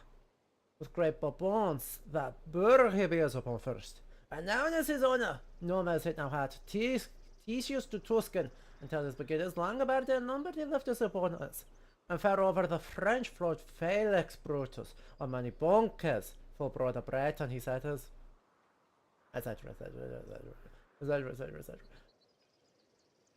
This King Lear came out upon Christmas, and with money doubtless Lord ladies of the best, reckon of the round table, all of the rich brethren with rich revel, unreeked, and reckless mirths. The turner took us by his full money, used it full jollily. This a gentle knechters, either carried or the court carol is the marker. For the festival was in each for 15 days, with all the meta and the martha that men could avisa. Such gloriously glorious to her that the din upon day dosing or nichters always up upon here in halls and chambers.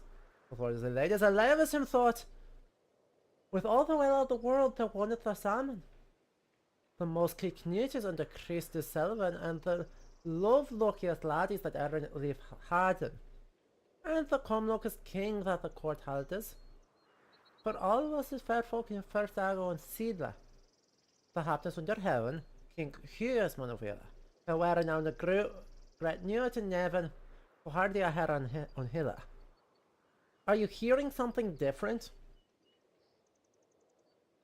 Admittedly, I'm not, you know, giving melody to it. But Gawain and the Green Knight is super duper duper duper duper duper duper distinctive. Because it is an alliterative verse. It is the whole thing that makes Gawain and the Green Knight itself. And so rendering it into rhyming verse instead of alliterative verse deserves a boo. Like, it would have been such a fun thing to highlight the sort of agglomerated nature of these adventures if it had been rendered in alliterative. It doesn't even have to be like totally alliterative, but if the verses that were being written had alliteration in them really prominently to echo the structure of the primary sources. Like, it would have just been a really cool small touch, and I am sad that they did not do it.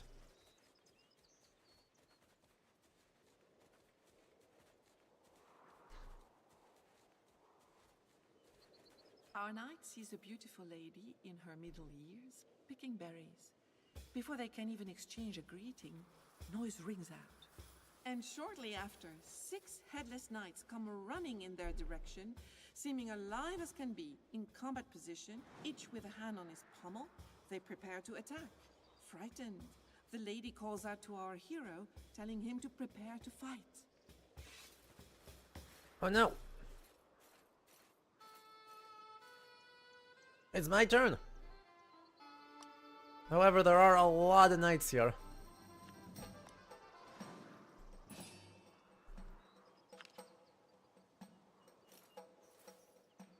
Which is kind of an issue, because oh, never mind.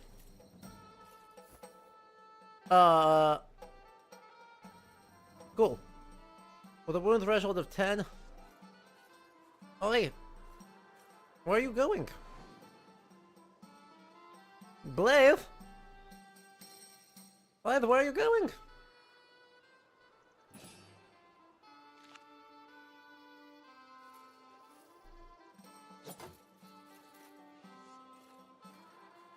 Were they just leaving? The archers are just kind of hanging out. During the combat, the lady uses incantations and Oh, that was ritual fine. gestures. The strange and headless knights turn away. I mean, I appreciate immediately it. and flee. I appreciate it. But that was fine. I had re-killed one of them. Around her waist, the proud and determined-looking woman wears a leather belt with a green. They aren't headless, they may not have any clue where they're going. You know, you're so right. greets our They just got a little bit lost. and introduces herself as Lady Anwen. What a gracious smile she has for our hero when she learns that he is a member of the Round Table. They seem to be Welcomes him, French, and with a sweep like of the hand, Frenchifying them. gestures to the surrounding lands. She rules there with her husband, Lord Bersilac.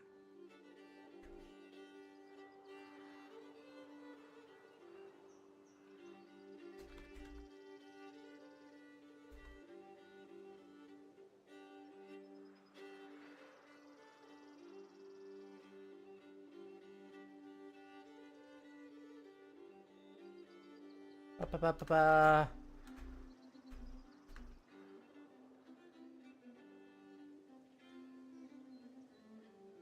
Let me get the modern English rendition so that I can try.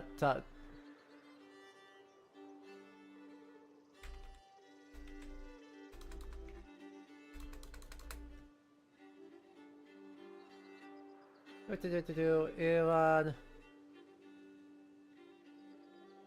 All right.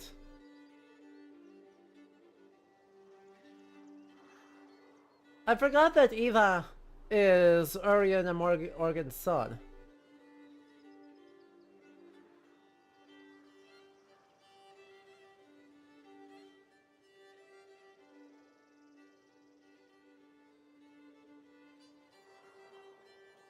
This is... I don't remember what the name of the lady is. Is she just Lady Bertilac? Is he just Lady Bertilac in the original source? Thank you, Kieran. I appreciate you hanging out.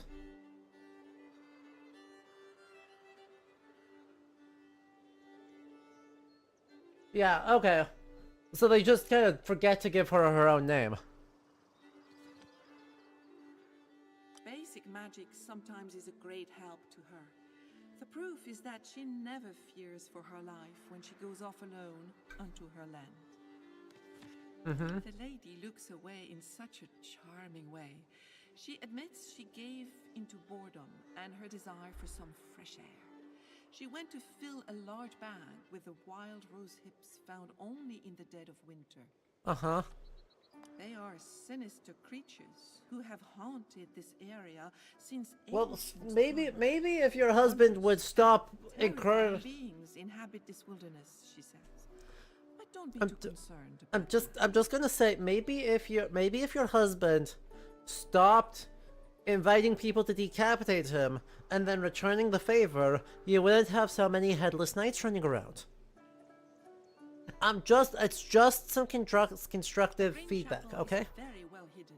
He won't get there on his own. Only if a local guides him.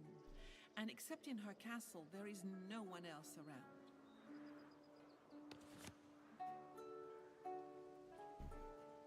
She urges him to accept her hospitality.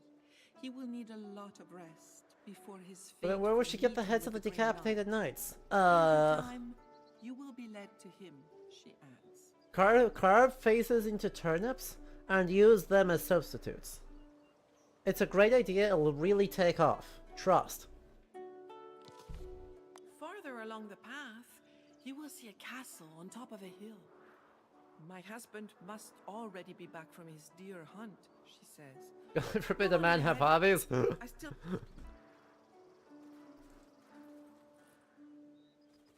They'll never work out. You're right, turnips are too creepy. What if we did squash instead?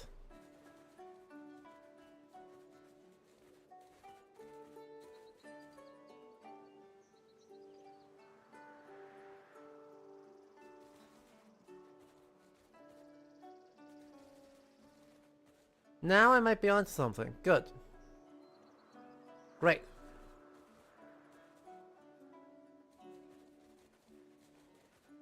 Eh?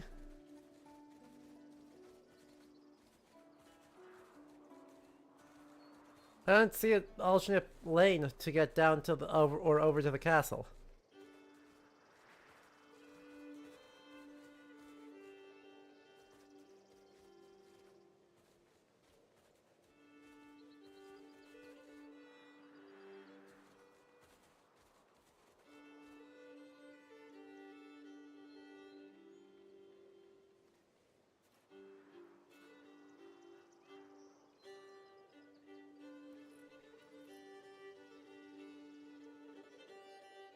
Didn't you see the show Curse of the comic is based on that was an Arthurian retelling?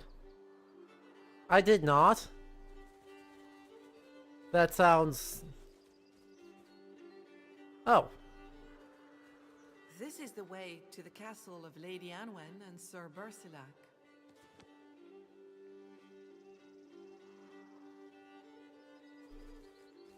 Our knight rides down a road lined with spruce and fir, laden with snow.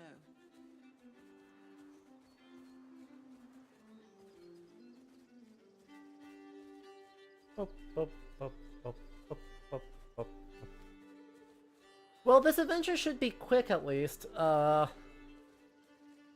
Just on the grounds of there is no He characters. sees the heavy gates of the castle. Our hero shuts out. As a knight of the Round Table, he asks for shelter for the night and begs for someone to come open the gates. His wish is soon granted.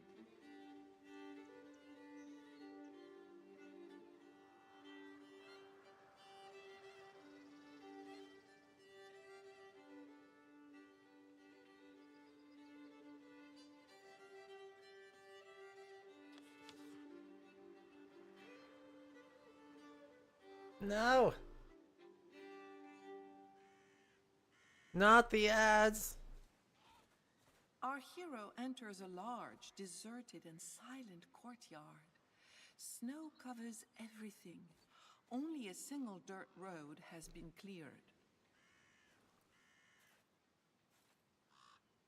Right, I don't know how they're gonna... This adventure should at least be pretty straightforward on the grounds of, there's no puzzle.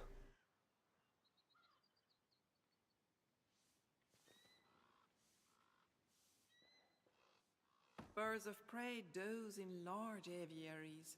There are merlins, peregrine, and gerfalcons.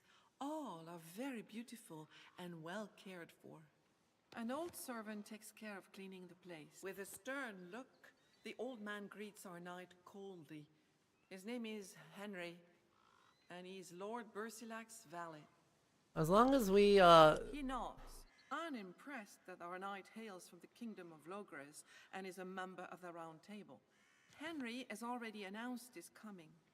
The Lord... Boys. Stars are gleaming. Boys. Henry stops our hero, who's making his way...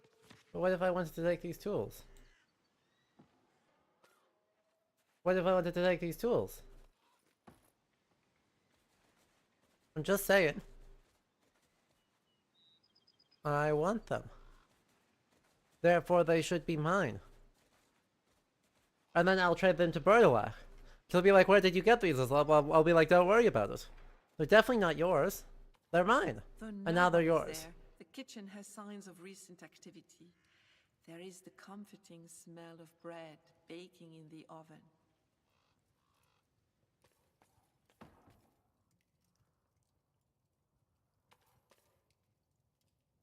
There is fresh meat. Meat.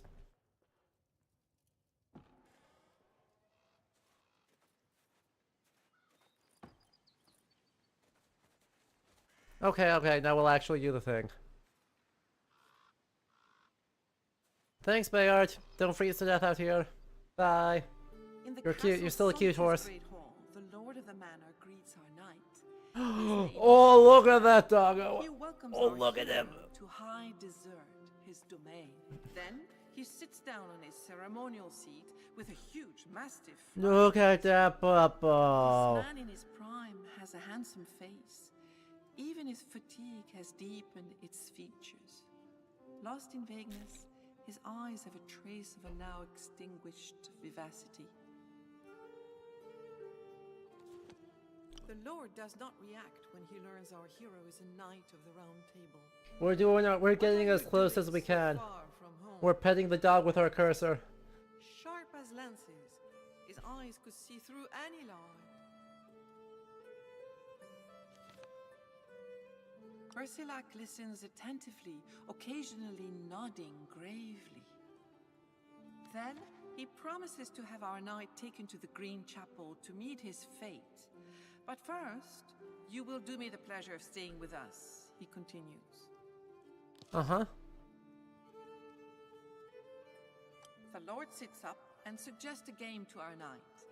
Yes. Every night I will give you what I have found in the forest, and you will give me what you have earned during the day. Smooches. I'm gonna give you so many smooches. Bersilac fervently rubs his hands together. He seems delighted. He also suggests that his guest go up to his room to rest. That may not be the one that you The meal thing that will you be want. served later in the Great Hall.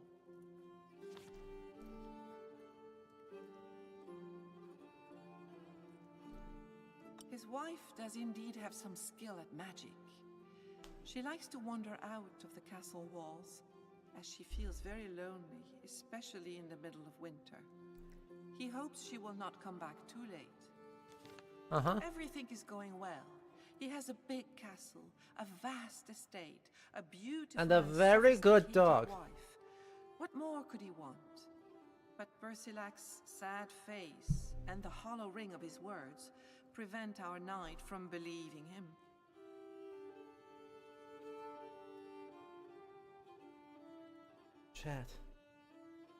Chat, this is very important. It's gonna be very motion sickness warning, I guess. But this is very important. We'll see if we can't get it visible.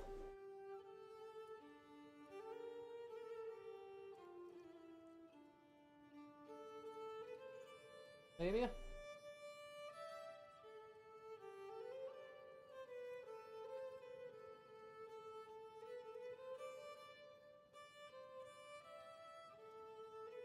There we go.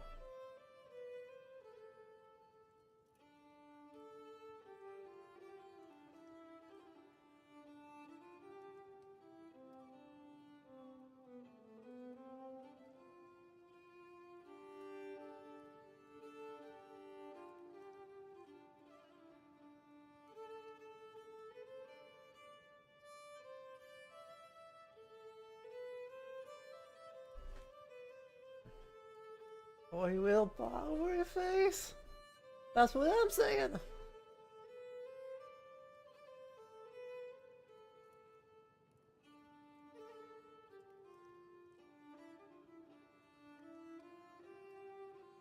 It's very important news. Bersilak's gaze is evasive. He assures our hero there is nothing to worry about. Just the habit of beheading people. He is a right-hand man whose loyalty is unwavering and who has always been diligent. If Bersilak is surprised to see Henry go around unshaven these past few days, he does not hold it against Henry. Perhaps he has lost his razor. For some reason I don't believe that. Our hero is more than grateful to his host for his help and hospitality. The Lord looks at the flames pensively, no longer paying attention to what is in the room.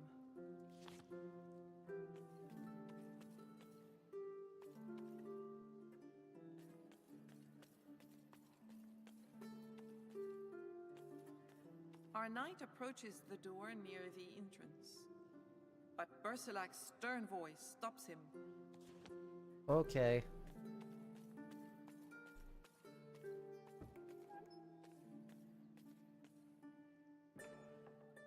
Let's just go up the stairs, up the stairs, up the stairs. And let us try to not earn anything too, dramatic, yeah? A young maid with a joyful face is standing by. Her cheery face and those bold, laughing eyes lend her a friendly look. She greets our hero respectfully and says her name is Annabelle. A knight of the Round Table standing before her. Okay, makes but I am quite a happily married. big impression on her. Okay, but Raniel is very Begins lovely. telling him of her admiration, then stops abruptly and apologizes. She forgot to say she has heated water for the bath and that it must not get cold. So our hero goes behind the curtain and slips into the water. The maid exclaims, "My apologies, sire. How could I forget to introduce myself? Yes, I am Lady Anwen's maid. I have been in her service for almost a year." Almost. The Lord is a secretive man who does not spend much time with his wife. He spends most days hunting. At first, she was happy to join such a beautiful home, and Lady Anwen made an excellent impression on her. When she visited the nearest village in search of a servant, Annabelle immediately agreed to join her. However, despite her initial enthusiasm, life in the castle was a disappointment. She's bold. Man, she really trauma dumping to the stranger she just met, huh? And alone in this wilderness.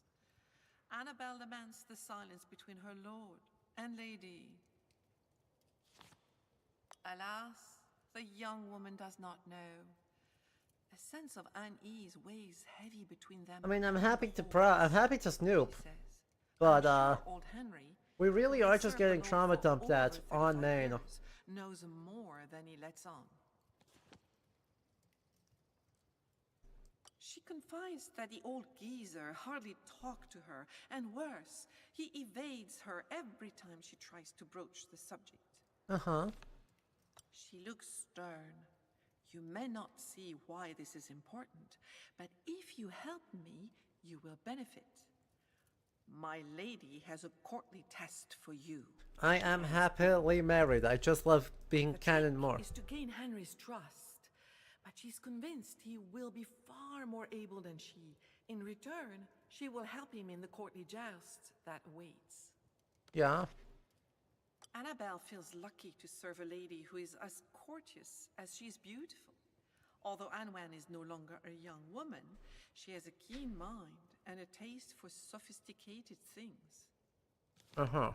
The lady always takes advantage of the presence of a knight to indulge in courtly justing. Uh-oh. My lady, she says, will Well, test we're the in nobility okay of your shape. manners. I do say We you have will be 15 great inspiration. entertainment for her. This requires excellence in various areas. She laughs. Crap. You cannot escape. At least Gawain's a As good long as choice you are a guest, statistically for this problem. You must comply with my lady's demands. The maid tells him that Lady Anwen will be away. Finally, she leaves with a satisfied look that does not escape our knight. Fine. Infused with the seductive properties of snake's grass, this bath rinses away his fatigue, healing his cuts and gashes. He feels good. Like, strategy and is our calm only upon his arrival. stat that we're kind of in trouble with, but otherwise we have tons of inspiration. And our other stats, our body and soul stats, are all really quite good. Heck, depending on these trial, there's a chance Gawain could even manage the Sea Perilous as long as we can use love. Like, as long as we could use love, we can just dump inspiration into it to sit in the Sea Perilous.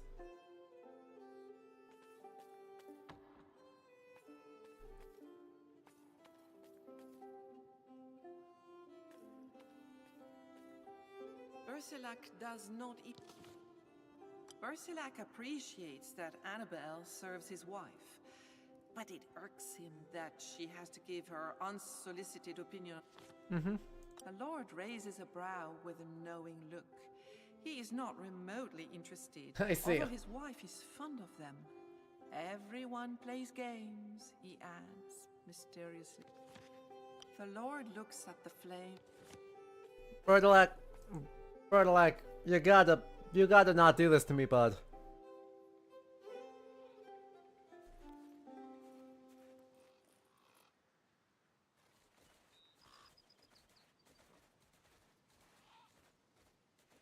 Alright. Our knight goes to leave. But is that really a good idea?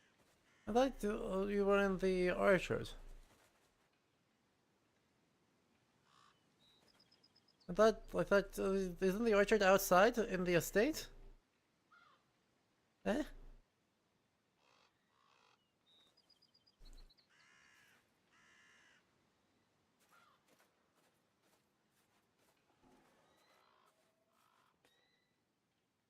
Hello. Seeing our knight return, the old servant patiently explains the daily care he gives the birds. He only looks after the cages. Uh-huh. The servant Annabelle has taken them in and I am cares not for a them according to particularly the wishes brilliant of Lady falconer. Anwen, who is very But I do have a knowledgeable miller. and a great falconer. Henry is not troubled by this curious question. Ooh. Bersilac is a good and righteous man, he says. Uh-huh. He values justice. Phenomenal. Old Henry pauses, visibly surprised. He cool-headedly says he's pleased to serve his lord. He worries, however, that Bersilac might be disturbed by the arrival of a stranger, however noble, he adds. Henry tries to hide his discomfort. He gruffly retorts that he... Okay. Despite her surely appalling portrayal of him, he perceives her as a fine young woman, even though her manners are not very refined. Nevertheless, she is a good cook, and Lady Anwen loves her so. His opinion matters little. We are currently not very close to the plot of the poem. Henry replies with the The servant blinks. Unaccustomed to lying, he's not quite able to hide his discomfort. Come on, like, they're really bad at However, he lying too. says, I would not know what... They're really good about not saying anything, but they seem very bad at actually,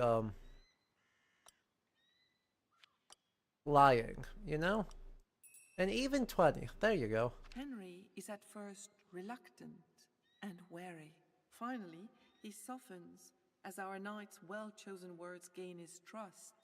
In a deep voice, he says he's ready to talk. Long ago, he confides, Lord Bersilac was a widower with a young son. He later remarried to Lady Anwen. A year later, a terrible thing came to pass. Man my lord loved dearly killed his child. Alas, there was nothing Lady Anwen and I could do to prevent it. Since then, my lord has not found peace. Several times a year, he disappears into the castle's underground passages. I think it is to visit his son's grave. Henry sweeps the air with his hand. I have served Lord Bersilac, my master, for more than... Fine. Our hero leaves the old man... What did we learn in here? What have we learned in here?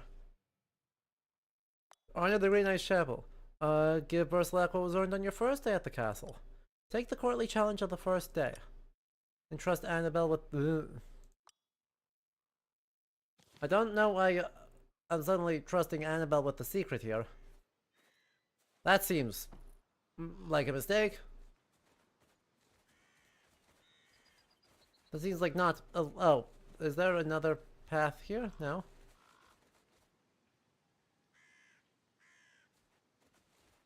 Because this is the inside, like... This is inside the castle, right? Oh no, this is the kitchen. Well, I guess I don't have a better option. There is a scurry of activity in the sight of our knight. Uh-huh. Annabelle cries out in surprise. She had no idea that Bersilac had already Unfortunately. been married before he met Lady Anwen. Our hero should not mention this to her masters under any circumstances. Bersilac forbids anyone from going through the door of the Great Hall, the one near the entrance. Uh-huh. It must therefore lead to the underground tunnel. Uh-huh. Her lady awaits him for the jeu party. You will have to be convincing and entertaining, she explains. Fortunately, since I am to be the judge, I can give you a little edge, she adds. That makes sense. Our hero takes... Okay. But isn't the orchard outside? Like, one would assume the orchard is outside, because, like, there's clearly no inside. Our knight goes to... The orchard is most clearly not on the inside. And yet, I don't seem to have another option, so...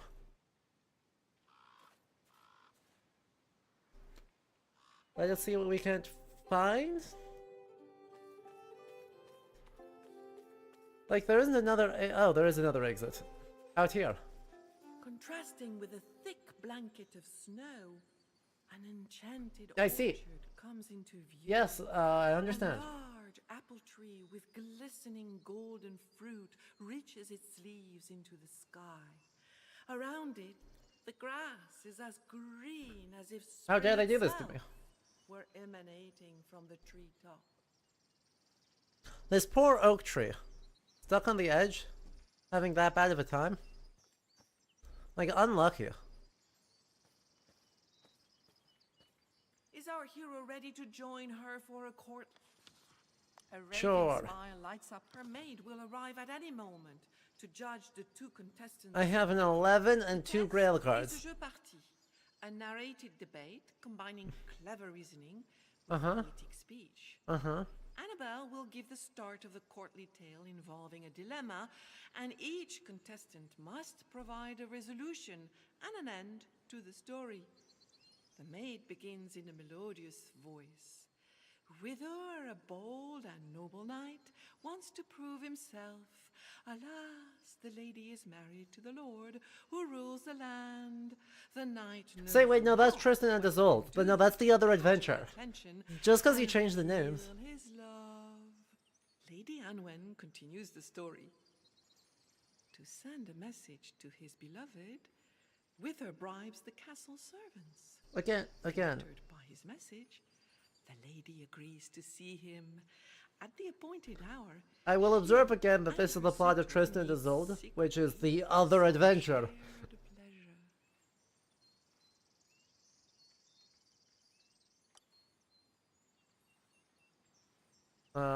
Prowess.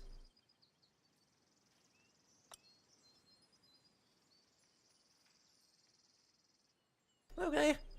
Wow, it's really hard to lose that. Huh. I think I just don't need to play a card with a 19. Our knight tells his version of the story with grace. I got and another conviction. love. Without hesitating, Annabelle concedes victory to our knight. The lady congratulates him. He has made a great impression. At a sign from her mistress, Annabelle takes leave with a bow. As a reward, the lady gives our hero a golden apple from her orchard.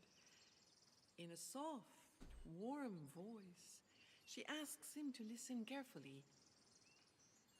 Sire, if you bite into this fruit, you will no longer have to fear illness, injury, or even death. Well, that's not a smooch. With a mischievous smile, she adds, "This may serve you well indeed at the Green Chapel." This passion, she says, should be held by every noble lady. That's... Besides, courtly activities I was always promised call for smooches a that I great could smooch Bird of Lack with. She often finds that time in the castle moves too slowly. That's why she really enjoys their rare visitors. Anwen frowns. Bersilac has become increasingly reclusive over the years. Yet, underneath his aloof exterior, he is a very good man. Is that so? The lady is delighted. She took her into her service because Annabelle is a talkative and light-hearted young woman. Yeah, she And talks. since Annabelle is a ginger beer. good learner, Anwen has instructed her in all matters of rhetoric, so that she too may excel in these courtly games.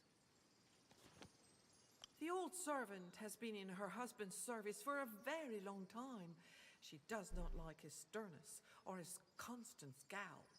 And recently, he has been letting himself go, appearing slovenly and unshaven. Her husband should correct this deplorable attitude. Yet, he does nothing about it, she's sorry to say.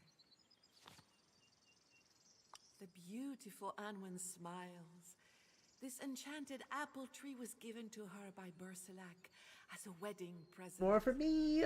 In every season, an aura of spring emanates from the tree. She knows some basics. Fine. No one ever goes there. There's really nothing. Okay, The lady okay. thanks our knight for the pleasant. Fine. Ooh, what is in this door? Nothing. Nothing is in this door.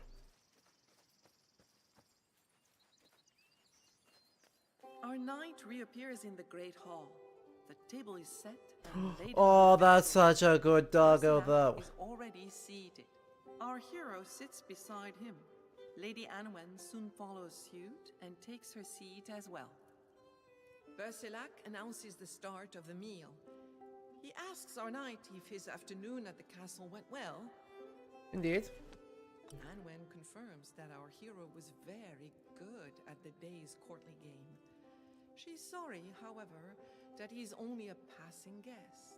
Uh-huh. The venison has been prepared in a verjuice, served with rose-hip jelly, vegetables, and wheat bread. The white wine goes down smoothly. That sounds good. Everyone is full when That the sounds dinner very comes good. to an end. Bersilac gravely says to our knight, "With this meal, I have offered you the game I killed today. Now, what do you have for me?" Bersilac takes the apple and thanks our hero for his gift. Birch beer soda, very, very good. Then the Lord announces that he is going to retire. The next day, he will leave early for the hunt. Our knight, however, will stay behind and rest, as he has had a very long journey. Bersilac and his dog get up at the same time. His wife wishes our hero a very good night and follows her husband. The house goes to lie down in front of the door near the entrance. Aww.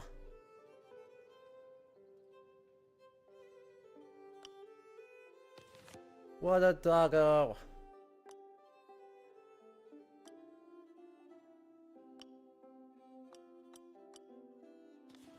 What a good doggo.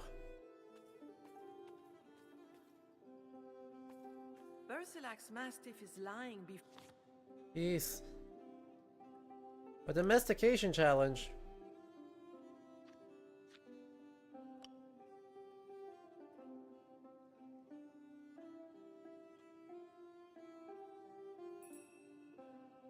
With authority, our knight drives the... Aww. Gonna snoop. I am nothing if not one for stone snooping. staircase leads down to a long cellar with low arched ceilings. The place is gloomy, lit only by torches. At the far end, there is a large door without a lock.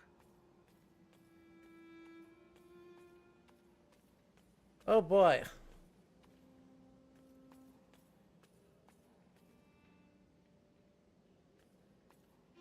In the wall are 6 niches. Each one contains a skull and a lock with a coat of arms. On this coat of arms, Hey, remember those 6 guys that attacked us? Live.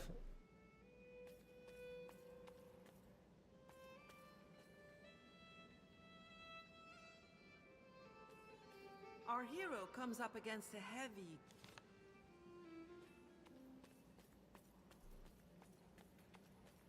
Well, we have learned nothing if not information.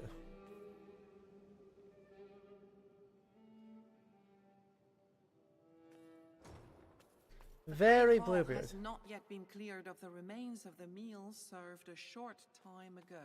Mm-hmm. Unfortunately.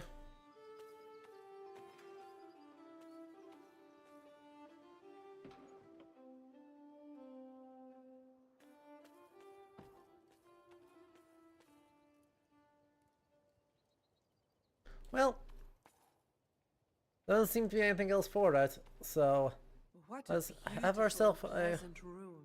little bit The of a bed sheep. seems so comfortable with its thick blanket and well-made pillows, the oak furniture and the luxurious drape. Our knight gets into bed.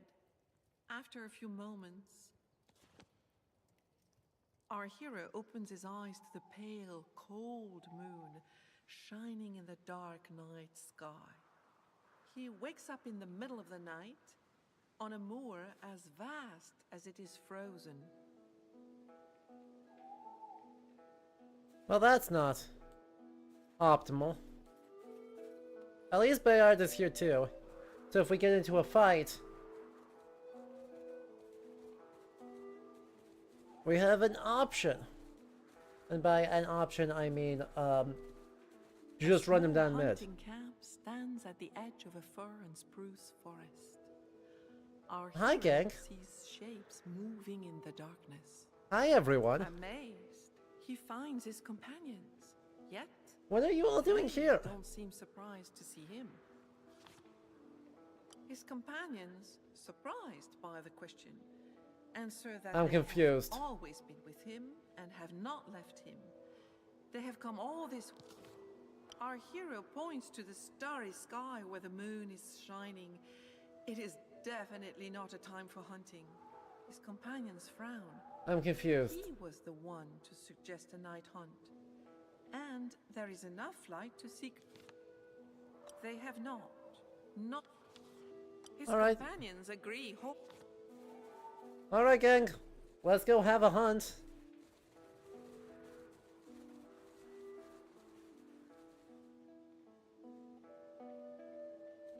I guess.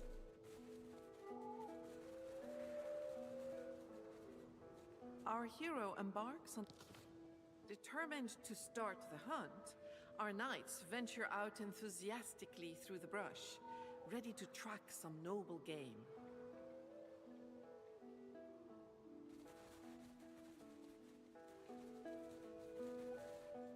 Wee, because hunting went so well for us with the Raniel story. They have barely started when they spot fresh tracks.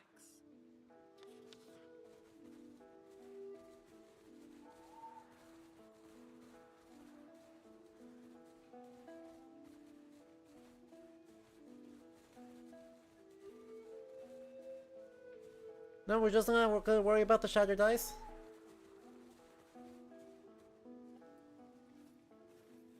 Okie dokie.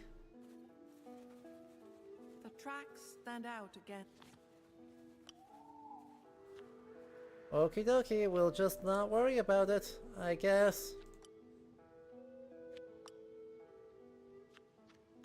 I guess we'll just not worry about it. From careful observation, our hero recognizes the prince and Thank you. I didn't... I don't think I needed to, be told that. A deer runs off down the path.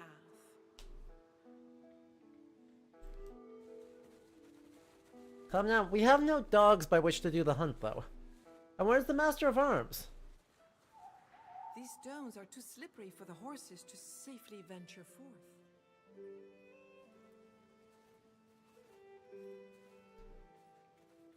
What a wonderful sight. Down the middle of a frozen river, a spring stream runs. On the other side stands a beautiful portico made of interwoven branches. On this island, everything is made of soft greens and beautiful flowers. The air is gentle and the birds are chirping. In the center of this clearing in the woods stands a reclined rock. A large hawthorn tree seems to watch over this green sanctuary. You're worried about the fact that Kay is wearing blue? But blue is difficult, but not that difficult to get a hold of. Right? If you're looking for ultramarine, right, lapis lazuli, then yeah, it's pretty tough. But both indigo, indigo and woad, for our plant dyes, and azurite for our mineral dyes, were pretty easily accessible by the High Middle Ages. In the 6th century, yeah.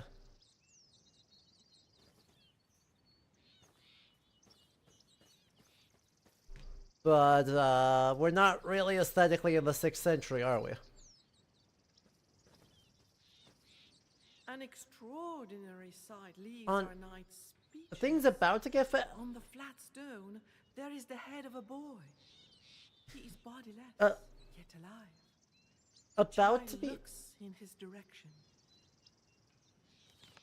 He blinks several times and says, "My name is About to be?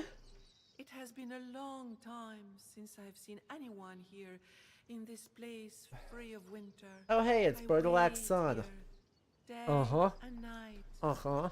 The head then says in a low voice, "Courageous knight, since you yearn for justice, speak to the man who looked on helplessly as I died.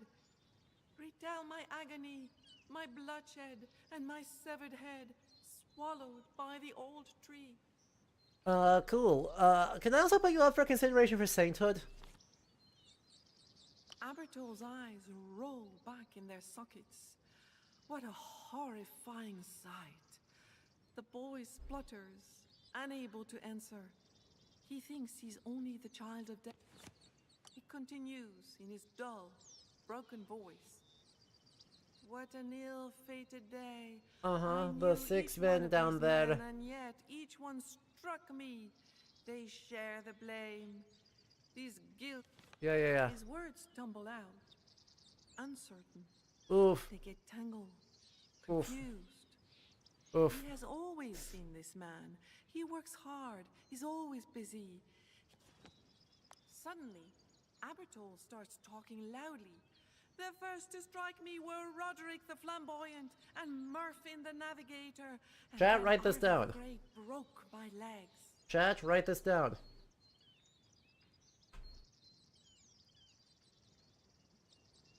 Then, Blade the Voracious broke my arms, and Aryanwin the Bright pierced my side, and finally, Taran the Thunderous sent my head flying. In a whisper, he asks that all this not be forgotten. The child closes his eyes for a moment, then opens them again. As it cannot move, Abertol inquires anxiously if the golden apple is on the reclining rock. The boy's face suddenly lights up. He asks our hero to grab it, and he does as the boy wishes. Thanks. Does that mean I need to regurgitate it as a gift for Heroes appear Bersalak? in the orchard. Ice covers everything, including the big apple tree. The headless knights they met the night before are there too. Their arms turned toward the sky. They whisper a long plea. They seem to be calling for someone or something. In place of the apple tree, an ugly and monstrous being appears. What? It's a deformed old woman made of frost and What? sharp spikes of ice. To her followers who have fallen to their knees, she points out our heroes so What? that they will pounce on them. Then she joins them in the assault.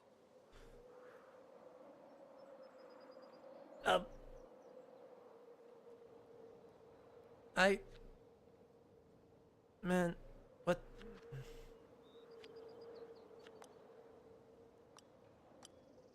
Oh.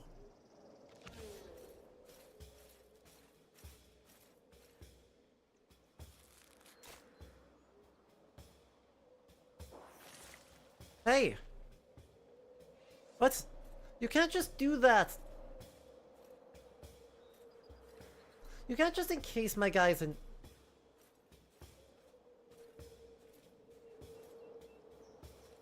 ice like that. I guess that's one way to put us on a time limit. Sagramorn, I was really worried about that. Thank you.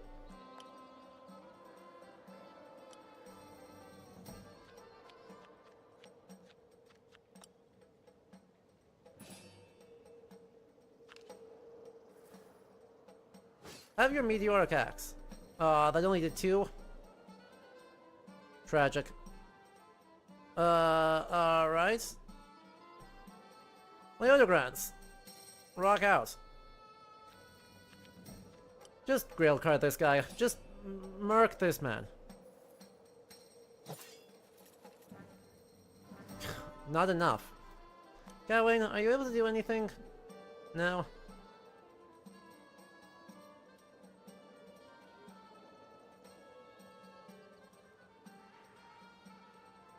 Cool. There's not a lot I can actually do here if I'm not careful. Because Bedivere or Ulvius is just kind of... No, yeah, it is Bedivere. It's kind of just stuck, and I don't have a way to break his... I can't break his things. There was no counterplay. If there's a death... If there's a death that occurs... Seriously? This is not real.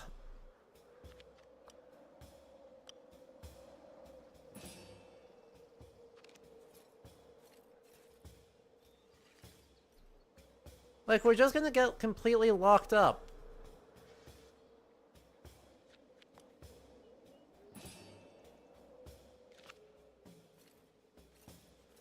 I guess I could Squire action swap to a bow and then try and just shoot the crone with like all 4 people. Oh, it's just it's 2 turns. Never mind, we're so good.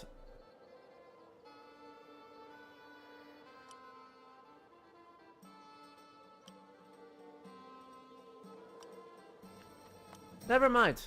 I was like, hey, this sucks. I don't have a way through. But like, that's not going to be the case.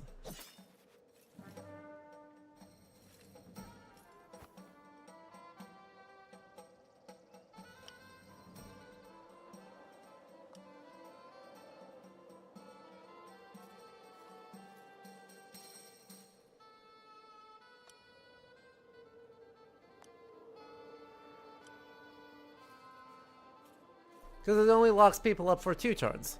And my guys are fine, actually.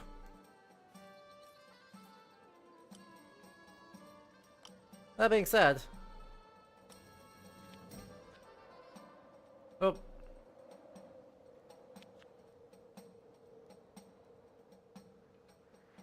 Can I actually cancel that? I mean, you already have no honor. But, like, we could...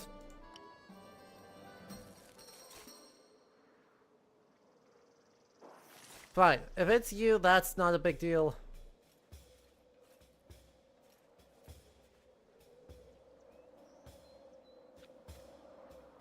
$13, $14... Nope.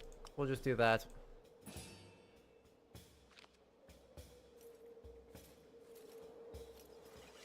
But yes, I did not have just fight the Orchard Crone on my to-do list this go around. Can we also get a check as to who all these people are before I kill them all? Chat, did any of you write down what the order of these people were? In terms of which order did they do damage to him?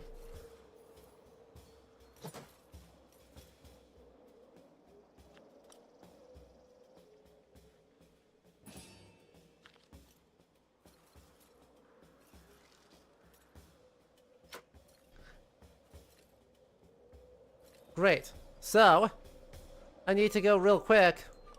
Who are you? Arvel. Who are you? Blythe. That makes sense. Mervyn. Okay, Roderick is red.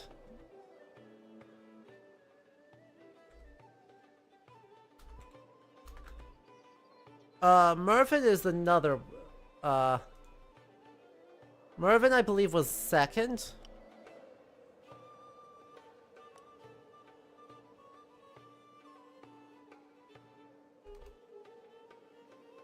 Mervyn equals blue and white.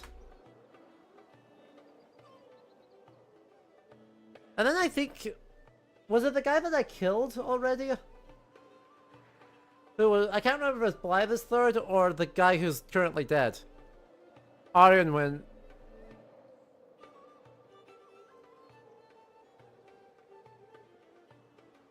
Arvel was next. So Arvel is green. Green.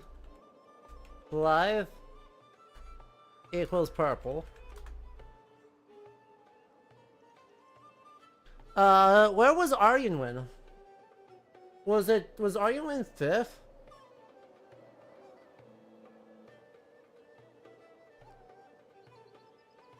Aryenwyn is dead, so I don't actually know who he is. But we can process for elimination.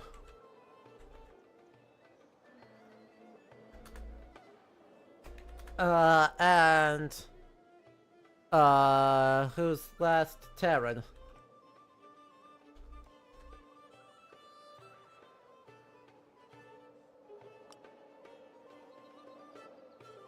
Nope, that's Leodegrad's stuck. Terran is hiding behind someone. So I can't actually see what Terran is, so we'll just, like, not worry about that. Sagramore, get a kill, please.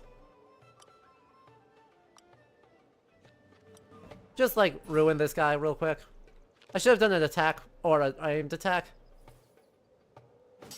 But maybe it'll be enough anyway. 3 to the right arm. Bedivere, just, like, don't worry about it. Don't worry about it. Yes, it's dishonorable, sort of, kind of.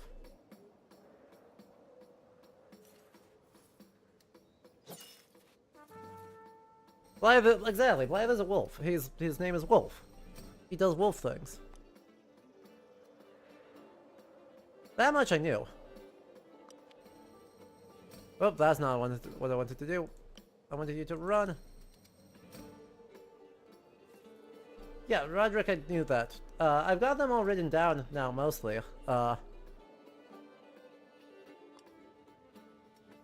Rastius. Run. I mean, just like Elden Ring, right? You can tell that Blythe is Blythe because Blythe is... He's a good doggo, you know? Don't turn Gao into ice. That's rude of you. Yeah, that's rude of you. Kay faces a challenge against Roderick, but it literally doesn't matter.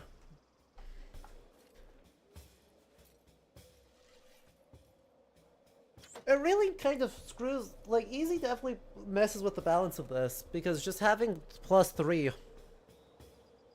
kind of doesn't matter. Like, means a lot of these checks are not a threat. Oh yeah, he does have a green with Thunderbolt. Terran equals green plus Thunderbolt. There we go. Alright, Brastius, do your thing. Do you have any injuries right now? No. So it doesn't matter. It doesn't matter. I need to just do that, and then swing real hard.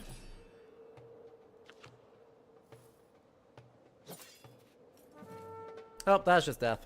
Nice. Nice work. Leota Grants. One more little run.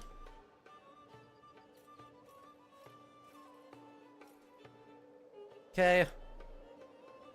Do what you can.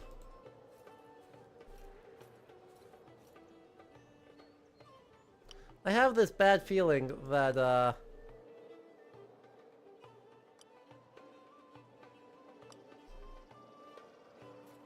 what's his face? Leota Grants is going to be the one who gets got. Oh! Never mind, we are just fully into the actually doing fights.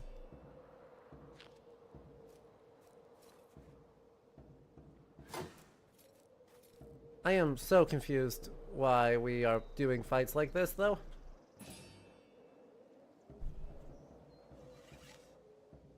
Because I think we need to probably interact with them in the order that they did the harm. You know?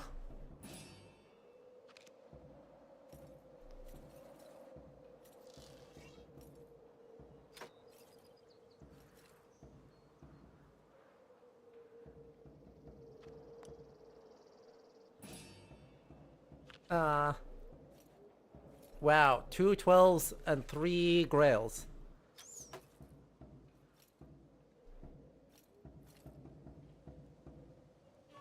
Leota Grants. Just swing on this ding hag. Just get her out of here. Get her out of here.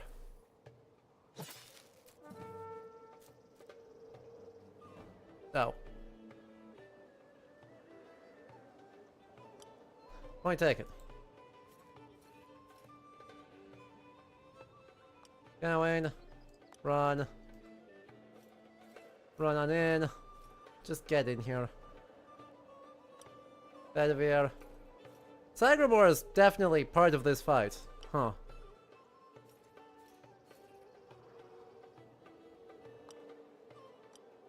Definitely gets to participate in the battle at any point. He kind of already got his one, though. Fine.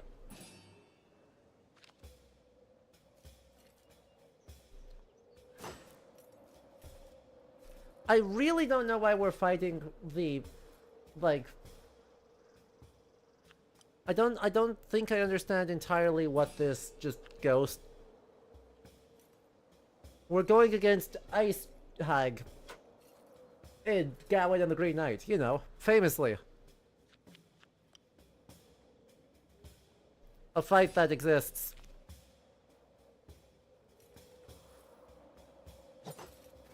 But like, if we did not have a +3 to all of our checks, a lot of this would be pretty difficult.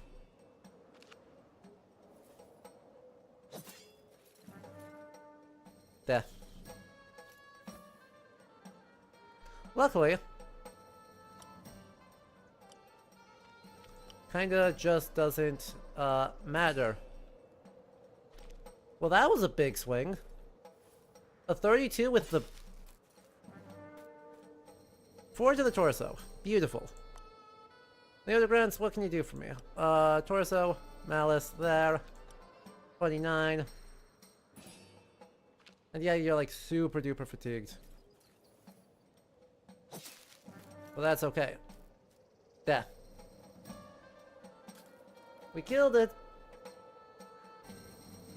The vision of the orchard soon fades, before disappearing altogether. Our dreamer emerges completely rested from a sleep nevertheless filled with dreams. Hi. Anwen sits nonchalantly on the edge of the Yeah, bed. that's nonchalant. Hi. Our hero notices that she has taken his hand, probably while he slept. The lady has a question to ask him.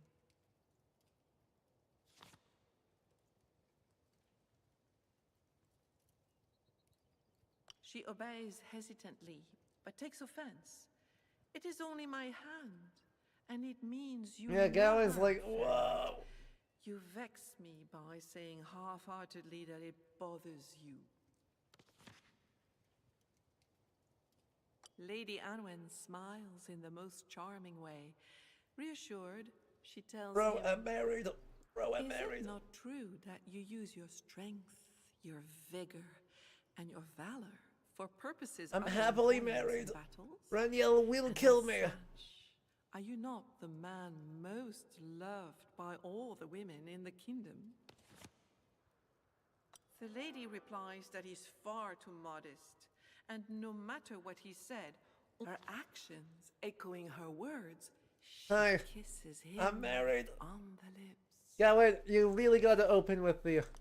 Gawain, you really gotta open with the... I'm married. Our knight manages to keep his mind clear and extinguish the fire. You smoldering really within gotta... him.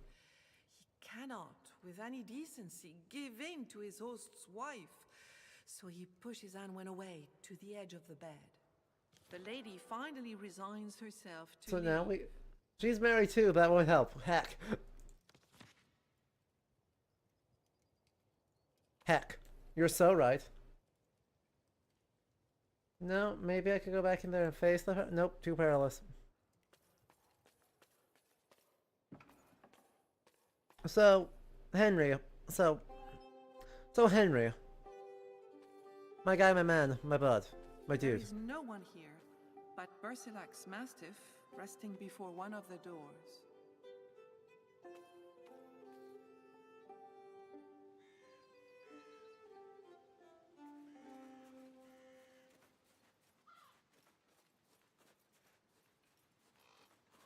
Hey Henry, are you still in here? Caring for the guys again? Henry is cleaning. Yeah. It would be best for our knight not to touch it. Yeah, that seems fair. Henry is surprised by this mysterious story. At the name of Aberthal, the servant wavers. And to think that the child told our knight that only he, Henry, could help him. The servant, speechless, brings his hand to his heart. The old man's eyes fill with tears. He confirms each of the child's words. All this distresses and upsets him to the core. It broke Bersilak. If he had witnessed the scene there, Henry thinks that perhaps Bersilak would have gone mad. Lady Anwen processed this event differently. Even though she saw the child die, it was not her son. Uh-huh. Henry nods with a shudder. It has Ew. marked him for life. He has long known Bersilak and his child since the cradle. And They who? were Bersilak's vassal knights. They betrayed him and showed Who- yeah. unspeakable What- cruelty without anyone understanding the reason for such an action. Uh-huh. Henry confirms it. His memory fails him. Good thing we wrote it down. He cannot say which name goes with which coat of arms. The old man believes in messages that come from dreams. He would like, after all these years, for his masters to finally find peace. So he gives our hero, perhaps, to open the door at the far end of the vault. Uh-huh. We should try turning. Thank Henry you. bids him good luck and asks him to return the key when he has finished. Correct. Remember, he says, a glimmer of hope shines in. Let's maybe deal with that immediately, you know? Because then, you know, if Berserk asks us what we're doing, well, then we'll have to, it is, well, as a loan, not a gift, right? It's a very important distinction. Hey, buddy, Bersilak's mastiff is buddy.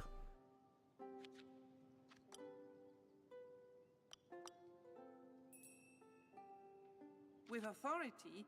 Our knight drop.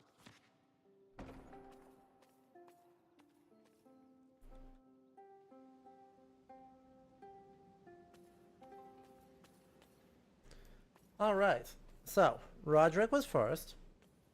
That one was definite.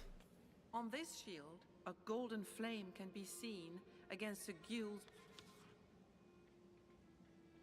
On this shield, a golden flame can be seen. Our hero turns the key in the lock, but nothing happens.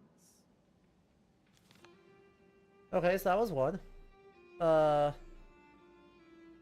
Murphin is blue and white, so is the ship. Our hero turns the key in the lock, but nothing happens. Notably, the audio and the text are actually bugged, so that's different. Is it... Again, like, I need confirmation. Who was third? Was it Argenwin?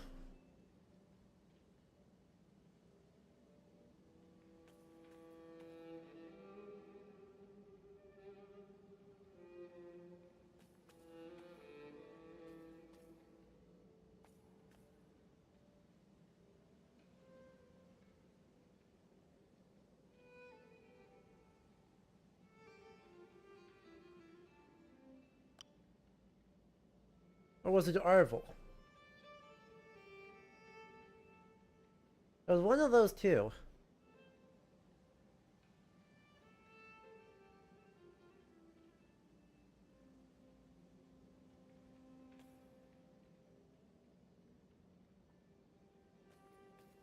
Our hero turns the key in the lock, but nothing happened. Okay. Then it's the other one.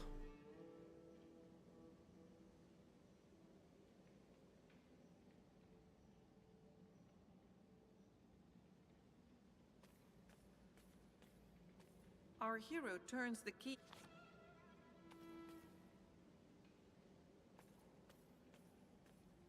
Our hero turns. Our knight slips the key into the last of the 6 locks. Ah, heck. Does that do it? Our hero comes up against. Now that the key is stuck in the lock. Remove the key, subterfuge.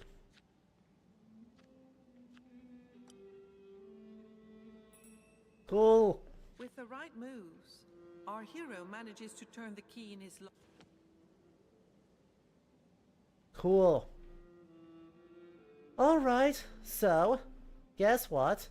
We now need to... Okay, y'all. So, one of you should have the ability to rewind the VOD, correct? Chat?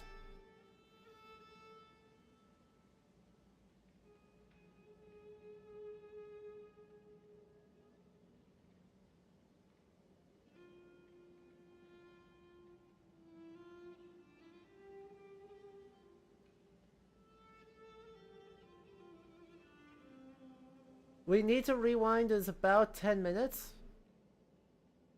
To the dream vision of the order in which the kids killed, or the knights killed the kid.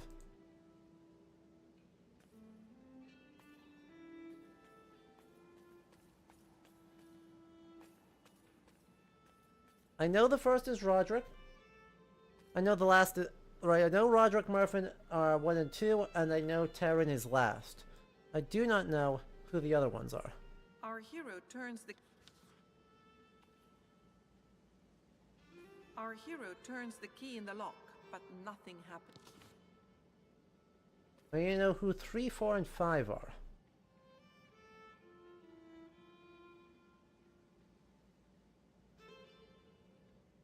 I wonder if they give you another chance to learn these names.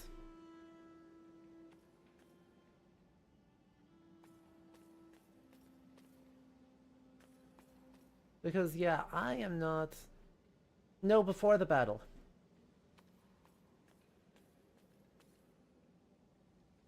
It's immediately before the battle with the Hag.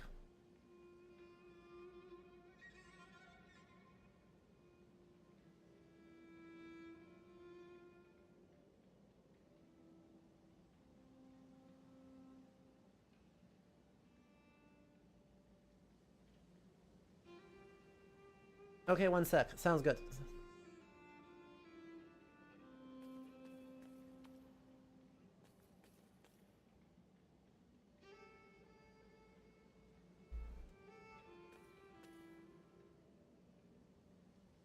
We're sitting and we're waiting and we're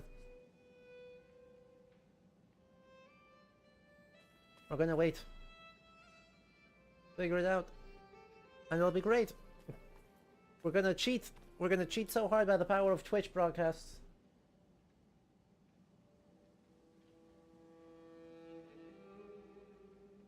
We also currently don't have a lot of Gloria. I'm going to be real. I'm going to be real, chat. Like, unless there's 10 Gloria right on the end of this test, we are not accumulating Glory very quickly. What are we in other quests?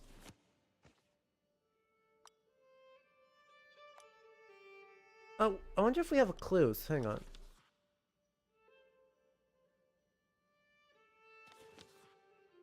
There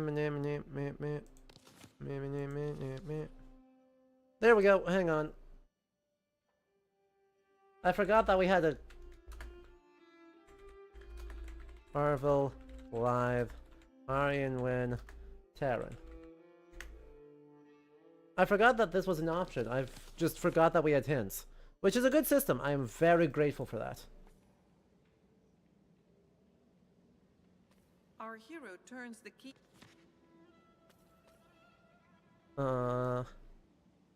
Live. Our hero.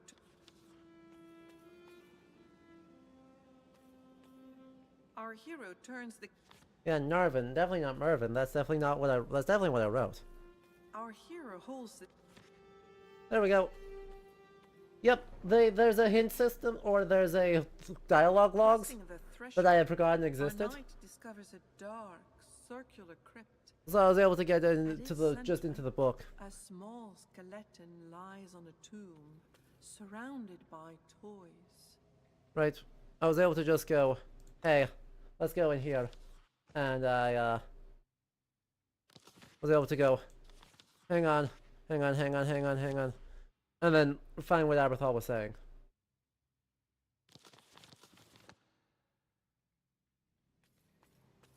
We're good. Oh no, not the oh.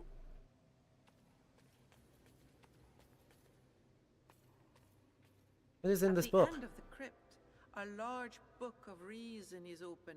It rests on a lectern of precious Yeah, no wood, worries. I lit do by not mind two large whatsoever. candles. It I appreciate you exudes going to help grave look.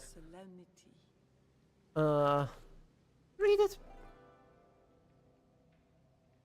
Oh.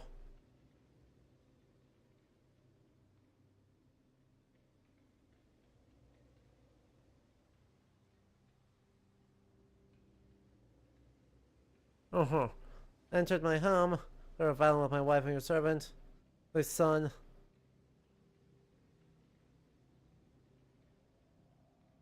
Apple tree bears golden fruit. King's permission to punish you for your own knights. Unwin is helped by writing the letters. See the first Terran.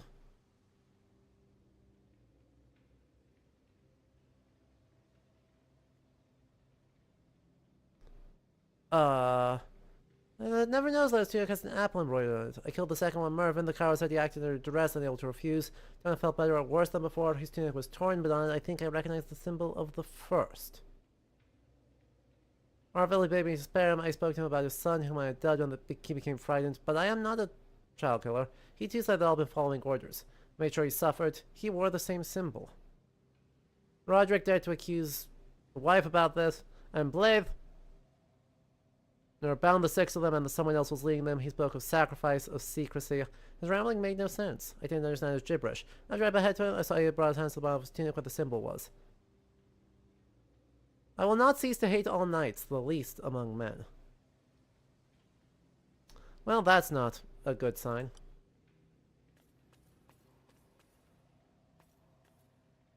Although the skeleton is in fairly good condition, its That's skull not a good is sign at all. missing. An inscription can be read on the tomb.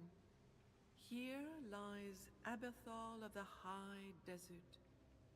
The innocence lost will forever fill his father's heart with infinite sorrow.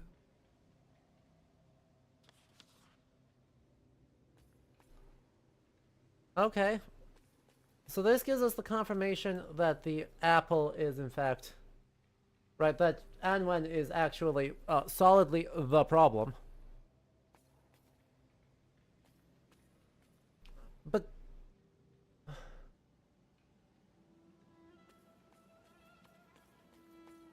Yeah, I got nothing.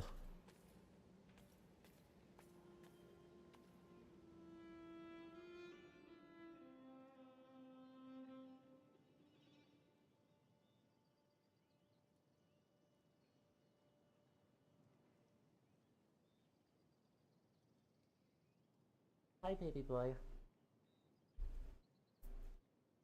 Look at this baby boy.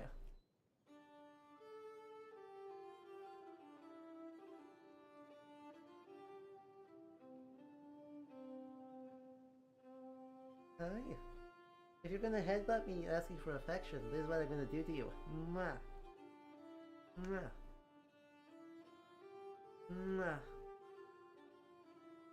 He is the softest. Let me be quite clear, he is so freaking soft.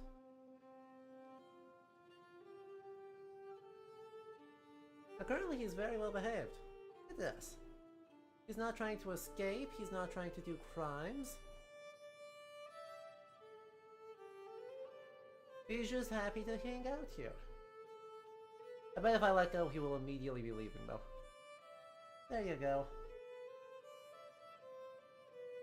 It's unusual that he's so calm. Hey, Henry.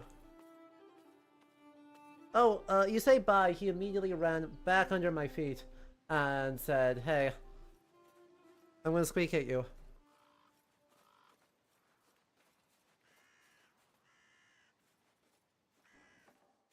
Because of course he did. Here you go. Hi. Hey, I'm done with the key. Since our knight is coming, our knight returns the key to the worried, anxious servant.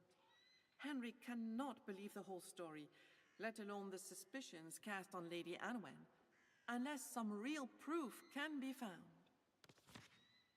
Our hero leaves the old... Uh-huh. What real proof can we find? I mean, the book is good evidence. I mean, I don't see a reason why Roderick would have been lying. Right. At the stove, the...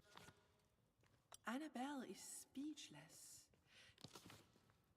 Not sure about the It tree is with the golden one of apples. the things that Lady Anwen cares most about in this world.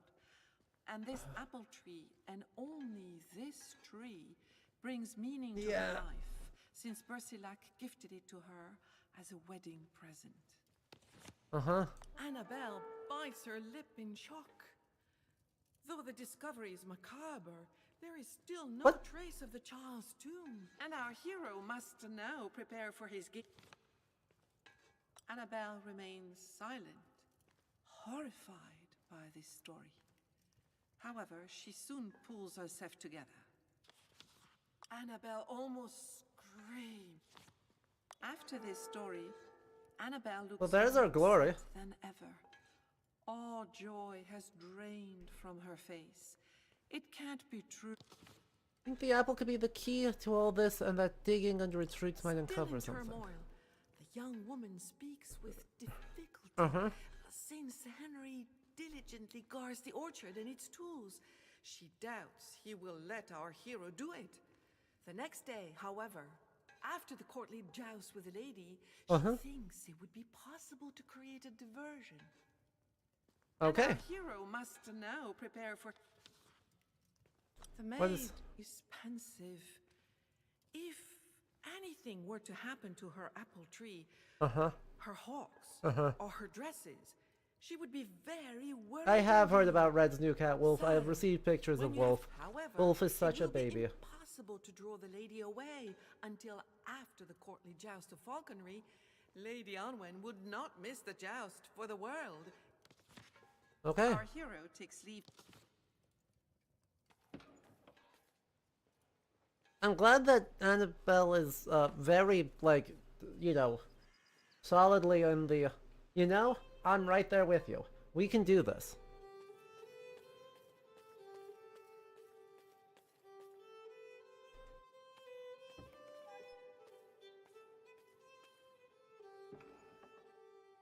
But yes, we need to, of the three, we need to do the dresses.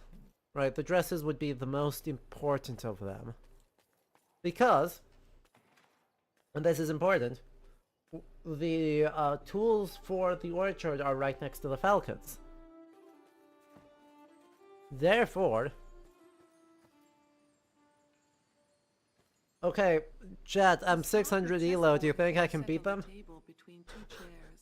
On one of them sits Lady Anwen, tall, and she asks Arnott.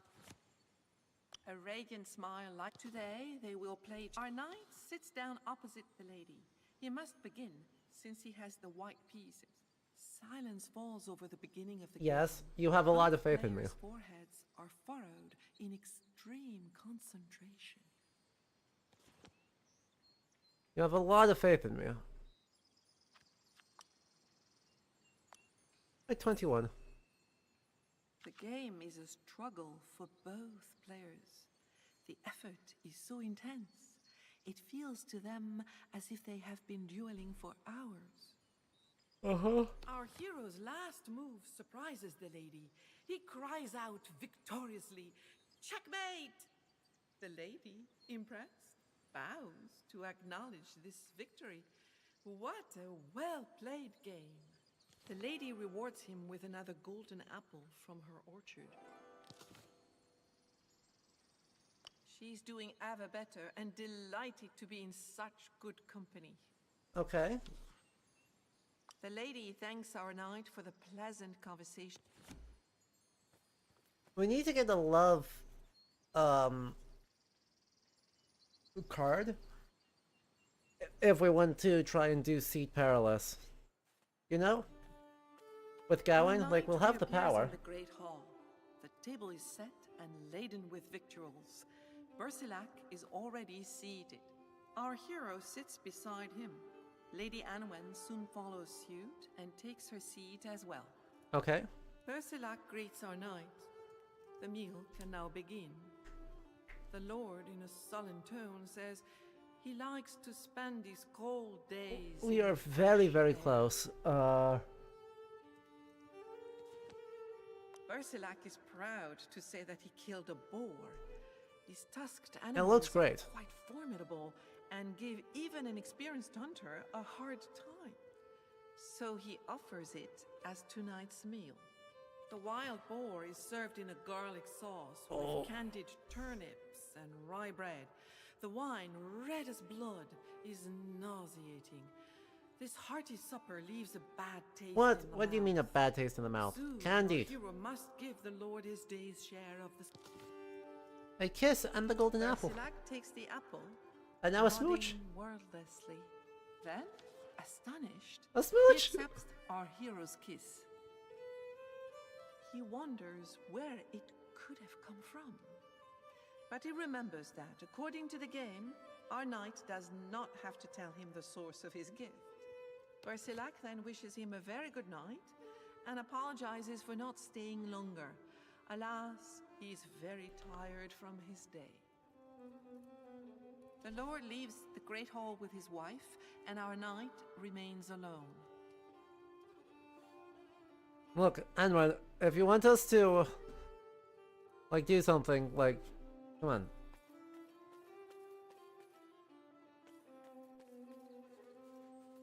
Hmm.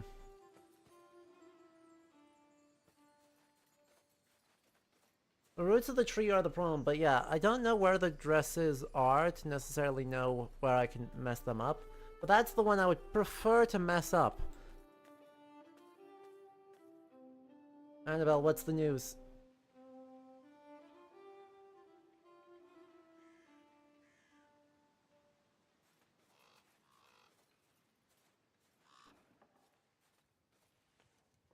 Oh. Hello. Annabelle finishes washing when the maid. I don't have... The maid is Her pensive. apple tree or ox or dresses. However, our hero takes leave of the. But where does she keep her dresses?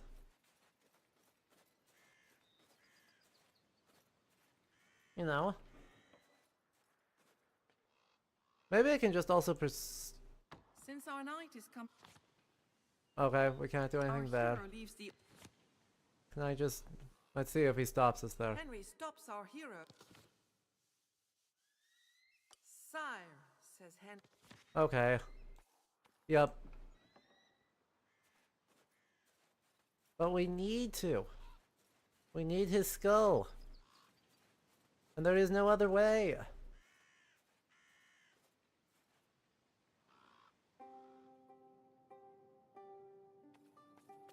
I don't need anything else from the basement, so... I think we just figure out where these dresses are and we rock and roll from there.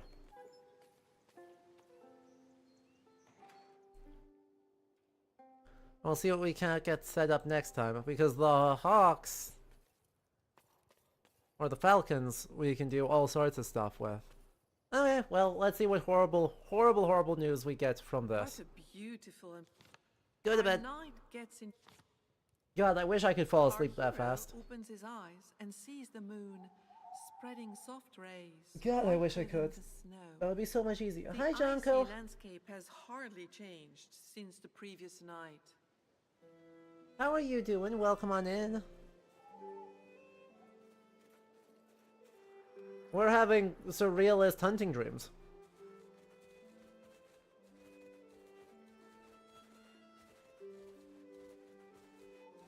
Our hero finds his companions once again.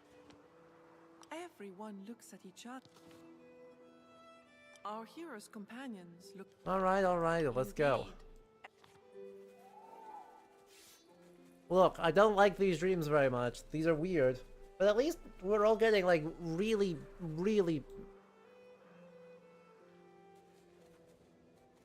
beat up and on our way. Like, we're getting big fights, we're doing big successes. Our hero embarks on a And we may have, I assume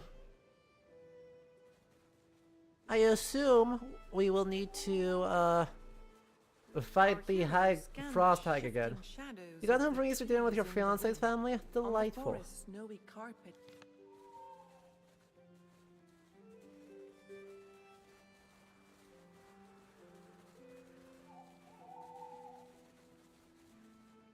Absolutely great news. I hope it was delicious. The moon illuminates. Look for tracks.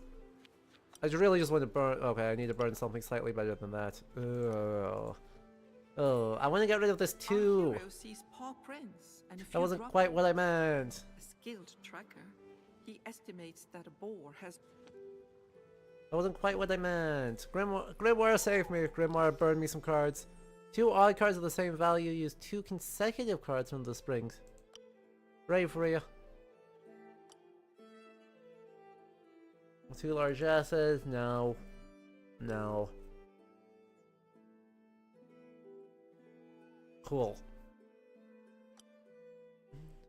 That... these... I don't think I've ever had the conditions for this naturally. Ooh.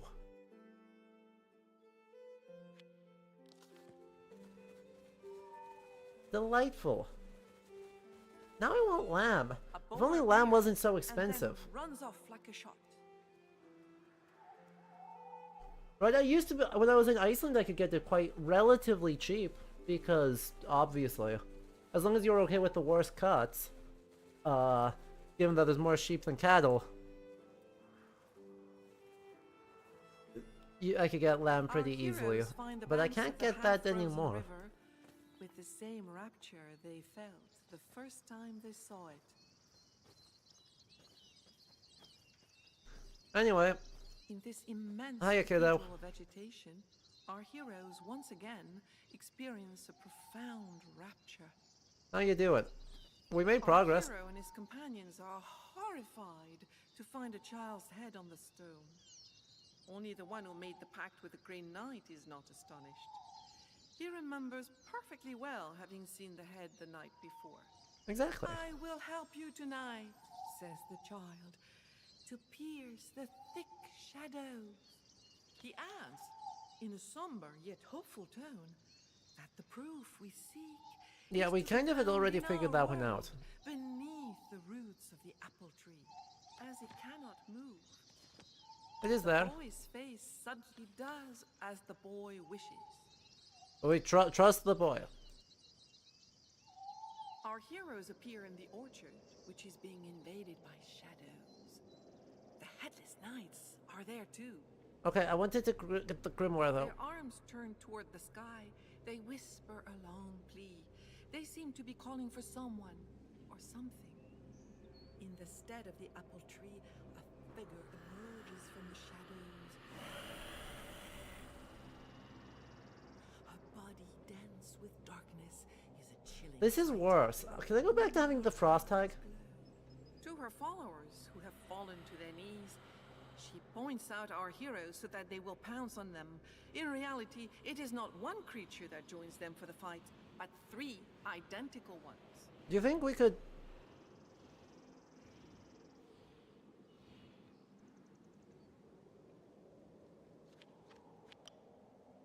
Oh, we failed. We got a good...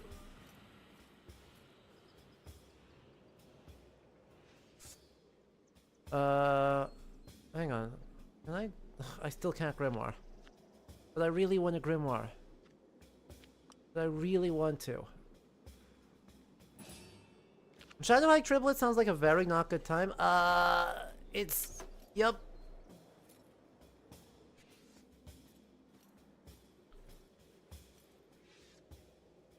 This is certainly going.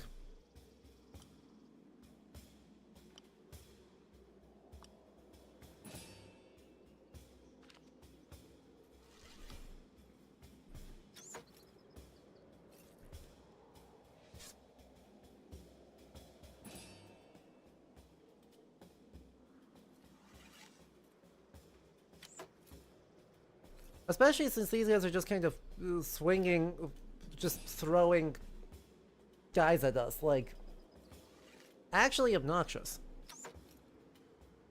They're not difficult fight. Point taken. No point taken. That's wild. Ugh. And of course there's a crap. Right, I really don't want to... Great, it's my turn now. Annoyingly, my guys are not in the useful position, but 3 loyalty cards. I don't have 3 loyalty cards. Bro.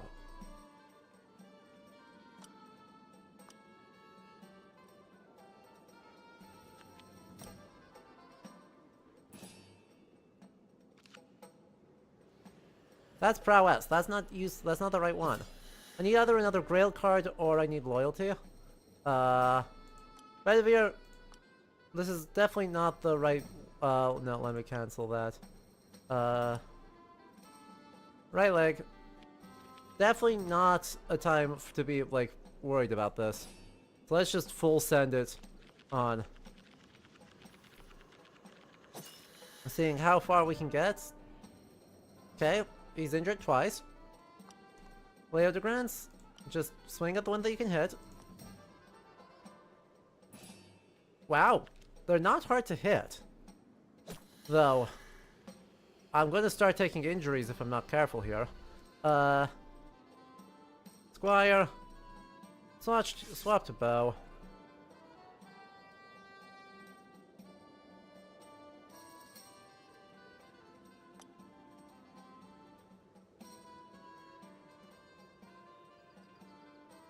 Direct bow shot, direct bow shot. Cool, that's kind of all you can do, huh?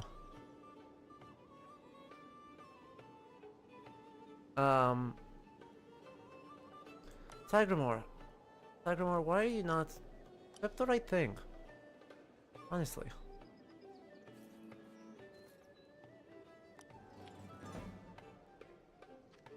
Cool, I can use my bad one, which is fine. That's largesse, that's not loyalty! Ugh. I'm really trying to get Revelation up, so that I can just cast Revelation. There's loyalty. There we go. We'll use that. We'll see if we can't get a second one, save one of our Grail cards. But if we need to use it, we just go out and use it. How's our inspiration? 18. 19. Those are both largesses. That's not quite right. But now we can still cycle the bad cards. But as long as these guys are just, like, swinging kind of bleh at me, I don't care. See, that's a largesse 1. That's obviously not what I wanted. That's obviously not the number what I wanted. You could have known that. Well, at least that's a good card.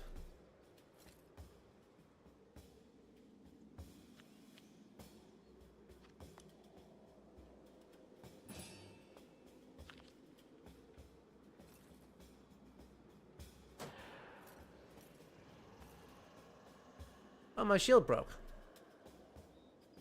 That's not good.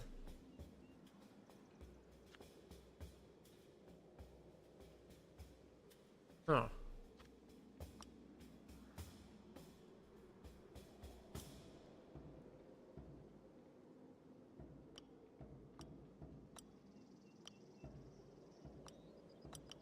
What if we did different things? Because there is a dodge at some point.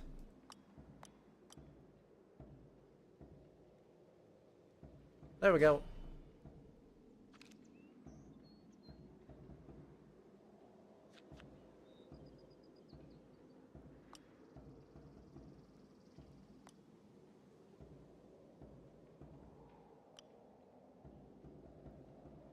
Fine, we'll take our injury on this. We pulled a Grail card out of it though, so that's something. Ow. So I got the destabilized, which is bad, but it's my turn. Loyalty, loyalty, Grail. Cast.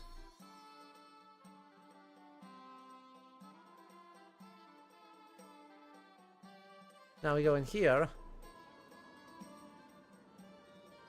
And just, yeah, that was worth.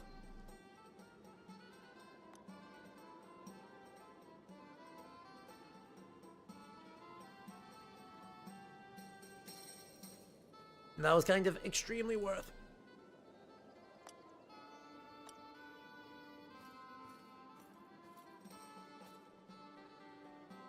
Sagramore. Run. Okay. Indirect shot. On Blythe, sure. Whiffs.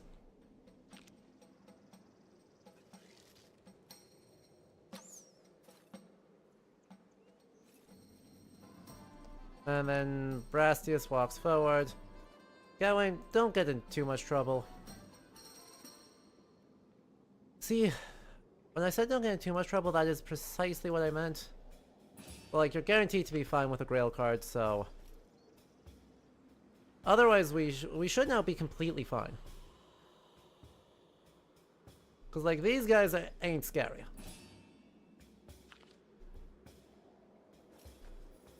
And I've now almost completely surrounded the Shadow Hag, so I can just fully send it.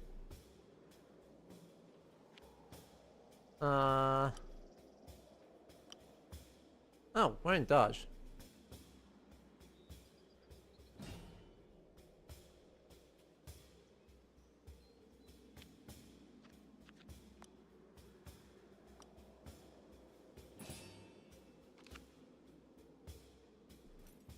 Just hit the dodge, easy.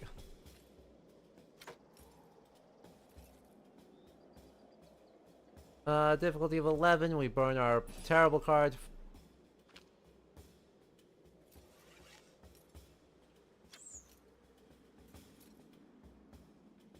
It's kind of a nasty spot, though. Like, goodness. And they almost had me in trouble. I mean, it's actually the first time I've actually, honest to God, taken damage.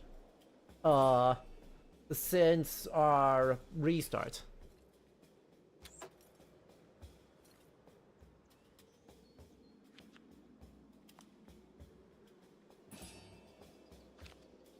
Which is fairly impressive. So anyway, this is a chance here to go. Right, if you hadn't figured out who the 6 knights were, there's a chance for you to do that. But we've already done that puzzle, so I don't think we need to worry. Are you injured at all? No. Awesome. That means we just grail cardio and move on with our day.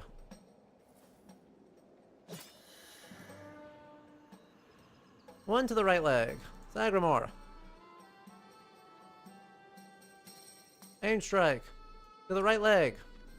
With another grail card. With your super weapon. Super weapon to the right leg. Beautiful. Bedivere. Aim strike to the right leg. Keep it going. Keep the pain train on its road.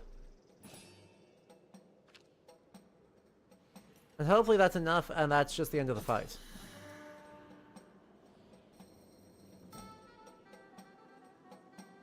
The vision of the orchard soon fades before disappearing altogether. Awesome. Our dreamer emerges completely rested. No Anwen jump scare. Nevertheless filled with dreams. The lady has again come to our hero's bedside, but she does not assail him with questions.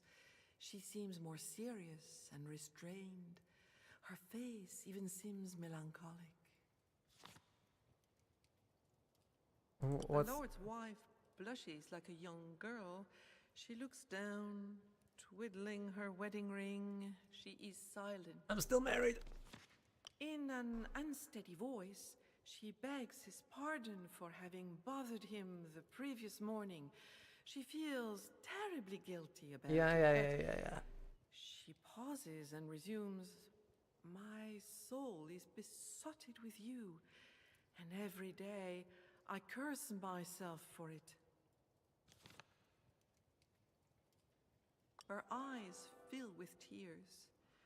She says she's distressed to have nurtured in her this love that holds her in its You've grip. known me for 2 days. Because of it, she Chill. has made a vow of repentance. That's barely a crush. For this, our hero must grant her his forgiveness. That's in no way, shape, or form.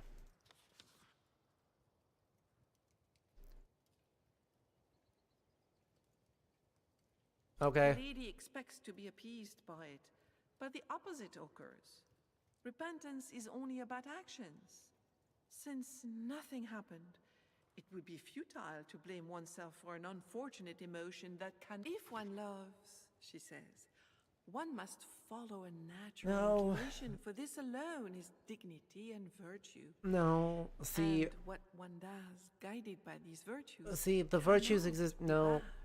...or dishonorable. No, stop it. On her snow-white face, Stop it. her cheeks blush bright. Her eyes are an ocean of pure and luminous blue. The anguish and the love make her more desirable still. Stop it. An invigorating night. Stop it. Our knight manages to keep his mind clear and extinguish the fire smoldering within him. He cannot, with any decency, give More in to smooches. the ghost's wife. We gotta give Berslac So he more pushes smooches. Anwen This is away important. to the Look, edge of he's the a bed. deeply smooch-deprived man. The lady finally resigns herself to leave.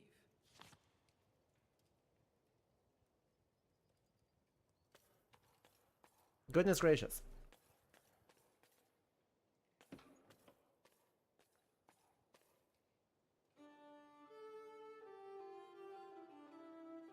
So what do I need to do here?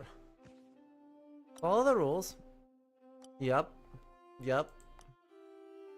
Uh-huh.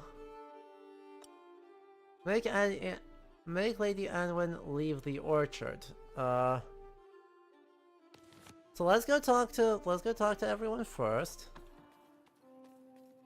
I don't need to get into the basement anymore.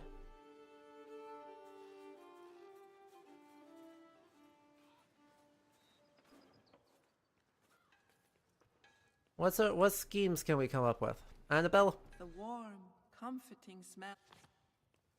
The maid is pensive. However, it will be impossible to draw the lady. Our hero takes leave of the... Okay, we could have set the stage. We could have planned something, though. You know? We could plan. Since our knight is coming... Our knight leaves Henry...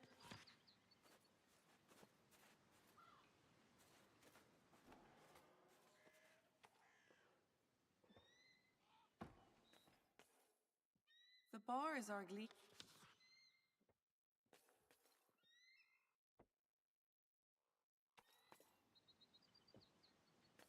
Now that he is alone in the... We're just gonna stick that in our pocket real quick. Don't mind me.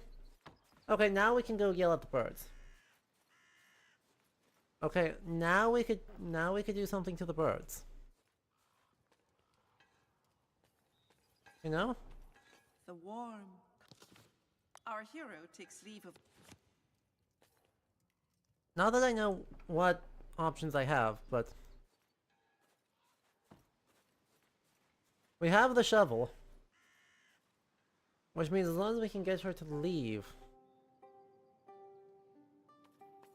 See, what I'm worried about though is that I will have very little time. Right, I won't be able to do something back and forth and back and forth.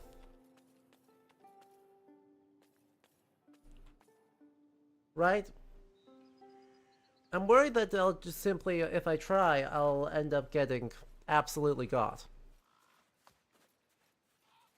And then Bersalak will be like, oh, yep, I'm already here. Sorry, it's time for dinner. And they'll be like, no. Wait, no. The bars are glee... Our hero opens the aviary. There we go.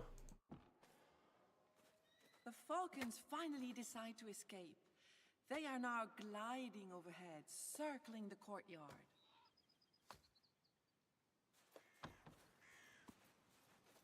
Sorry, Henry. Hey, heads up. The warm...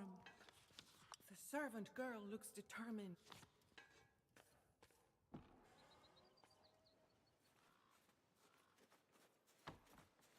Heads up.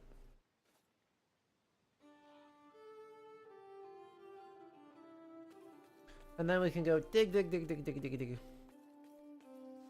Actually, we've got an unfortunate situation. Lady Anwen, standing not, she asks... Agree to The begin? radiant smile. So, they will hunt for today's event. Who's the best falcon to hunt a pigeon with? A Merlin. Falcons, Or peregrine. Our hero chooses Okay. a fine, bright-eyed peregrine, a type of bird known as a single-minded pigeon hunter. The That works pigeon is too. released, and the falcons fly off. Yeah, I mean, a Suddenly, pigeon is never outrunning a flies. peregrine.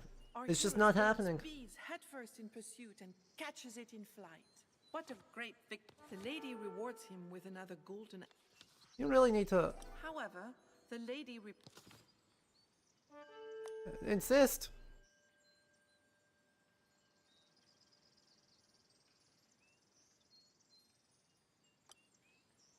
I simply insist. Our Our knight uses all his eloquence to convince the lady. Look, it's not about Annabelle. It's that you can She be. apologizes and leaves. We're gonna go dig. I'm gonna go diggy.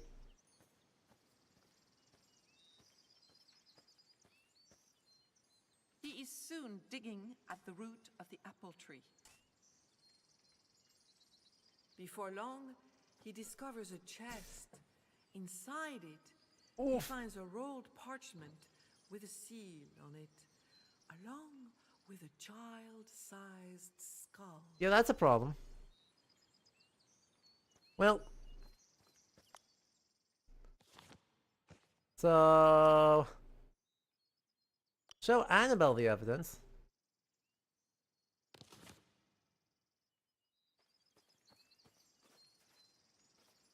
Wait. Hey. Chat. Do you think it thought it could hide from me? Do you think he thought I would be bamboozled? Distracted by all the pretty colors? Actually the devil hanging out in there? How rude of it.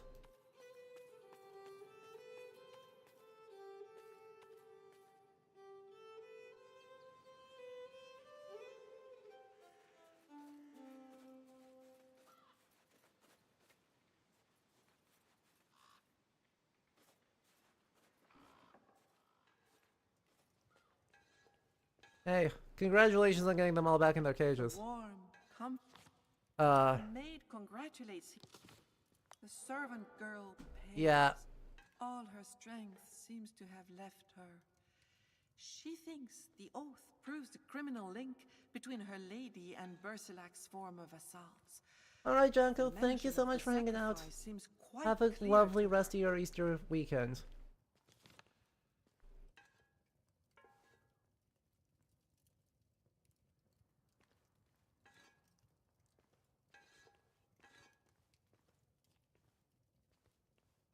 Huh.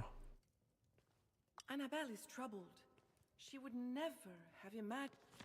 This is not surprising. The lady always shows great concern for her beauty, and she nods. Her lady worships the apple tree, even though the apples are not edible. Annabelle thinks this should have. The young maid thinks we must act. Hooves echo on the stones of the. Thank Our you. hero takes leave of.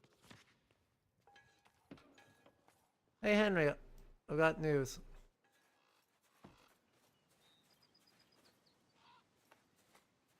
Since our knight is coming, Oh, our knight leaves. Henry, this'll be an interesting meal. Henry, you may want to be here for this one. Our knight reappears in the great hall. The table is set and laden with victuals. Bersilac is already seated. Our hero sits beside him. Lady Anwen soon follows. I have a lot of things. and takes her seat as well. This is a tough one. Just as Bersilac signals for the meal to begin, Lady Anwen speaks. Our guest and I have been hunting today. Our birds have brought back pigeons, which will be our meal tomorrow. At these words, a veil passes over Bersilac's eyes. For a moment, he freezes, then nods, as if nothing had happened. Conversation soon dries up. Tonight's meal is the fox hunted by Bersilac today. Indeed. 2 kisses and a golden apple. Bersilac accepts the apple that our and without a word, he accepts Smooch. our knight's 2 kisses. And another smooch. We have given you everything. The maid appears in the Also, Aberthal and But Annabelle stands stiff and joyless and reveals what our knight has discovered. Icy silence descends upon their hearts. Bersilac's voice, sharp as a Damascus blade, breaks the silence. Sire, can you confirm what I have heard just now? By way of proof, our hero shows him Alberto's skull and the parchment found under the apple tree. The Lord's face fills with a cold and terrifying wrath. while his wife cries out that It's it a is all shame, lies right? and slander. It is a shame because I liked Lord and Lady Bertilac. He snatches his wife and throws her over Uh. his shoulder. He intends to put her in irons. She will join the servants at the bottom Uh, of the hole I- he made to imprison them. I enjoy in the poem that they seem to both be in on the game. And being it both in on the game, Sent back to his quarters by the Lord. Our knight has no Uh, choice but to go to bed early. it gives After a few certain, moments, you know, he falls delight into a deep to Gawain's torment. Our hero opens his eyes to the silver glow of the moon. I don't hate this change All is because, still right, what we're tapping and into is silent. Wicked Stepmother The night, narratives. the moon, We're just and kind the of sky remain outside as on they the were. flanks of... We're like outside on the flanks of Wicked Stepmothers because the plot already went badly. That was the last story. Aberthal's life went poorly. And now we're kind of piecing it together on the Once tail end. again, And that's a completely our hero valid finds the chivalric hunting narrative. camp unchanged and motionless. His companions are... Well, come Everyone on. exclaims, Come on, guys, let's get going. Hey, Aberthal. Are we gonna explain, like, we're gonna chase a fox this time. our hero embarks. Aberthal, tell us what's going on here, bud. It does not take long before they find the first tracks. The A24 movie understood this. They cut a scene of his shirtless Bertilac giving Gawain the heart of a boar. They did film it on the other side of the appeal. Right? I like... The tracks can be seen among the gay fallen appeal, very pine good. needles. But the also, yeah, everyone being in on the courtly love. And the test, everyone knows the game is a game except for Our Gawain, hero kind of. discovers fox tracks. And that's pretty cool. Like, I enjoyed that element of the story every time I read it. The reddish figure of a fox slips away. Look at him go! But yeah, in this case it's... like...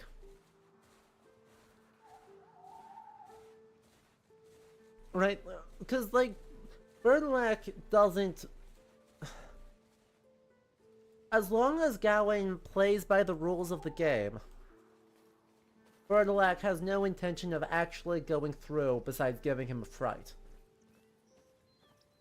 And he seems to at no point, as long as Gawain plays the game, Bertilac seems to have never had an intention of going along with this. Magical place grows with each visit. Our nights are still I mean, breathless. it's not that Gawain and the Green Knight is not... It's not short.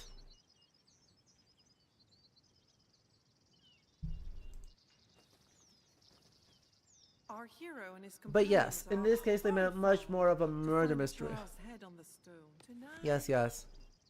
says Abertol, Uh-oh. the battle will have a prodigious outcome both in this world. The child does not answer clearly. In addition to killing the monster and its servants, it is important to make sure they never come back again, as it cannot. The boy's fate, he does as the boy wishes. Great. Our heroes appear in the But yeah, orchard, which fair is enough, nothing right? but Given that the blood, player drama, action and is death. lounge, Nothing living remains. uh, The headless just knights kind are of there too. Their lounge hands turned around toward the and sky. hope and They whisper waiting for along. people to go smooch him. They seem to be It's not calling for very someone. it's not very Gawain Out focused. of the dust rises a creature, half woman and half withered tree. Its gaping foul mouth is sickening. But right now we get another Her horrifying followers have combat. fallen to their knees. She points out our heroes so that they will pounce on them. Then she joins them in the assault. Great, great, great, great, great. This is fine. We have really good cards this time, so as long as... And we have 3 Grail cards coming up. So we should be okay.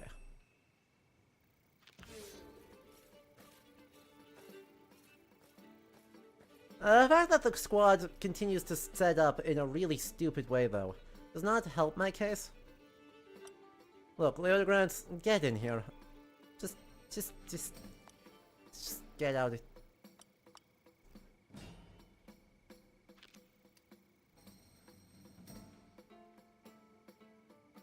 Oh. Binding is unfortunate, but we succeeded. We overcame it.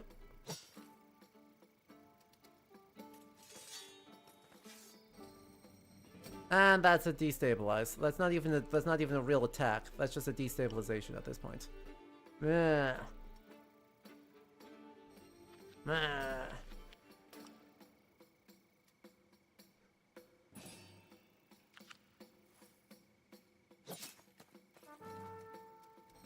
Four injuries to the torso. Beautiful. Okay. Run. Look, if we got a cool sword, we may as well make sure you run up and actually get to be part of it. Brastius. Sagramore. Firstly, Squire action. Equip the right thing, please. And second, night action, run. Nope. Stop it. Night action, run. Up here. And then Gawain, walk up.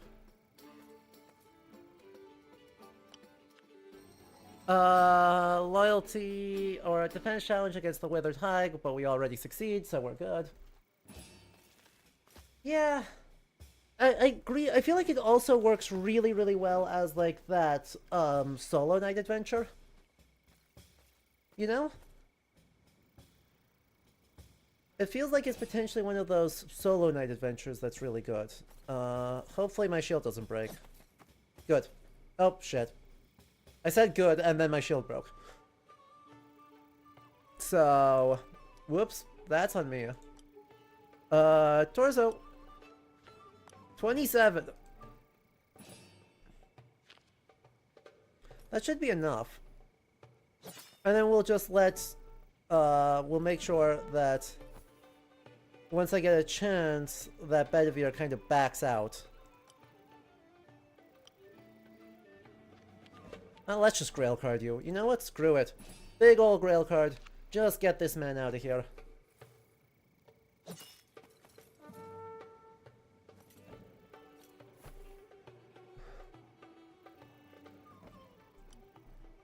And then... Leodegrance... Honestly, I might have Leodegrance just walk forward. And then Brastius can walk forward. Sagramore can walk forward. And now we've just cycled our guys. So. Oh.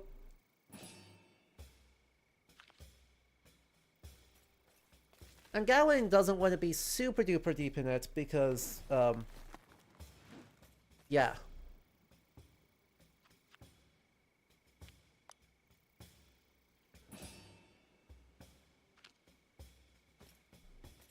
I want to try and keep this 11 love as well.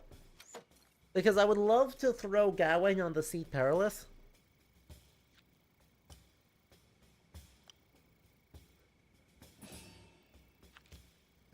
And an important part of doing that... Oh, my shield broke. It will be making sure I keep that 11 love.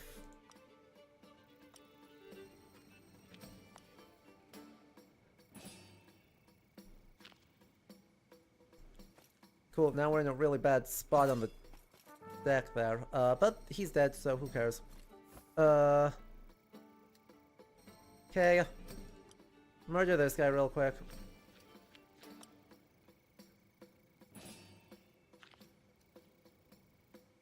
I'm hoping that that's a push forward too. Okay. Fine. The other grants.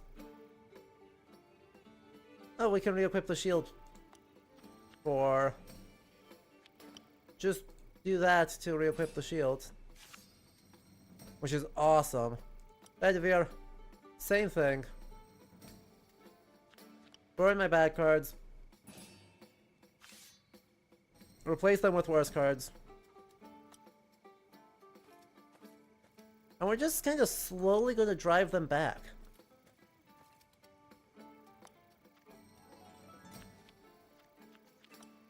Like, that seems to be the... That seems to be what's happening at this point, is we're just kind of slowly going to walk them... Every attack, I just drive another one back until the whole action economy swings in my favor. Well, if you're going to walk around instead of shooting, I'll be okay with that. Leo de Grand's first, because that's how that works. Ooh, binding. Meh. Meh. Oh, there's my 12 love. Awesome. Awesome, we'll take the 12 love. So I don't need to keep the 11 love anymore. But I want to get Gawain to sit in the Sea Perilous, and then use 12 love at like 18 million inspiration in order to overrun it. Okay, just kill this guy, please. Okay, sure. No, not binding again. You annoy me so. Aw.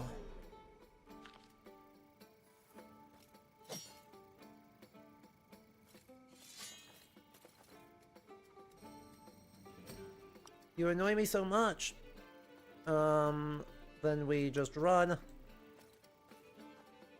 Run to get these guys forward. Sagramore is there. He's Gawain, run so that you come forward. Bedivere, just walk.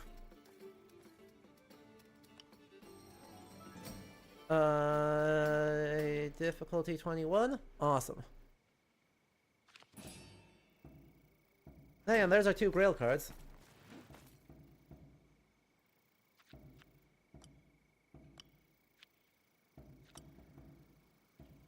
You know, I don't even think a -2 really affects me that much. Because, like, our minor wound threshold is, like, 5. And so it just destabilized. It didn't actually do anything.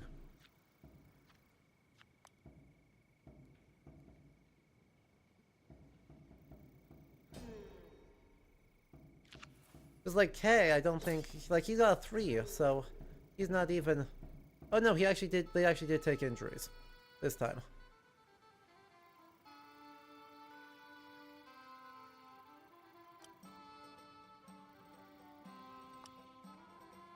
Sagramore didn't. But they're destabilized, and so they can't do anything either.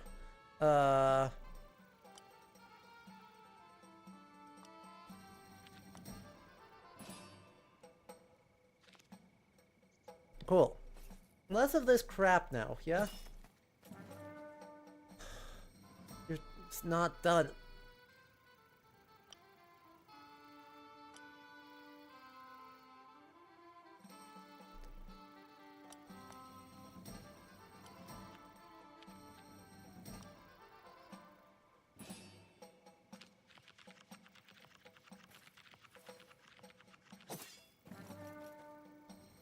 Three to the arm.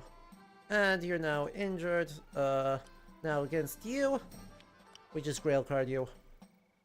We just swing on a 28 and call it a day. You know? 4 to the torso. Phenomenal. And Bedivere walks kinda sorta forward. Good job. Good job, team. My shield might break, but, like, it's not really that big a deal. Yeah. As I said, it's not really that big a deal.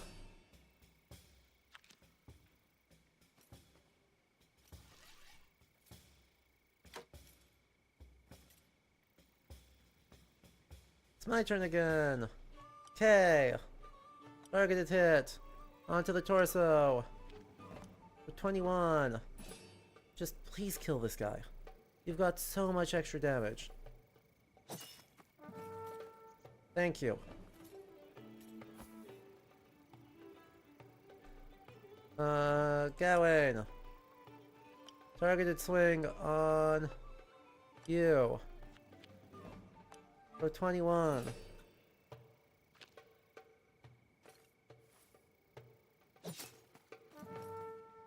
Yay!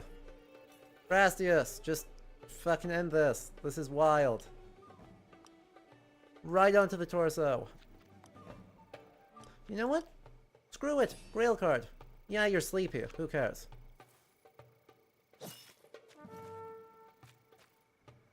Death. 2 major wounds solves our problem completely. The vision of the orchard soon fades before disappearing altogether. Our hero wakes with a start. Unable to go back to sleep, he gets up even though it is still dark. Uh-huh. Group now has one. Hey, there's some of our glory that we were missing.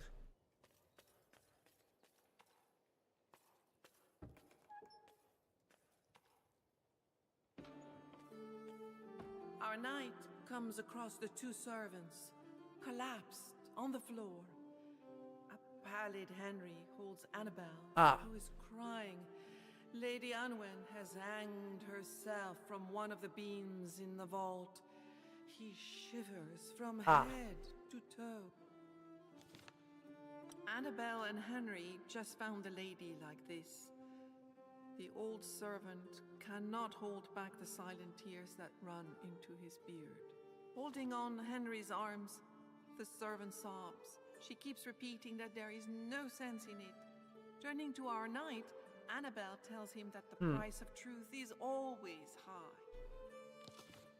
Henry was given this last mission by Bercelac to show his guest the way to the Green Chapel. He continues, "Sire, if you go straight ahead, you will arrive at the Green Chapel. But you will find another path on your right that leads out of the forest. En l'empruntant, vous rentrerez sain et sauf dans votre royaume. Ou bien vous pouvez chevaucher vers votre destin." We seem to have swapped into French for a line. The choice is yours. These words, Annabelle leaning heavily on the ost. Our knight does not recognize this part of the forest. The closer he gets to his goal, the more his heart sinks.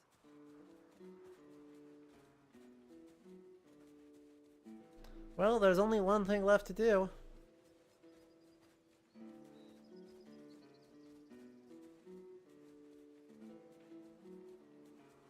Jet, do you think Gawain's going to be fine? Splits in 2, as the servants had mentioned.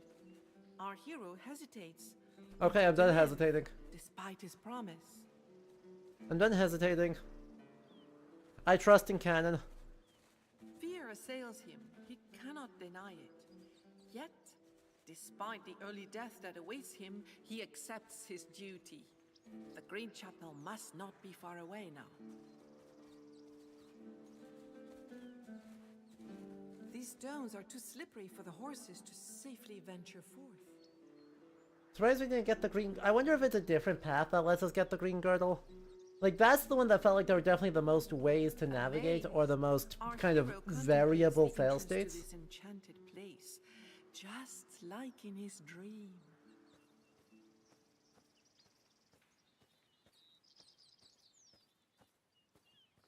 The chapel is even more magnificent by day.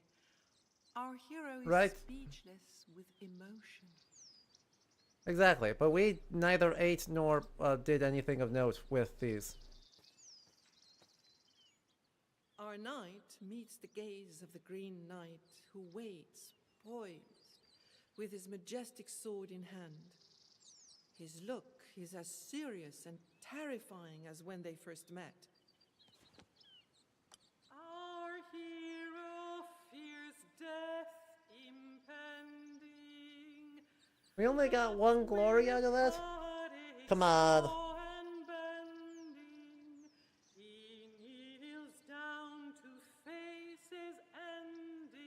Maybe we get one for each day. There we go. There it is. Maybe we just get 3.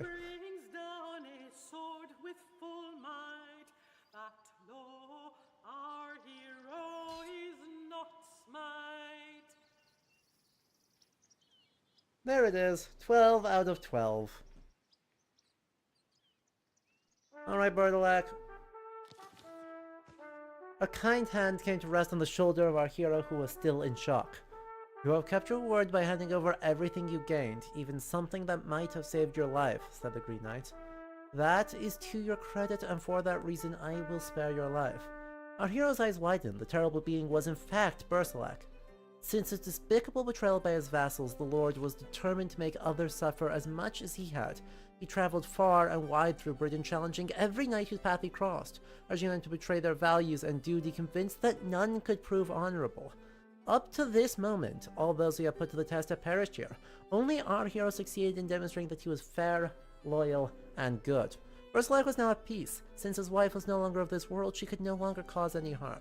Thanks to our knight's achievement, the Lord renounced his terrible challenge forever. With these words full of peace and hope, our hero left the Green Chapel forever. What an astonishment it was for Arthur and the court to welcome our knight back safe and sound. They were even more surprised to learn how he had escaped his death without fleeing. They listened attentively as he recounted what had driven the Green Knight to travel all over Britain to challenge every knight he encountered. Our hero explained how he had unraveled the terrible mystery surrounding the death of a child, the son of Bertolac, who was none other than the Green Knight. No one in the court was worried now about the Green Knight, who no longer had any reason to challenge knights. Gawain, 12 vocation points. 520. I want to do the Siege Perilous. We're gonna combust Gawain real fast.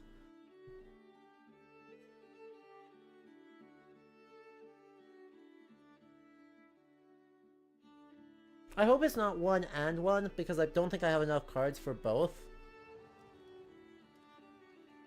But the news! God damn it. From 520, Anno Domini is sure to amaze you. Merlin has disappeared once again. From now on, Vivian will be at Arthur's side to advise him and use her talents as an enchantress to serve him. God damn it, Merlin! This year, a very young knight has arrived at court, Sir Tor, son of Pellinor. The new knight, Tor is his name, is vying to join the Round Table. He is young and full of candor and determination. His father is Pellinor of the Far Isles. Nothing had destined Tor to become a knight. Pellinor did not even know his son existed until the young man arrived at court with his adopted father, Simple Shepherd. And Broceliande is said that Vivian put him to sleep in a sort of cage woven from branches and twigs. In any case, she is now taking his place at court as an enchantress and advisor to the High King.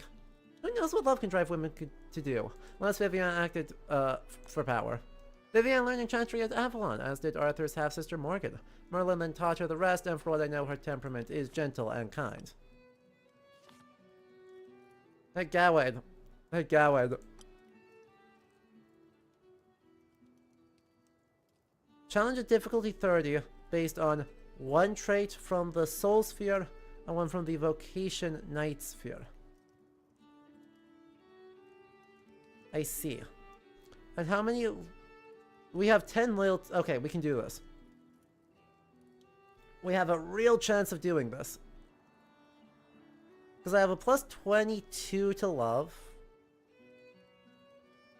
So, right, a 30 is actually a 27 because we're on easy.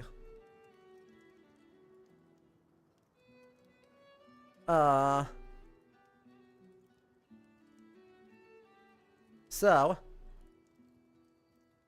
let's assume the worst case scenario, we get a 3. 3 and 22 is not 27. Cool. We're actually still in trouble. Because 3 and 22 is not 20... Or... Sorry. One of them is super easy, because I can add up to 32. The other one, 2 and 22, is not enough. Okay, so we're close. We're close, but we're not there yet. So no Siege Perilous for me. Because... I will not survive that challenge. Not unless I pulled the 11 love at the same time. So making sure that we do not combust. Having not combusted Sir Gawain, we will wrap up there. Man, this is fun. Now that we've really got the hang of this, I'm thoroughly enjoying it. And I'm enjoying all of the reserves of all the people that we definitely are going to still have. Hopefully some people keel over of old age soon. You know what I mean? Anyway. I enjoyed this. Thank you all so much for hanging out. So, yeah, we'll be back next weekend. Your gleeful little heart would love for Gawain to be declared the flower of chivalry, but it shall not be today. We're so close. We're like 5 we just need to build up a little bit more either prowess or loyalty. We just need some more. We just need a few more inspirations. And then we'll make it happen. I believe in Gawain. He would be the best. He would be so good at it. And then we can tell Lancelot go to hell, and it will be very fun. But yeah, we will, I will be very, very late on Saturday, but I will be streaming, and then we'll be streaming Sunday, and frankly, it will probably be more of this. I'm having fun with it, it's very good, I'm enjoying all the references, so let's just keep pushing on with it, you know? Thank you all so much for hanging out. What's going on? Looks like it's pretty quiet, so we'll just let everyone, head off for the night. Enjoy your weeks. I hope you all stay well, stay cozy, and I will see you all again real soon, okay? Bye-bye. And extra special thanks to our patrons who do make this possible. Their names on the side of the screen over there. Sorry, let's roll those credits one more time with feeling.